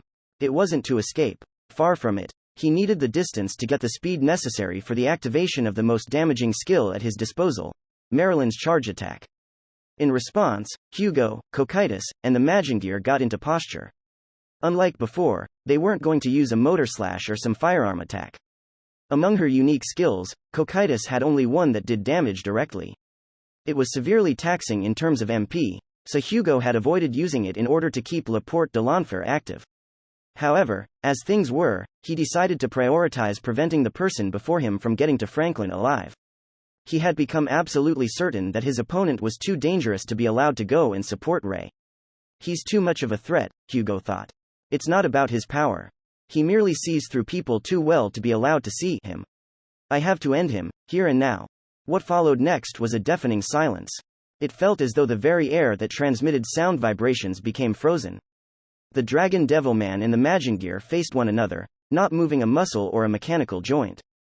Surrounded by the many ice sculptures, they stood so still that they, too, seemed like pieces of art. Suddenly, the sound of an explosion from outside the gate resounded around them, breaking the silence in the tense air. The two had no means of knowing what had caused it, nor did they care enough to find out. They merely used the sound as a trigger to begin dashing. Rook brandished the silver-coated dragon horn lance and sprinted with a posture so low that it seemed like he could scrape the pavement. He used Marilyn's charge attack, which was empowered by both the stats he'd gotten due to the merge and the many passive skills Bobby had at her disposal. The lance's attack was now beyond the realm of demi-dragons, and it wouldn't have been far-fetched to say that it could bore a hole in a pure dragon. Tri-horn grand dash. The Magingear recreated the left blade it had lost. But unlike before, it wasn't an ice weapon. On the contrary, the distorted air around it made it quite obvious that it was a blade of pure heat. It was Cocytus's trump card, a skill that took all the heat absorbed by Laporte de l'Enfer and transformed it into offensive energy. Purgatorial slash. And so, the two clashed, finally deciding the victor. The end of the battle was witnessed by only 3 people, Kasumi, Io, and Fujinon. What they saw after the clash was Rook, lying down on the pavement. The two's most lethal attacks met, and the Dragon Devil Man reached his limit before his lance could completely pierce the Magingear's cockpit. The deadly damage he'd received had caused the transformation to be undone, so Bobby and Marilyn were lying nearby. Rook was wounded all over. "Looks like I didn't have the power to win," he said. Though many would argue that he'd simply been unlucky. If the masters defeated by Laporte de l'Enfer hadn't included Bishmal, the kingdom's strongest fire user, the heat absorbed wouldn't have been nearly as great, and the power of the purgatorial slash would have been significantly lower. If that had been the case, Bobby's resistances and the demi-dragon surpassing stats would have made it possible for him to bear the attack. Hugo silently examined the damage on his Magingear, as it certainly hadn't come out unscathed, either. The frozen armor on the front of the machine had shattered, and the armor of the Marshal IIR itself was crooked and pierced deep enough to reach the cockpit. Hugo had seen the tip of the silver lance that had entered his vision. If he'd been just a little bit slower in defeating his opponent, he would have surely gotten the death penalty. However, the Marshal IIR was still up and running. If the Magingear Cocytus used as a base was still there, and he could still use Laporte de l'Enfer. As proof of that, Rook, having returned to being human, was beginning to freeze again. Next. "It's those three," muttered Hugo as he shifted his gaze towards Kasumi, Io, and Fujinon. That slight action was the greatest mistake Hugo had made tonight. He should have crushed Rook's head before taking time to analyze the situation.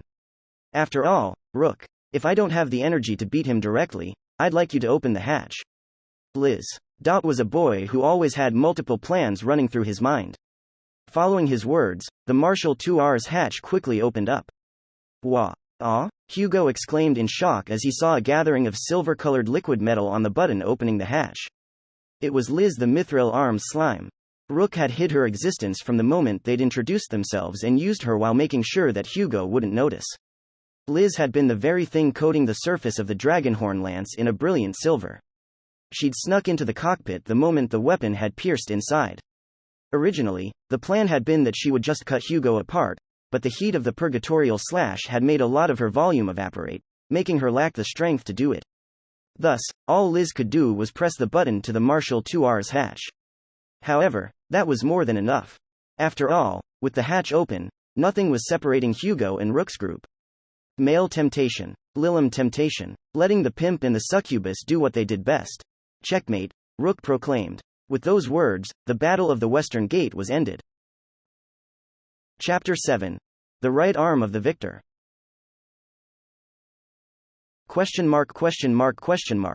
The Kingdom of Altars Knights of the Royal Guard. That was the name of the order closest to the royal family, the knights who served and protected them with their very lives. The minimum requirement to join them was to become a paladin, a high-rank job of the knight grouping, while their leader the commander had the superior job known as Celestial Knight. This had been the case for the entirety of the order's history. Being the strongest knight of his generation, the commander had been entrusted with one of the kingdom's national treasures, a prism steed, and he had ridden it as he led the country's forces into battle. As the strongest of knights leading the proudest order, the Kingdom of Altars Royal Guard had been the very symbol of their country, which was often called the Land of Knights. Again, had been. As things were now, the Royal Guard was generally referred to as a thing of the past. The most glorious Altarian Knight Order had been all but annihilated about half a year ago, Dendrogram time. During the so-called First Night Machine War, a certain portion of the Drife Imperium's forces had killed about 60% of the Royal Guard's members. That was bad by itself, but it was even worse when you considered the fact that, in a sense, it had been done by just a single person, Hell General Logan Godhart. He was one of Drife's two at the time, superiors. Hell General was a superior job that mixed frontline battle qualities with army commanding. However, its most notable trait was its focus on summoning devils at the cost of sacrifices. "Here and now, I consign these many lives I have at my disposal. Remove the lid of hell and gather my forces," he had intoned. Call Devil Regiment. During the war, the Hell General had summoned more than 3,000 devils. The man-eating army had been as tough as it was ravenous, and they'd had little trouble dealing with thousands of the kingdom's soldiers. Even the paladin-filled Royal Guard had lost over 100 members upon intercepting them. As the victims had continued to pile up, the commander of the Royal Guard, Celestial Knight, Langley Grandria, had broken through the devilish ranks all by himself and made it through to their leader and source, the Hell General. True, many might have argued that Langley hadn't been alone in his charge. He was simply the only one who had survived while trying to get to Logan. Neither the vice commander at that time, nor the many other skilled, max-level members of the Royal Guard, had been able to survive the devilish onslaught, which had left the Celestial Knight to face the Hell General all by his lonesome. Their fight had been overwhelming in its intensity. The Celestial Knight had been considered to be one of the strongest Tien Vanguard fighters, and he'd proven how worthy he was of that title by fighting toe-to-toe with the Hell General, a master bearing bonuses given by his embryo. The devils at Logan's command had tried to swarm him, but even they had been able to do little to protect their summoner. "I won't let you stain the kingdom's lands with the blood of my brethren any longer," Langley had called. "Logan Godheart, I shall defeat you and banish your devils." Shit. In a one-on-one battle, the Celestial Knight had been above the Hell General. Langley had seemed to have a chance to emerge victorious and make the devilish army disappear. However, hello? Your Excellency the General? You okay? The King of Beasts already took care of the Arksage, you know? Wait, what? You're not done yet? Are you actually about to lose? Well, ain't that just troubling, Your Excellency? Lol. A voice of provocation ringing in the Hell General's ear had changed the situation by messing with his mind.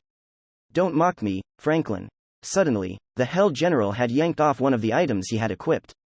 It was a special reward he'd earned by defeating an epic tier UBM. Here and now, I consign this unique treasure. In exchange for its limitless value, grant me a moment of power. Come from the ancient times, O endless devil. Call devil 0 exceed. Thus, the Hell General had sacrificed a special reward to summon a devil with power matching a mythical UBM. The addition of such a being had instantly turned the tides of battle, making it end with the death of the Celestial Knight. There had also been the destruction of his beloved Prism Steed, the kingdom's national treasure. So the country had lost both its human and material symbols.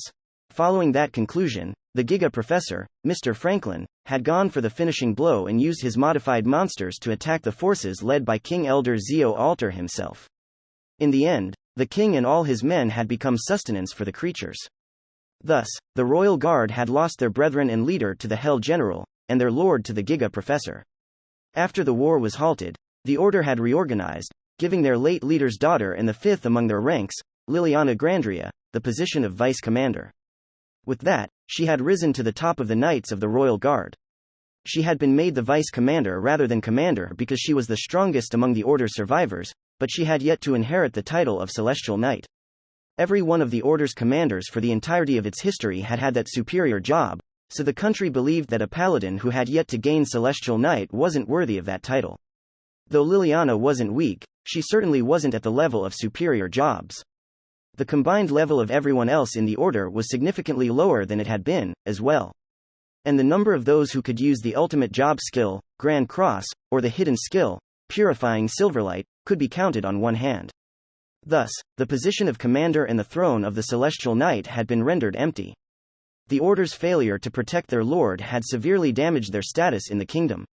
Countless people had looked down on them, and the surviving knights themselves had been extremely ashamed of their dishonor. Many had quit being knights, run away, or switched to other orders, reducing the size of the Royal Guard yet again. What had once been an elite army amounting to 300 had become a group of a mere 50. Still, all of those remaining had a strong will and a goal to go with it. Was it a craving for revenge against the Hell General and the Giga Professor? Did they wish to avenge their lord and many brethren? Wrong. That sentiment was certainly there, but it was nothing compared to what lay at the core of their beings. What they truly desired was simply to protect them. They wished to succeed where they'd once failed, to ensure the safety of the three princesses left behind by their lord and protect the people of the Kingdom of Alter. Bearing the many hardships, the members of the Order still gave their all to their role as knights. And so, they dashed. Reaching and breaking the limits of their power, the Order struggled against the abomination before them, the RSK. They gave their all to defeat their foe and rescue their princess, and their efforts made them shine like the protagonists of a knight epic. Oh, they're shining, all right, I said with a grin. Like candles in the wind. Looking around, I, Giga Professor, Mr. Franklin, saw members of the Royal Guard lying on the ground beneath us. Their total number had fallen below the already small 50, and those of them still able to move were few and far between. Most of them had been defeated by my RSK. He was a custom-made modified monster, a cracked sphere of flesh supported by 10 tentacles. The creature was based on evil offspring and ropers, and had potential to be classified among the more powerful members of them. Besides the tentacles, he didn't have any other Interesting features. It wasn't like I couldn't have added any, but considering his main target, doing so would have been pointless. His skill set in biological tissue were so complicated that he couldn't have been made by the standard monster creation skill. I had only been able to do it because of my superior embryo's ultimate skill, playing God, Pandemonium. Though custom-made and quite complex, the RSK was a monster I'd hurriedly created during the span of last night. I hadn't had time to test whether he could live and function properly, so the Royal Guard's presence here was very convenient in that regard. The many dead knights lying around him made it clear that the RSK was a success. All seems to be a-okay, I said, pleased. The attacks are on the weaker side, but that's not unexpected. The lack of damage made it entirely possible that the poor RG folk around it were simply dying, rather than dead. Of course, I intend to finish them off, I thought. The only still moving knights were Vice Commander Liliana and Linwhat's-his-face, the third among them. Sir Lindos. Let's use the stack, she called. Understood. Having some sort of plan, they split up and positioned themselves at 12 o'clock and 3 o'clock around the RSK, clearly readying themselves for a focused attack from both of those directions. Grand Cross. They shouted, causing a sky-reaching pillar of light to burst out from below the RSK. Grand Cross was a paladin's ultimate job skill. It created a cross-shaped stream of holy light energy which seared anything in its way, making it an ability not to be underestimated. And the two knights had cast it at the exact same time, increasing its damage to a factor of 2. Naturally, it was a formidable technique, and if the elements matched up, it could perhaps even fell a pure dragon in a single hit. The RSK was actually pure dragon tier when it came to stats, so the attack could have been extremely dangerous to him. Alas, it isn't, I said as I looked at the RSK, completely unhurt by the stacked Grand Cross. He didn't have a single burn. The immense attack had been about as effective as a mosquito bite, if not less. Seemingly irritated, the RSK fought back against the two attackers by either swinging his tentacles or opening many of its cracks and firing light projectiles from them. It can't be. How could the stack do nothing to it? Sir Linwhat's-his-face cried. Sir Lindos, not yet. It's too early to give up. Understood. And so, the two began attacking the RSK again. Looks like they still intend to struggle, I thought. Don't see why. It's useless, after all. Hey. You might have stood a chance if you weren't paladins, I grinned. Though, if that had been the case, I would have had them face a different product. Anyway, there was no reasonable way for a paladin, a job focused on the holy element and sword attacks, to win against the RSK. That's how I designed him, after all. He was equipped with the physical damage reducing material barrier and holy negation. In addition to those skills, he also had fire negation, poison negation, weakness negation, and intoxication negation, which were mostly just extras to the main feature, the one I'd prepared specifically for that guy. Hehehehehe, I chuckled. Man, I hope he doesn't take too long. I didn't know or care whether it was the hand of fate instantly making my hope a reality, but the RSK was suddenly assaulted by a grand flow of flame. The intense flamethrower was brought about by none other than Purgatorial Flames, an equipment skill from Miasmaflame Bracers, Gardronda. Of course, the RSK's fire negation made it come out completely unscathed. But what mattered right now was the very usage of the Purgatorial Flames, for that meant that he had finally come. He's here. He's here, he's here, he's here. I screamed. Though a bit later than I'd anticipated, the star of the show was finally on the scene. Are you all right? Ray Starling asked the other two, upon joining the RG in their fight. With his silver prism steed, he appeared extremely prince-like, making his arrival seem reminiscent of another chapter in some night tale. And holy shit, is that hilarious. Ray? Why are you here? Liliana cried. What a retarded question, I thought. Through my observations, I'd noticed that he was a man acting on the most hero-like impulses. If anyone before his eyes was in peril, he'd rush to help them while completely ignoring all related limitations and risks. I'm not exactly a fan of a scenario where a child gets kidnapped. It'd leave a bad taste in my mouth, he said, proving my point. He simply hadn't been able to stop himself from getting involved in tonight's event. I'm also here to beat the crap out of that guy, he added, looking at me. Oh? You thought that far? I said. Man, that sure is something. Again, I was fully aware that he disregarded his limitations and risks. But I hadn't actually expected him to come here intending to win against me, a superior. He was looking straight at me. Were his eyes full of antagonism? Hatred? Frustration? No. He was simply mad. Kee-haw. Unable to hold it in, I laughed in a weird manner. He was completely serious. I knew very few people who were as earnest about infinite Dendrogram as him. I could only name her, well, him, in this world. And then there was the king of Tartarus, and of course me. As expected of a maiden's master. Or perhaps he was a maiden's master because he was this kind of person? Regardless, I liked him a lot and was very pleased with his presence here. After all, breaking him will feel so good, I thought with satisfaction. Flamingo, you're going to be getting your due for what you did today and yesterday, Ray snarled. Ahaha, then I'm giving you yours for what you did a week ago, dog ears, I grinned. Welcome, Ray Starling, I thought, smirking. The RSK, your nemesis, awaits. West of the Dual City, Gened Grasslands, Paladin, Ray Starling, the stage is set and the cast is here. Haha, for reasons unknown to me, Franklin cackled, clearly unable to contain his amusement.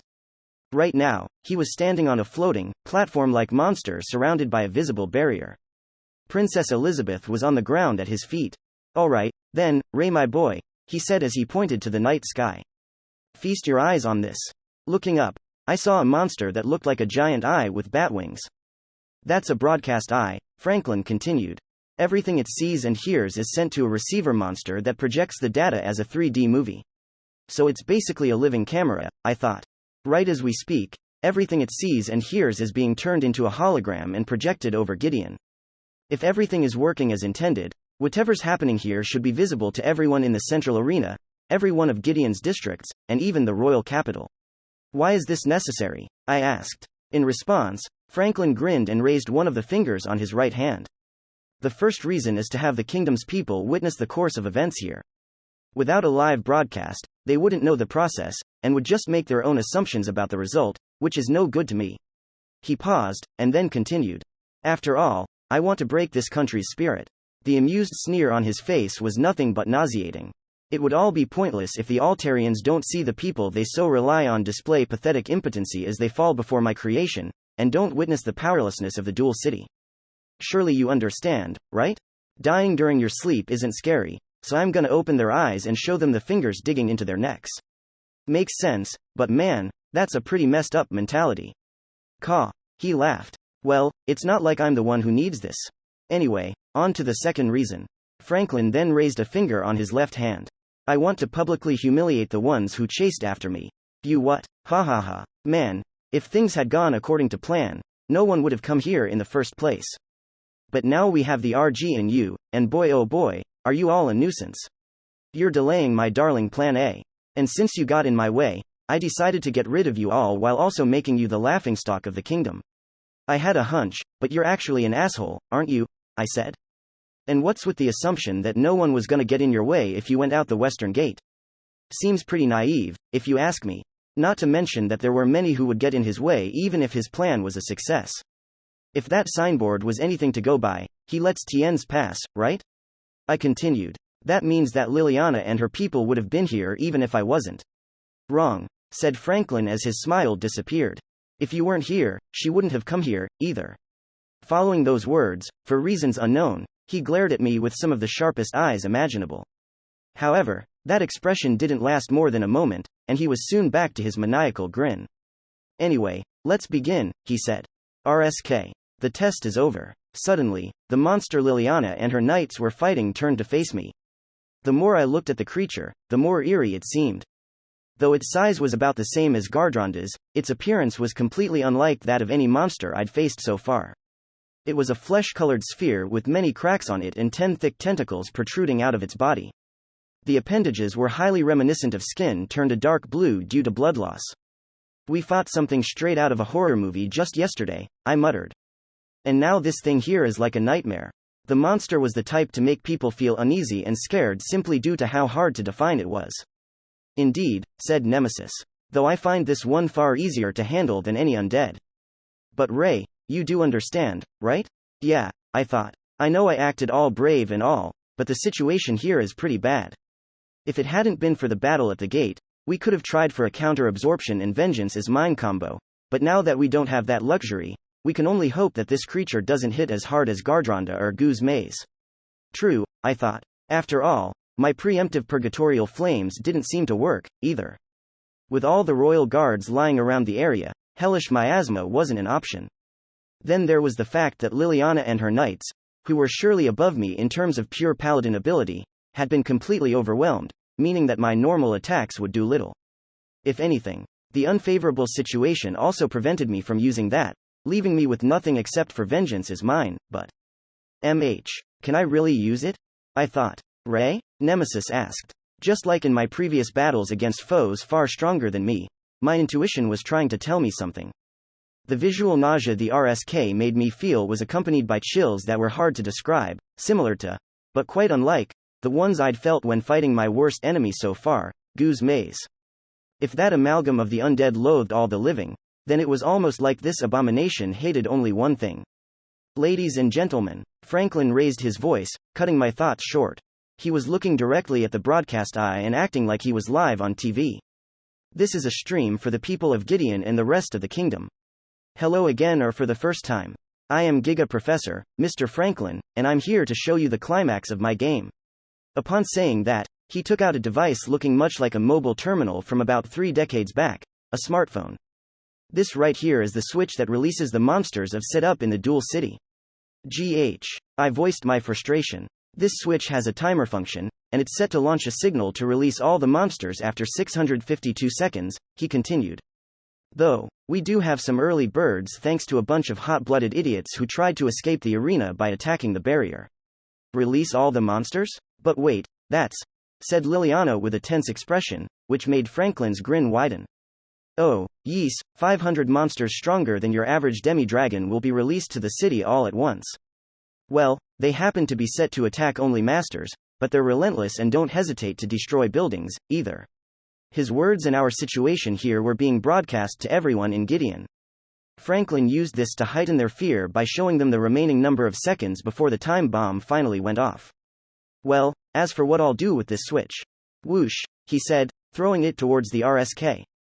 The monster responded to the action by opening its fleshy sphere and taking the switch inside before closing again, which was a scene highly reminiscent of a Cleone feeding. So yeah, there are about 600 seconds left until the signal goes out, and the only way to stop it is to kill my boy the RSK here. Franklin fell silent for a moment before pointing to Liliana in an exaggerated manner and speaking up again. The ones braving this fight are these noble paladins, the Vice Commander and Third Knight of the Royal Guard, Lady Grandria and Sir Lindos. After pointing to them, and let's not forget the only master here, another paladin, Ray Starling. His finger was redirected at me. Can the 3 paladins protect the city of duels? It all rests in their hands. With excessively grandiose presentation, he was setting up the stage for the public humiliation he was talking about. So, thus came his final words. Blame them when the city's gone, okay? Which he said with nothing but malice and glee. What an incorrigible bastard, exclaimed Nemesis. He sure is, but comments about him will have to wait, I thought. The flesh-colored orb was already making a move. The many cracks on its surface all opened up like wounds and released dazzling streams of eye-piercing light. Feeling as though I was barraged by countless camera flashes, I could barely keep on looking at it. A blinding move? I exclaimed. Ray, this light is followed by an attack. Liliana warned us, but my silver was already dashing away. Suddenly, something hit the place I was at and exploded. They were light projectiles the RSK fired during the blinding flashes, and their power was about 3 times greater than the white lance gems I'd used. However, that was the extent of it. I'd failed to evade one of them. The impact had been nothing impressive, while the damage had only cost me about 1/10 of my HP. This isn't beyond us, cried Nemesis. Indeed. We could do this, no problem. I simply had to bear its attacks, heal myself, and land a vengeance is mine after getting enough damage. From what I'd seen of the Royal Guard's fight against it, the RSK had a constantly active barrier against physical damage and extremely high resistances against holy attacks and fire. However, the damage from vengeance was fixed and doubled, making it perfectly capable of taking out large portions of the thing's HP. At least, that's how it should go, I thought. But why am I feeling so uneasy? Your intuition rarely fails when we're in a predicament, said Nemesis. There might be more to this abomination than meets the eye. However, vengeance is our only option against it, so that's what we have to go with, I agreed. Oh, by the way, said Franklin. The barrier of this darling I'm riding right now is directly linked to the RSK, so you have to beat my boy even if you prioritize saving the princess. Even more reason to use it, then. Looks like it's do or die, said Nemesis. Yeah, I nodded. Let's go. Certainly. With that settled, I made Silver gallop towards the RSK. Making sure not to stop for a second, I evaded, or purposely took, the light attacks while occasionally going on the offensive myself. All of my sword slashes were negated by the barrier on its surface, and the same went for my purgatorial flames. However, due to the beast being so abnormal, I didn't stop my fruitless attacks, hoping that I could perhaps find a source of its power or something. Of course, I also didn't neglect to use my healing magic or items to keep my HP up. Thanks to my 5000 plus HP, Paladin's Aegis, my general endurance, and the RSK's lacking offensive abilities, I was able to stack up a considerable amount of damage. It all seemed to be going very well. But my unease showed no signs of abating. Wait, the accumulated damage is. What? Said Nemesis. No, it's pretty clear it came from the abomination, but. Nemesis? Oh, sorry. It's just that. I just felt something off. About the accumulated damage, right? I thought. Nemesis seemed to have an ability to feel the enemies that have damaged us. She'd used it during the Goose Maze battle, too. Off. In what way? I asked. The damage is clearly coming from this RSK monster, but it feels like it's scattered all over. Scattered? If I were to liken it to something from your world, I'd say that it feels as though I'm looking at an X-ray displaying the spread of cancer cells within the body. Wait, doesn't that mean that the RSK is still the thing that's accumulating damage? Yes, that's correct. She replied, and even though it was telepathic, I could easily tell that she felt uneasy about this unfamiliar sensation. Let's try using it once, I said. I don't believe we have enough damage to kill it, though. And that's exactly why we have to try. My gut and your feeling are telling us that something's wrong. Rather than having to deal with something unexpected when we go for the finisher, we should confirm our suspicions right now. Very well, Silver, I shouted as I kicked my steed's sides and pulled his reins, making him speed towards the RSK. Passing the barrage of light attacks, we closed the distance between us and the abomination. Once it was within range, I swung Nemesis at one of its tentacles, fully intending to cut it off. Then we used the ace up our sleeve, our only means of fighting it. Vengeance is mine. We shouted in unison, activating the skill that had felled many of our opponents. Our first foe, the demi-dragon worm. The tri-faced beast of flame and poison, great miasmic demon, Gardronda. The amalgam of people's death and malice, revenant ox horse, Goose Maze. With all the powerful enemies it had helped us defeat, it was small wonder why it was our most trusted skill. Now, we had used it on the mysterious creature called the RSK. How? Nemesis said in bewilderment, and not without reason, for Vengeance hadn't heard it in the least. My greatsword had simply slipped on the RSK's surface, not destroying a single inch of it. The attack had rendered us defenseless, and a light projectile that came from one of the monster's cracks landed directly on me. It took away about a third of my total HP, but I couldn't manage to care about that. Why? I murmured. The only thing on my mind was my skill. Vengeance is mine. It doubled the damage I'd received from my enemies and brought it back to them, completely ignoring any defenses. It had worked every time I'd used it on anything that had accumulated damage on me. However, it had had absolutely no effect on the RSK. Oh man, what a great expression. I heard a voice thick with intoxication. Franklin, I shouted. His face was still in a smile, but unlike the basic grin from before, it had become a thoroughly amused sneer. Ahaha, you look so dumbfounded. Have no idea what's going on, huh? Why? How? Wasn't our vengeance absolute and unmatched, Nemi Wemi? Lol. Must have been hard to be cast as Nabuta just because of your glasses, eh, Rayboy? WH. Oh, now you look even more surprised. Man, I'm loving this to bits. The thing he just referred to was something I'd only told Nemesis. And that had been after Flamingo had left us. The fact that he knew it could only mean one thing. That drug you gave me had more than just the dog ear thing in it, huh? I snapped. Oh, yeah it did, he answered as he reached into his pocket and took out a drug bottle filled with the exact same mixture he'd given me yesterday. The drug I gave you was a lesser elixir and animal ear drug cocktail. He then opened the bottle and poured the contents into his hand. But there was more than just the drug in there, he said as liquid flowed out of the palm, leaving behind a marble-sized object. This little beauty is a PSS, a peeping spy slime. They're always in a liquid state, have no means of fighting, and get digested by humans in about 24 hours. But in exchange for being so powerless, for as long as they're alive, they send me the stats, skill info, and the words of those they've been ingested by. His grin widened. Getting the person to not find it suspicious or stay online can be a bit hard, I'll tell you that. Couldn't you have gone with something else? I thought as I put my hand on my mouth in disgust. I can't believe I drank a damn slime.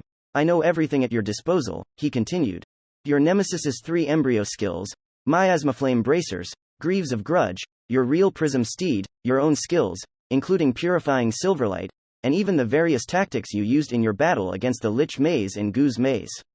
That was everything I had. Everything I could attempt to do had been leaked to him. And my boy the RSK here was made to counter everything you've got, he finished proudly. As in, Vengeance's mind doesn't work on him, he doesn't give any debuffs, he negates purgatorial flames, hellish miasma, purifying silverlight, and even Grand Cross, if you had it. Standard attacks of your level don't hurt him, either.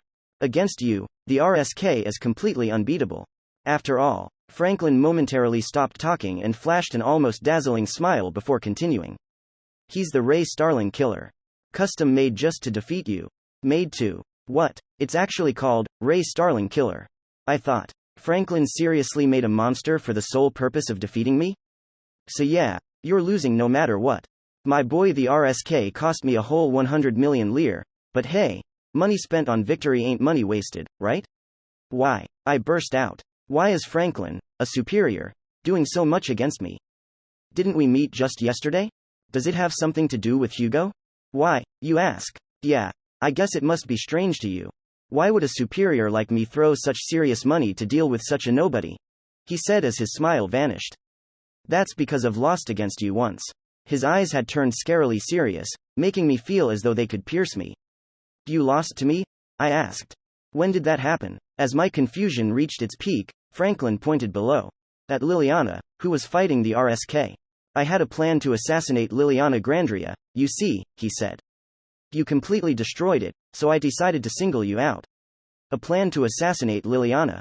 Does he mean the time If you hadn't gotten involved, that bear man wouldn't have been there either, and the 50 demi-dragon worms would have surely taken care of Liliana. You ruined my plan and made me lose, Ray Starling. Bear man, my brother. 50 demi-dragon worms, old Rev Orchard. And then, a guy with glasses told me, if you have this incense, you can go get some from the orchard outside.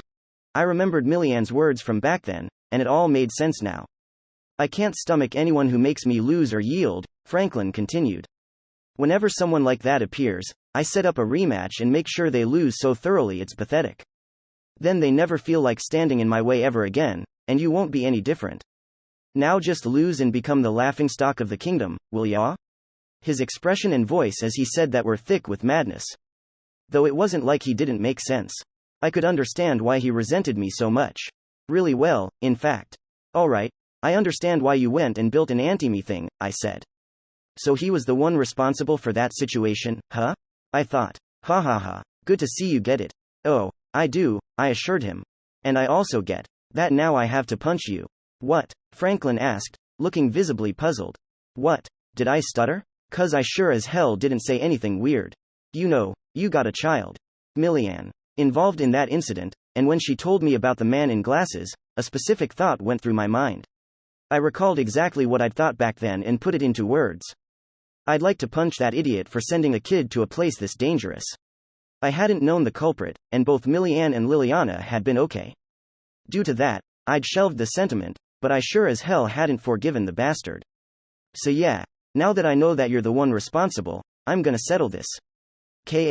I'll say it again. I raised my bracer-covered hand and pointed my index finger directly at him before making my proclamation. My fist is going straight into your face. Keep it clean for me, superior. Do your worst. Newbie. Following that exchange, the RSK moved to stand between me and Franklin. This thing was a monster a superior had made for the sole purpose of defeating me. Thus, it made perfect sense that Liliana and her knights had had such a hard time with it. It's because they're paladins, I murmured. The countermeasures made against my job were fully functional against them, as well. Damn shame, I thought. Still, if they hadn't been paladins, Franklin would have probably released some other monsters. He could actually do so now, if he so desired, but he didn't, because he wanted to break my spirit by making me lose completely and create a show where those protecting the city got defeated by a single monster without anyone leaving as much as a scratch on it. Franklin probably would summon more monsters if we defeated the RSK. However, with the RSK gone, we would stop the monster release in Gideon, and the disappearance of the barrier would give us a chance to save the princess. There's no change to what we have to do, then, I said. We kill the Ray Starling killer. Man, what a damn stupid name. For that, we must find out why vengeance doesn't work on it, added Nemesis. I think I know why. Let me just see if I'm right, I said as pulled on Silver's reins, making him stop. Ray? I closed my right eye and made my left one open wide before placing my left hand on my face and looking at the RSK through the gap.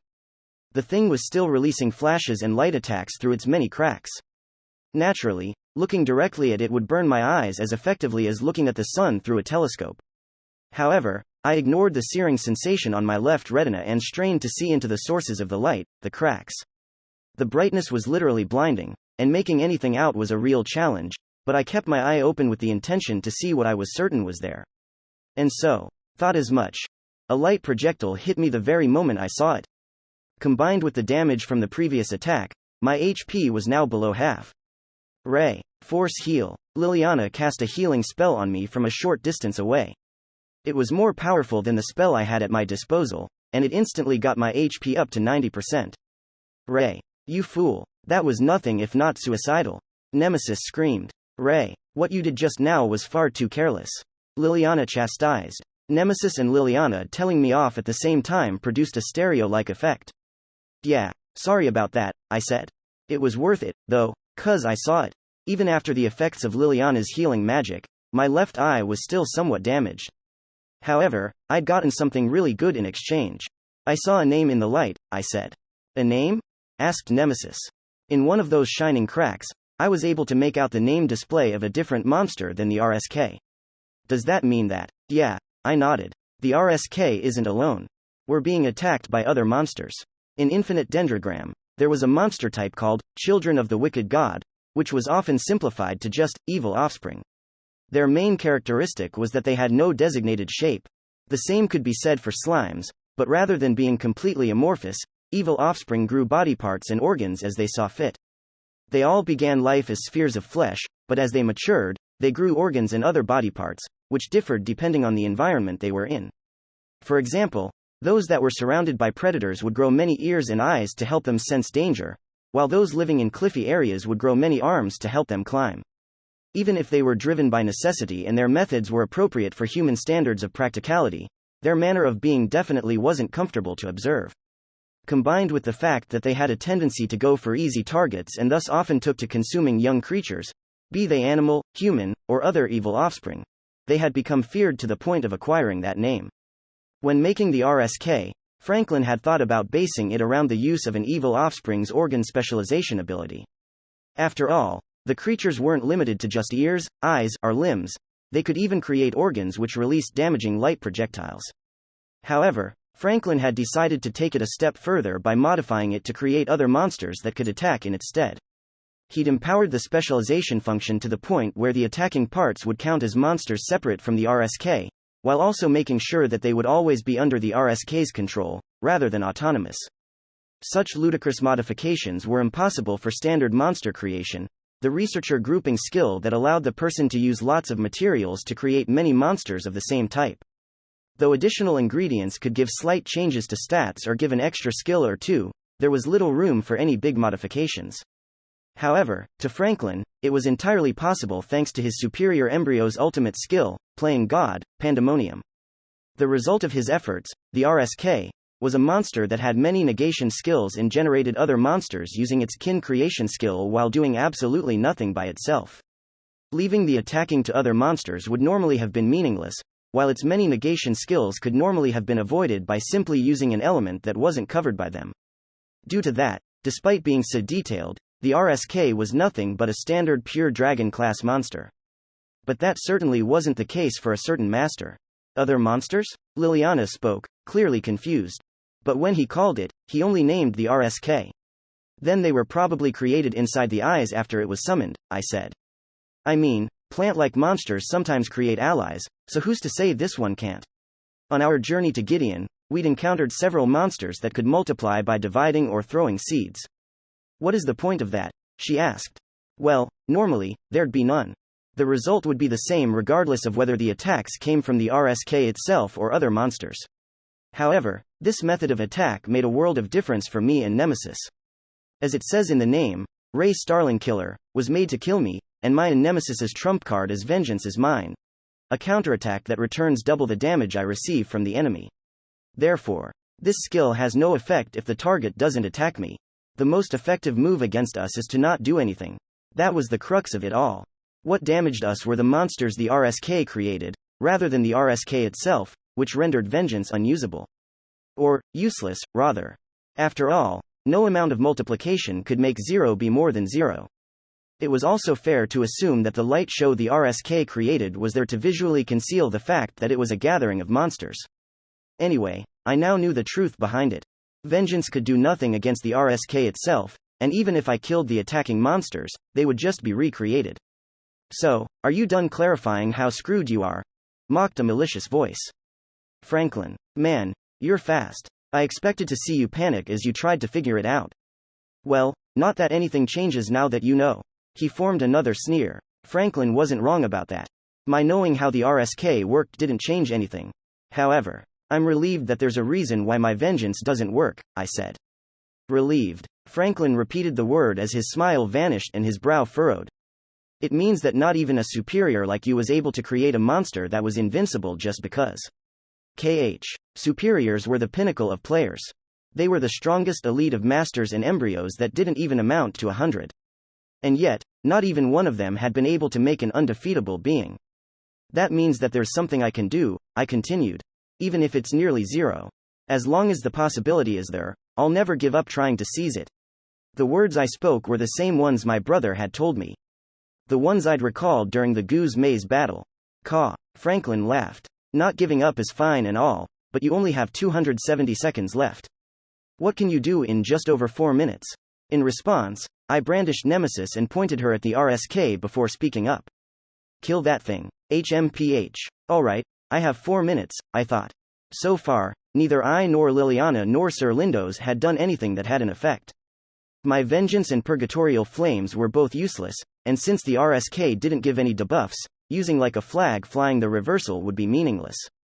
Hellish miasma wasn't an option, either, since there were people lying around it. Then again, if Franklin was telling the truth, it wouldn't have had any effect, either. I murmured. Vengeance is mine doesn't work on him, he doesn't give any debuffs, he negates purgatorial flames, hellish miasma, purifying silverlight, and even Grand Cross, if you had it. Upon recalling Franklin's words, I realized that there were two strange things about them. First, there was the fact that he had gone out of his way to tell me what the RSK negated. If he'd stayed quiet, I would have wasted a bunch of the little time we had left just attempting those skills, and he would have derived enjoyment from watching me try and fail. Why did he say it and throw that scenario to the wind? I thought. Did it just slip out because he was feeling uppity? Or is there some other reason? The second strange thing was the fact that the measures he'd named didn't cover everything I had. Oh, yeah, I muttered. He did say that it was 24 hours. That PSS had been alive and feeding my info to Franklin for a whole day since yesterday morning. Due to that, it wasn't strange for him not to know it. Still, it's unlikely that I can win against it with just this and. Wait, I thought. If I combine these two things, I might have a chance. Ray? Asked Nemesis. We have a way to turn this thing around, I said. And I don't think that Franklin knows about it. You mean that? Yeah, that, I replied. If we mix it with another gamble, we might be able to win against that thing. The risk is pretty great, though. If I'm wrong, what we'll do here will be pretty suicidal. I don't believe that any risks we take can be worse than us losing this fight. Good point. Still, there's a problem. I looked at the RSK. Or, rather, at the ground around it. There were a number of incapacitated Royal Guard knights there, and I couldn't make my move until I helped them. I was about to go and try getting them away from there. You have a plan, yes? Sir Lindos stopped fighting the RSK and asked. It's a huge gamble, I replied. But if it goes well, I might be able to take care of the monster release time limit. Can I help in any way? His words made my eyes open wide. I'd only met him yesterday and seen him once again today, but from that alone, I figured that he didn't have the best opinion of us masters. I know what you want to say, he continued. However, my opinion means little here. What's important right now? Are the people of Gideon and the princess? I completed his sentence. Exactly. Sir Lindos put on a smile, to which I responded with my own. Now, is there anything Lady Grandria and I can do? He asked. I would like you to move the Royal Guard near the RSK away from it, I answered. Do it within the next 2 minutes and take them at least 100 meter. I mean, metals, away. The build-up would probably take 2 minutes. Also, you need to keep the RSK in place and make sure you're nowhere near it when I get close. That sure is a lot of orders. But very well. Did you hear him, Lady Grandria? Yes. Leave the rescue to me. Liliana called. Then I shall keep it from moving. The two split the roles and charged towards the RSK. Liliana evaded the light projectiles and saved the Royal Guard members while Sir Lindos kept the RSK in place. Their skill as paladins was clearly greater than mine, and I would have been lying if I'd said it didn't move me. Let's not fall behind. Silver, I called. My mount neighed. Windhoof. Activate. Thus, I used one of the skills on my prism steed, Zephyrus Silver.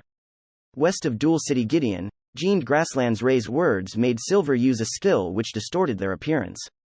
It was caused by Windhoof's compressed air barrier bending the light around them. Why now? Franklin asked, slightly surprised and confused. It wasn't because he was witnessing something unknown. Quite the opposite, he knew the skill well, but he didn't see any reason to use it. I mean, that's a skill for mobility and defense, right? Since PSS had been inside Ray when he'd acquired the Prism Steed, Franklin had received its info and knew the details of Windhoof. It was a compressed air barrier skill with a flying, or rather, airwalking, ability as a bonus. Windhoof certainly wasn't special, either, as mount-type special equipment or monsters with similar skills weren't all that uncommon. Franklin's countermeasure to this barrier was already in place, too. After all, the many light projectiles fired by the monsters inside the RSK would have little trouble breaking through it. He would have added some defensive function if Windhoof had been an attack skill, but that just wasn't the case.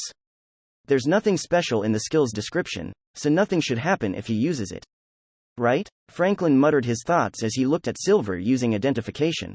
However, the confirmation did little to abate his inexpressible unease. Franklin wasn't actually wrong in the least. Windhoof was most definitely a skill for a compressed air barrier and aerial movement, and normally, it wouldn't be anything to worry about.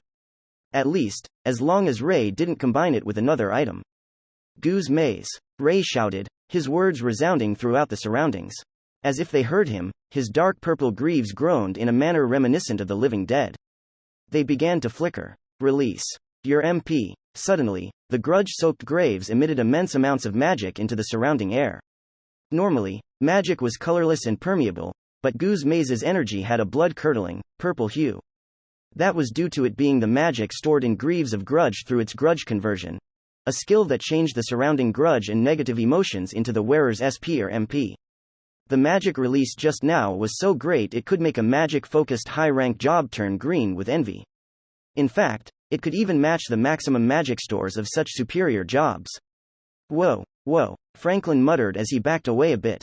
The magic was equivalent to hundreds of thousands of MP, a number most maxed-out spellcasters could only dream of. So this is that skill. Of course, Franklin knew of grudge conversion, as well. However, he didn't see what had caused the magic stored to become that great. Where did he get all this brew? Damn it. Realizing the cause, Franklin cut his words short and cursed. It's me, the grudge. The negative emotions came from the game that Franklin had started. He'd let his player killers and modified monsters run rampant throughout the city, and live-streamed himself laughing that he would release even more. Naturally, that had caused the tens of thousands of Gideoners to feel fear, which had then been absorbed by Goose Maze during Ray's ride through the city. Though Goose Maze's nature made it so that its greatest source of energy was the grudge of the dead, the fear of the living was viable as well. Naturally, it was far weaker, but when it came from tens of thousands of people, the gathered MP could reach immense numbers. Did I mess up? Thought Franklin. No, this phenomenon was unavoidable. Wait, the problem here is. During the RSK's creation, he'd pictured scenarios in which Ray used the MP from Goose Maze on Purgatorial Flames, Hellish Miasma, or Reversal, that those were already taken care of. With those things out of the way, Franklin wanted to know the purpose behind Ray releasing all that magic power. The answer to his question came quickly, since the purple magic in the air was suddenly absorbed by Silver. What followed was a mighty wind, coming from every direction imaginable. No, wind wasn't appropriate, as Silver was simply absorbing all the surrounding air, all for the purpose of unleashing the full potential of Windhoof. the skill using the rider's MP to create a barrier of compressed air. The hundreds of thousands of MP allowed Silver to gather so much air that both he and Ray disappeared from sight. The barrier had become so dense that it no longer allowed any light to pass, leaving behind nothing but a pitch-black sphere. Upon seeing it, Franklin instantly realized that, in this situation, the barrier wasn't actually a barrier. "RSK. Move. Get away from there," Franklin shouted. Since no light could pass through the sphere, anyone inside wouldn't be able to see what was outside. If the RSK moved, Ray would be rendered unable to hit it. "I won't allow that." But the RSK's movements were stopped by a certain paladin, Sir Lindos. "Grand Cross," he shouted, unleashing his most powerful attack. Just like before, the holy light did nothing to hurt the RSK, but that didn't matter, for even if it didn't take any damage, the pressure of the mighty skill dulled its movements. With that, the stage was set for Ray to unleash his attack.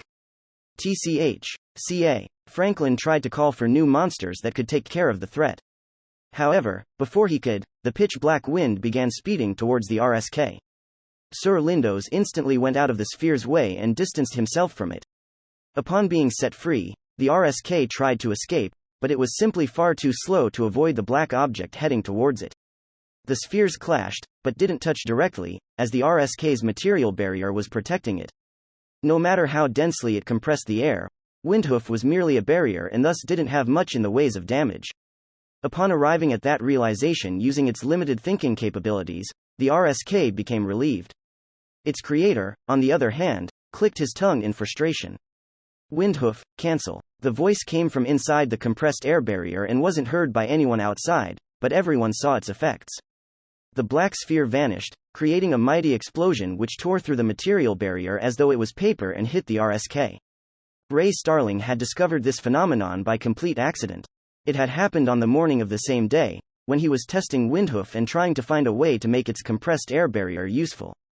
Even when Ray gave it all of his maximum MP, the resulting barrier couldn't shield him from attacks by the most basic monsters in the next planes, and he concluded that it was due to his MP being too low to unleash its full potential. Then Ray got the idea to combine the skill with his grudge-soaked greaves. Ever since he'd gotten the item, grudge conversion had been stocking up on a decent amount of MP, certainly greater than Ray's own maximum, at least, and he figured that it could be used to create a powerful barrier. He turned out to be correct, and the resulting compressed air shield was strong enough to hold even when he got swarmed by monsters. It had the negative of rendering him incapable of seeing anything around him, but Ray figured that he could find a use for it regardless. With his experiment done, he decided to fight the monster swarming him. However, when he disabled Windhoof, Silver's surroundings exploded. Or perhaps burst was the better word for it. Surrounded by clouds of dust and a rain of monster guts, both Ray and Nemesis tilted their heads in confusion. However, there was nothing curious about this. Windhoof's barriers were made of gathered and compressed air, which didn't disappear after the skill was cancelled. So, upon losing its container, the air got scattered into the surroundings, creating an explosion in the process. It was much like a bursting balloon, only hundreds, or thousands, of times greater. The only thing separating it from a bomb was the fact that there were no life-threatening shrapnel, but the explosive pressure was more than enough to tear a living being apart. Upon further thought, Ray realized that the result was nothing if not obvious. Fortunately, Silver himself was designed to not get caught up in the explosion, so Ray and Nemesis were completely fine. Otherwise, he'd have gotten the death penalty.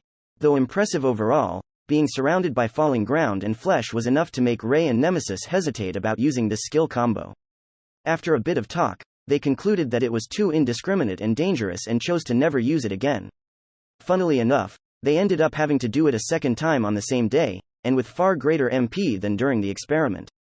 Ray himself had had no idea just how powerful Windhoof would become when he gave it all the hundreds of thousands of MP from his greaves. However, looks like it was enough to break through its barrier, Ray said as he looked at the RSK, lying on the ground, its insides exposed due to having lost its upper half. The abomination wasn't the only thing that had been caught up in the explosion. The surrounding ground looked as though it had been turned upside down, making the area seem more like a wasteland than a grassland. The damage caused was far greater than Ray had expected, and if there had been any other people nearby, the results would have been nothing but tragic. Yeah, this definitely wasn't a skill I could use when the Royal Guard were lying here. Ray worriedly looked around and saw Liliana and her knights, safe and sound. Right, then, he said as he turned to the RSK again. It wasn't over yet, as the monster still hadn't become particles of light. Ray didn't find that surprising, since he hadn't expected Windhoof's explosion to be enough. Yeah, I figured as much, he muttered as he noticed that the RSK began gradually regenerating. Just like with Goose Maze, his enemy from yesterday, the flesh expanded and rebuilt the parts of the body it had lost. With the RSK being a creature that could spawn monsters, the presence of a regenerative ability was par for the course. Thus, Ray made the move he had in mind. Let's go, he said as he made Silver dash towards the abomination. The RSK's regeneration speed increased exponentially in relation to the volume it regained, and soon enough, its offensive function was back up. The cracks opened up again and began firing light projectiles towards Ray. Their amount was significantly lower than before, but the reason for that was obvious. Not only had the explosion from Windhoof exterminated all the attacker minions it had had in its upper part, but the RSK was too preoccupied with regeneration to dedicate any energy to their creation. Breakthrough. Silver. The prism steed ran on the air and gracefully avoided the light projectiles as he closed in on the RSK. You can make it, Ray shouted. The moment he was in range, Ray jumped off Silver's back and forced his left arm into the RSK's last wound. Though the meaty pressure wasn't pleasant, it wasn't strong enough to crush his limb. Gardronda. He shouted, preparing his left bracer, the flamethrower, to fire. Ha! Now that's just pointless, said Franklin in a mocking voice that Ray was already familiar with, much to Ray's dismay. Didn't I tell you that purgatorial flames and hellish miasma don't work? The jerk was nowhere in sight, but his voice resounded throughout the surroundings. That attack sure as hell surprised me, but it's not like you can do it again, right? Yeah, Ray replied. It drained all the MP I had in Goose Maze, so it's not an option anymore. Then you're out of moves, huh? Franklin sneered. Nope, Ray grinned in response. I can still burn this thing down. Why, though? Franklin said. You should know by now that purgatorial flames don't work on him. I mean, you tried it yourself. Franklin spoke nothing but the truth. But does it negate regardless of where I fire? Ray asked. The words made Franklin fall silent. Wouldn't the fire work if it came from inside? Ray added. Ray believed it was entirely possible that the negation effect was only present on the surface. Honestly, if it could really negate the fire no matter what, I don't think you'd have told me that, he went on. I mean, you're a huge asshole. That was Ray's primary reasoning. He had a feeling that Franklin wouldn't have said that if the RSK hadn't had some sort of weakness. That's pointle, Franklin began. Is it? I'll see it for myself. With those words, Ray poured all his remaining MP into his miasma flame bracers. Why? Purgatorial flames, full power. Thus, demonic fire began rampaging within the RSK. They filled its corpus, burst out of its many cracks, and even roared through the hole Ray forced his arm into. The RSK's body, attacker minions, central nerves, Ray's left arm. All of it got caught in the crimson blaze. Well, my natural enemy. Let's test our endurance. Ray shouted.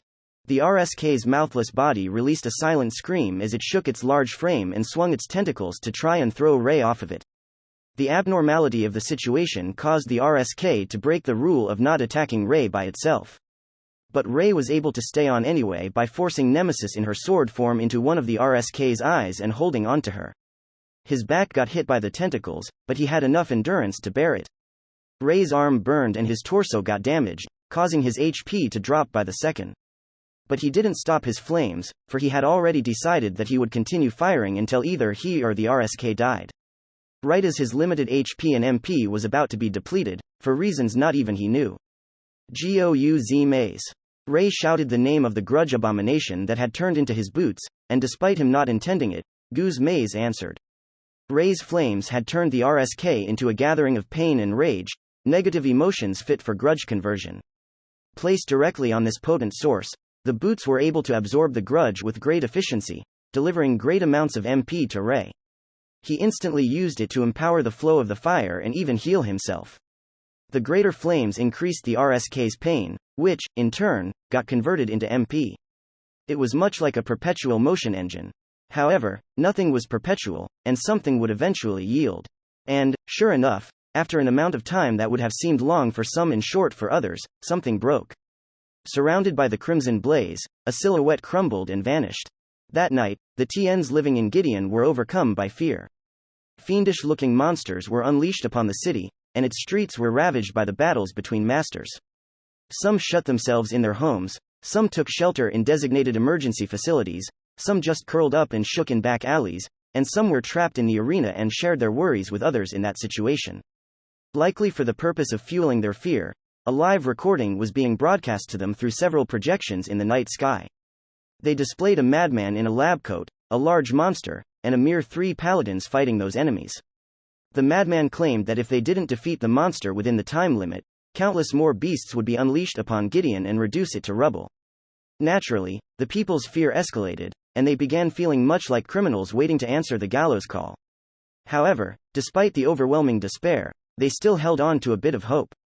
After all, the 3 paladins were still fighting the enormous abomination, and their struggle against the odds was more than enough for the people to not give in to despair. Eventually, the monster and the young man, the sole master among the 3, were both engulfed in flames. The fire he'd released burned not just the abomination, but himself, as well, and to add to that, the monstrosity's large tentacles were repeatedly attacking him. Despite it all, he didn't give up or show any signs of stopping.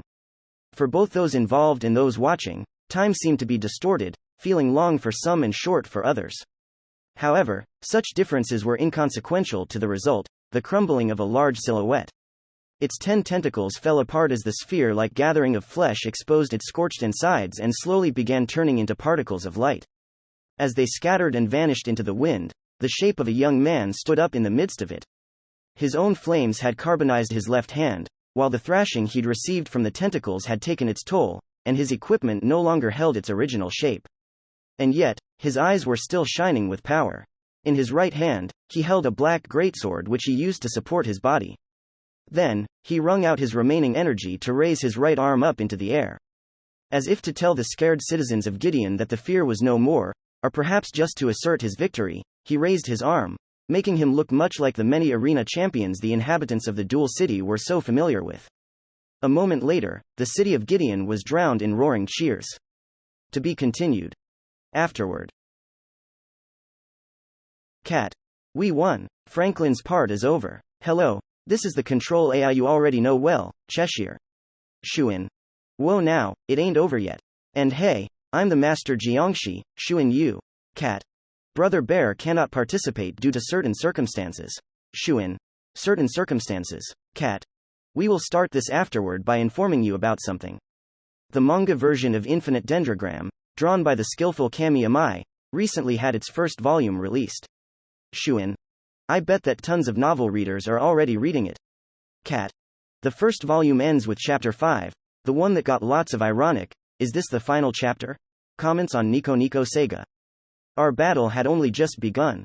Shuin. Stop adding untimely endings to stuff. Cat.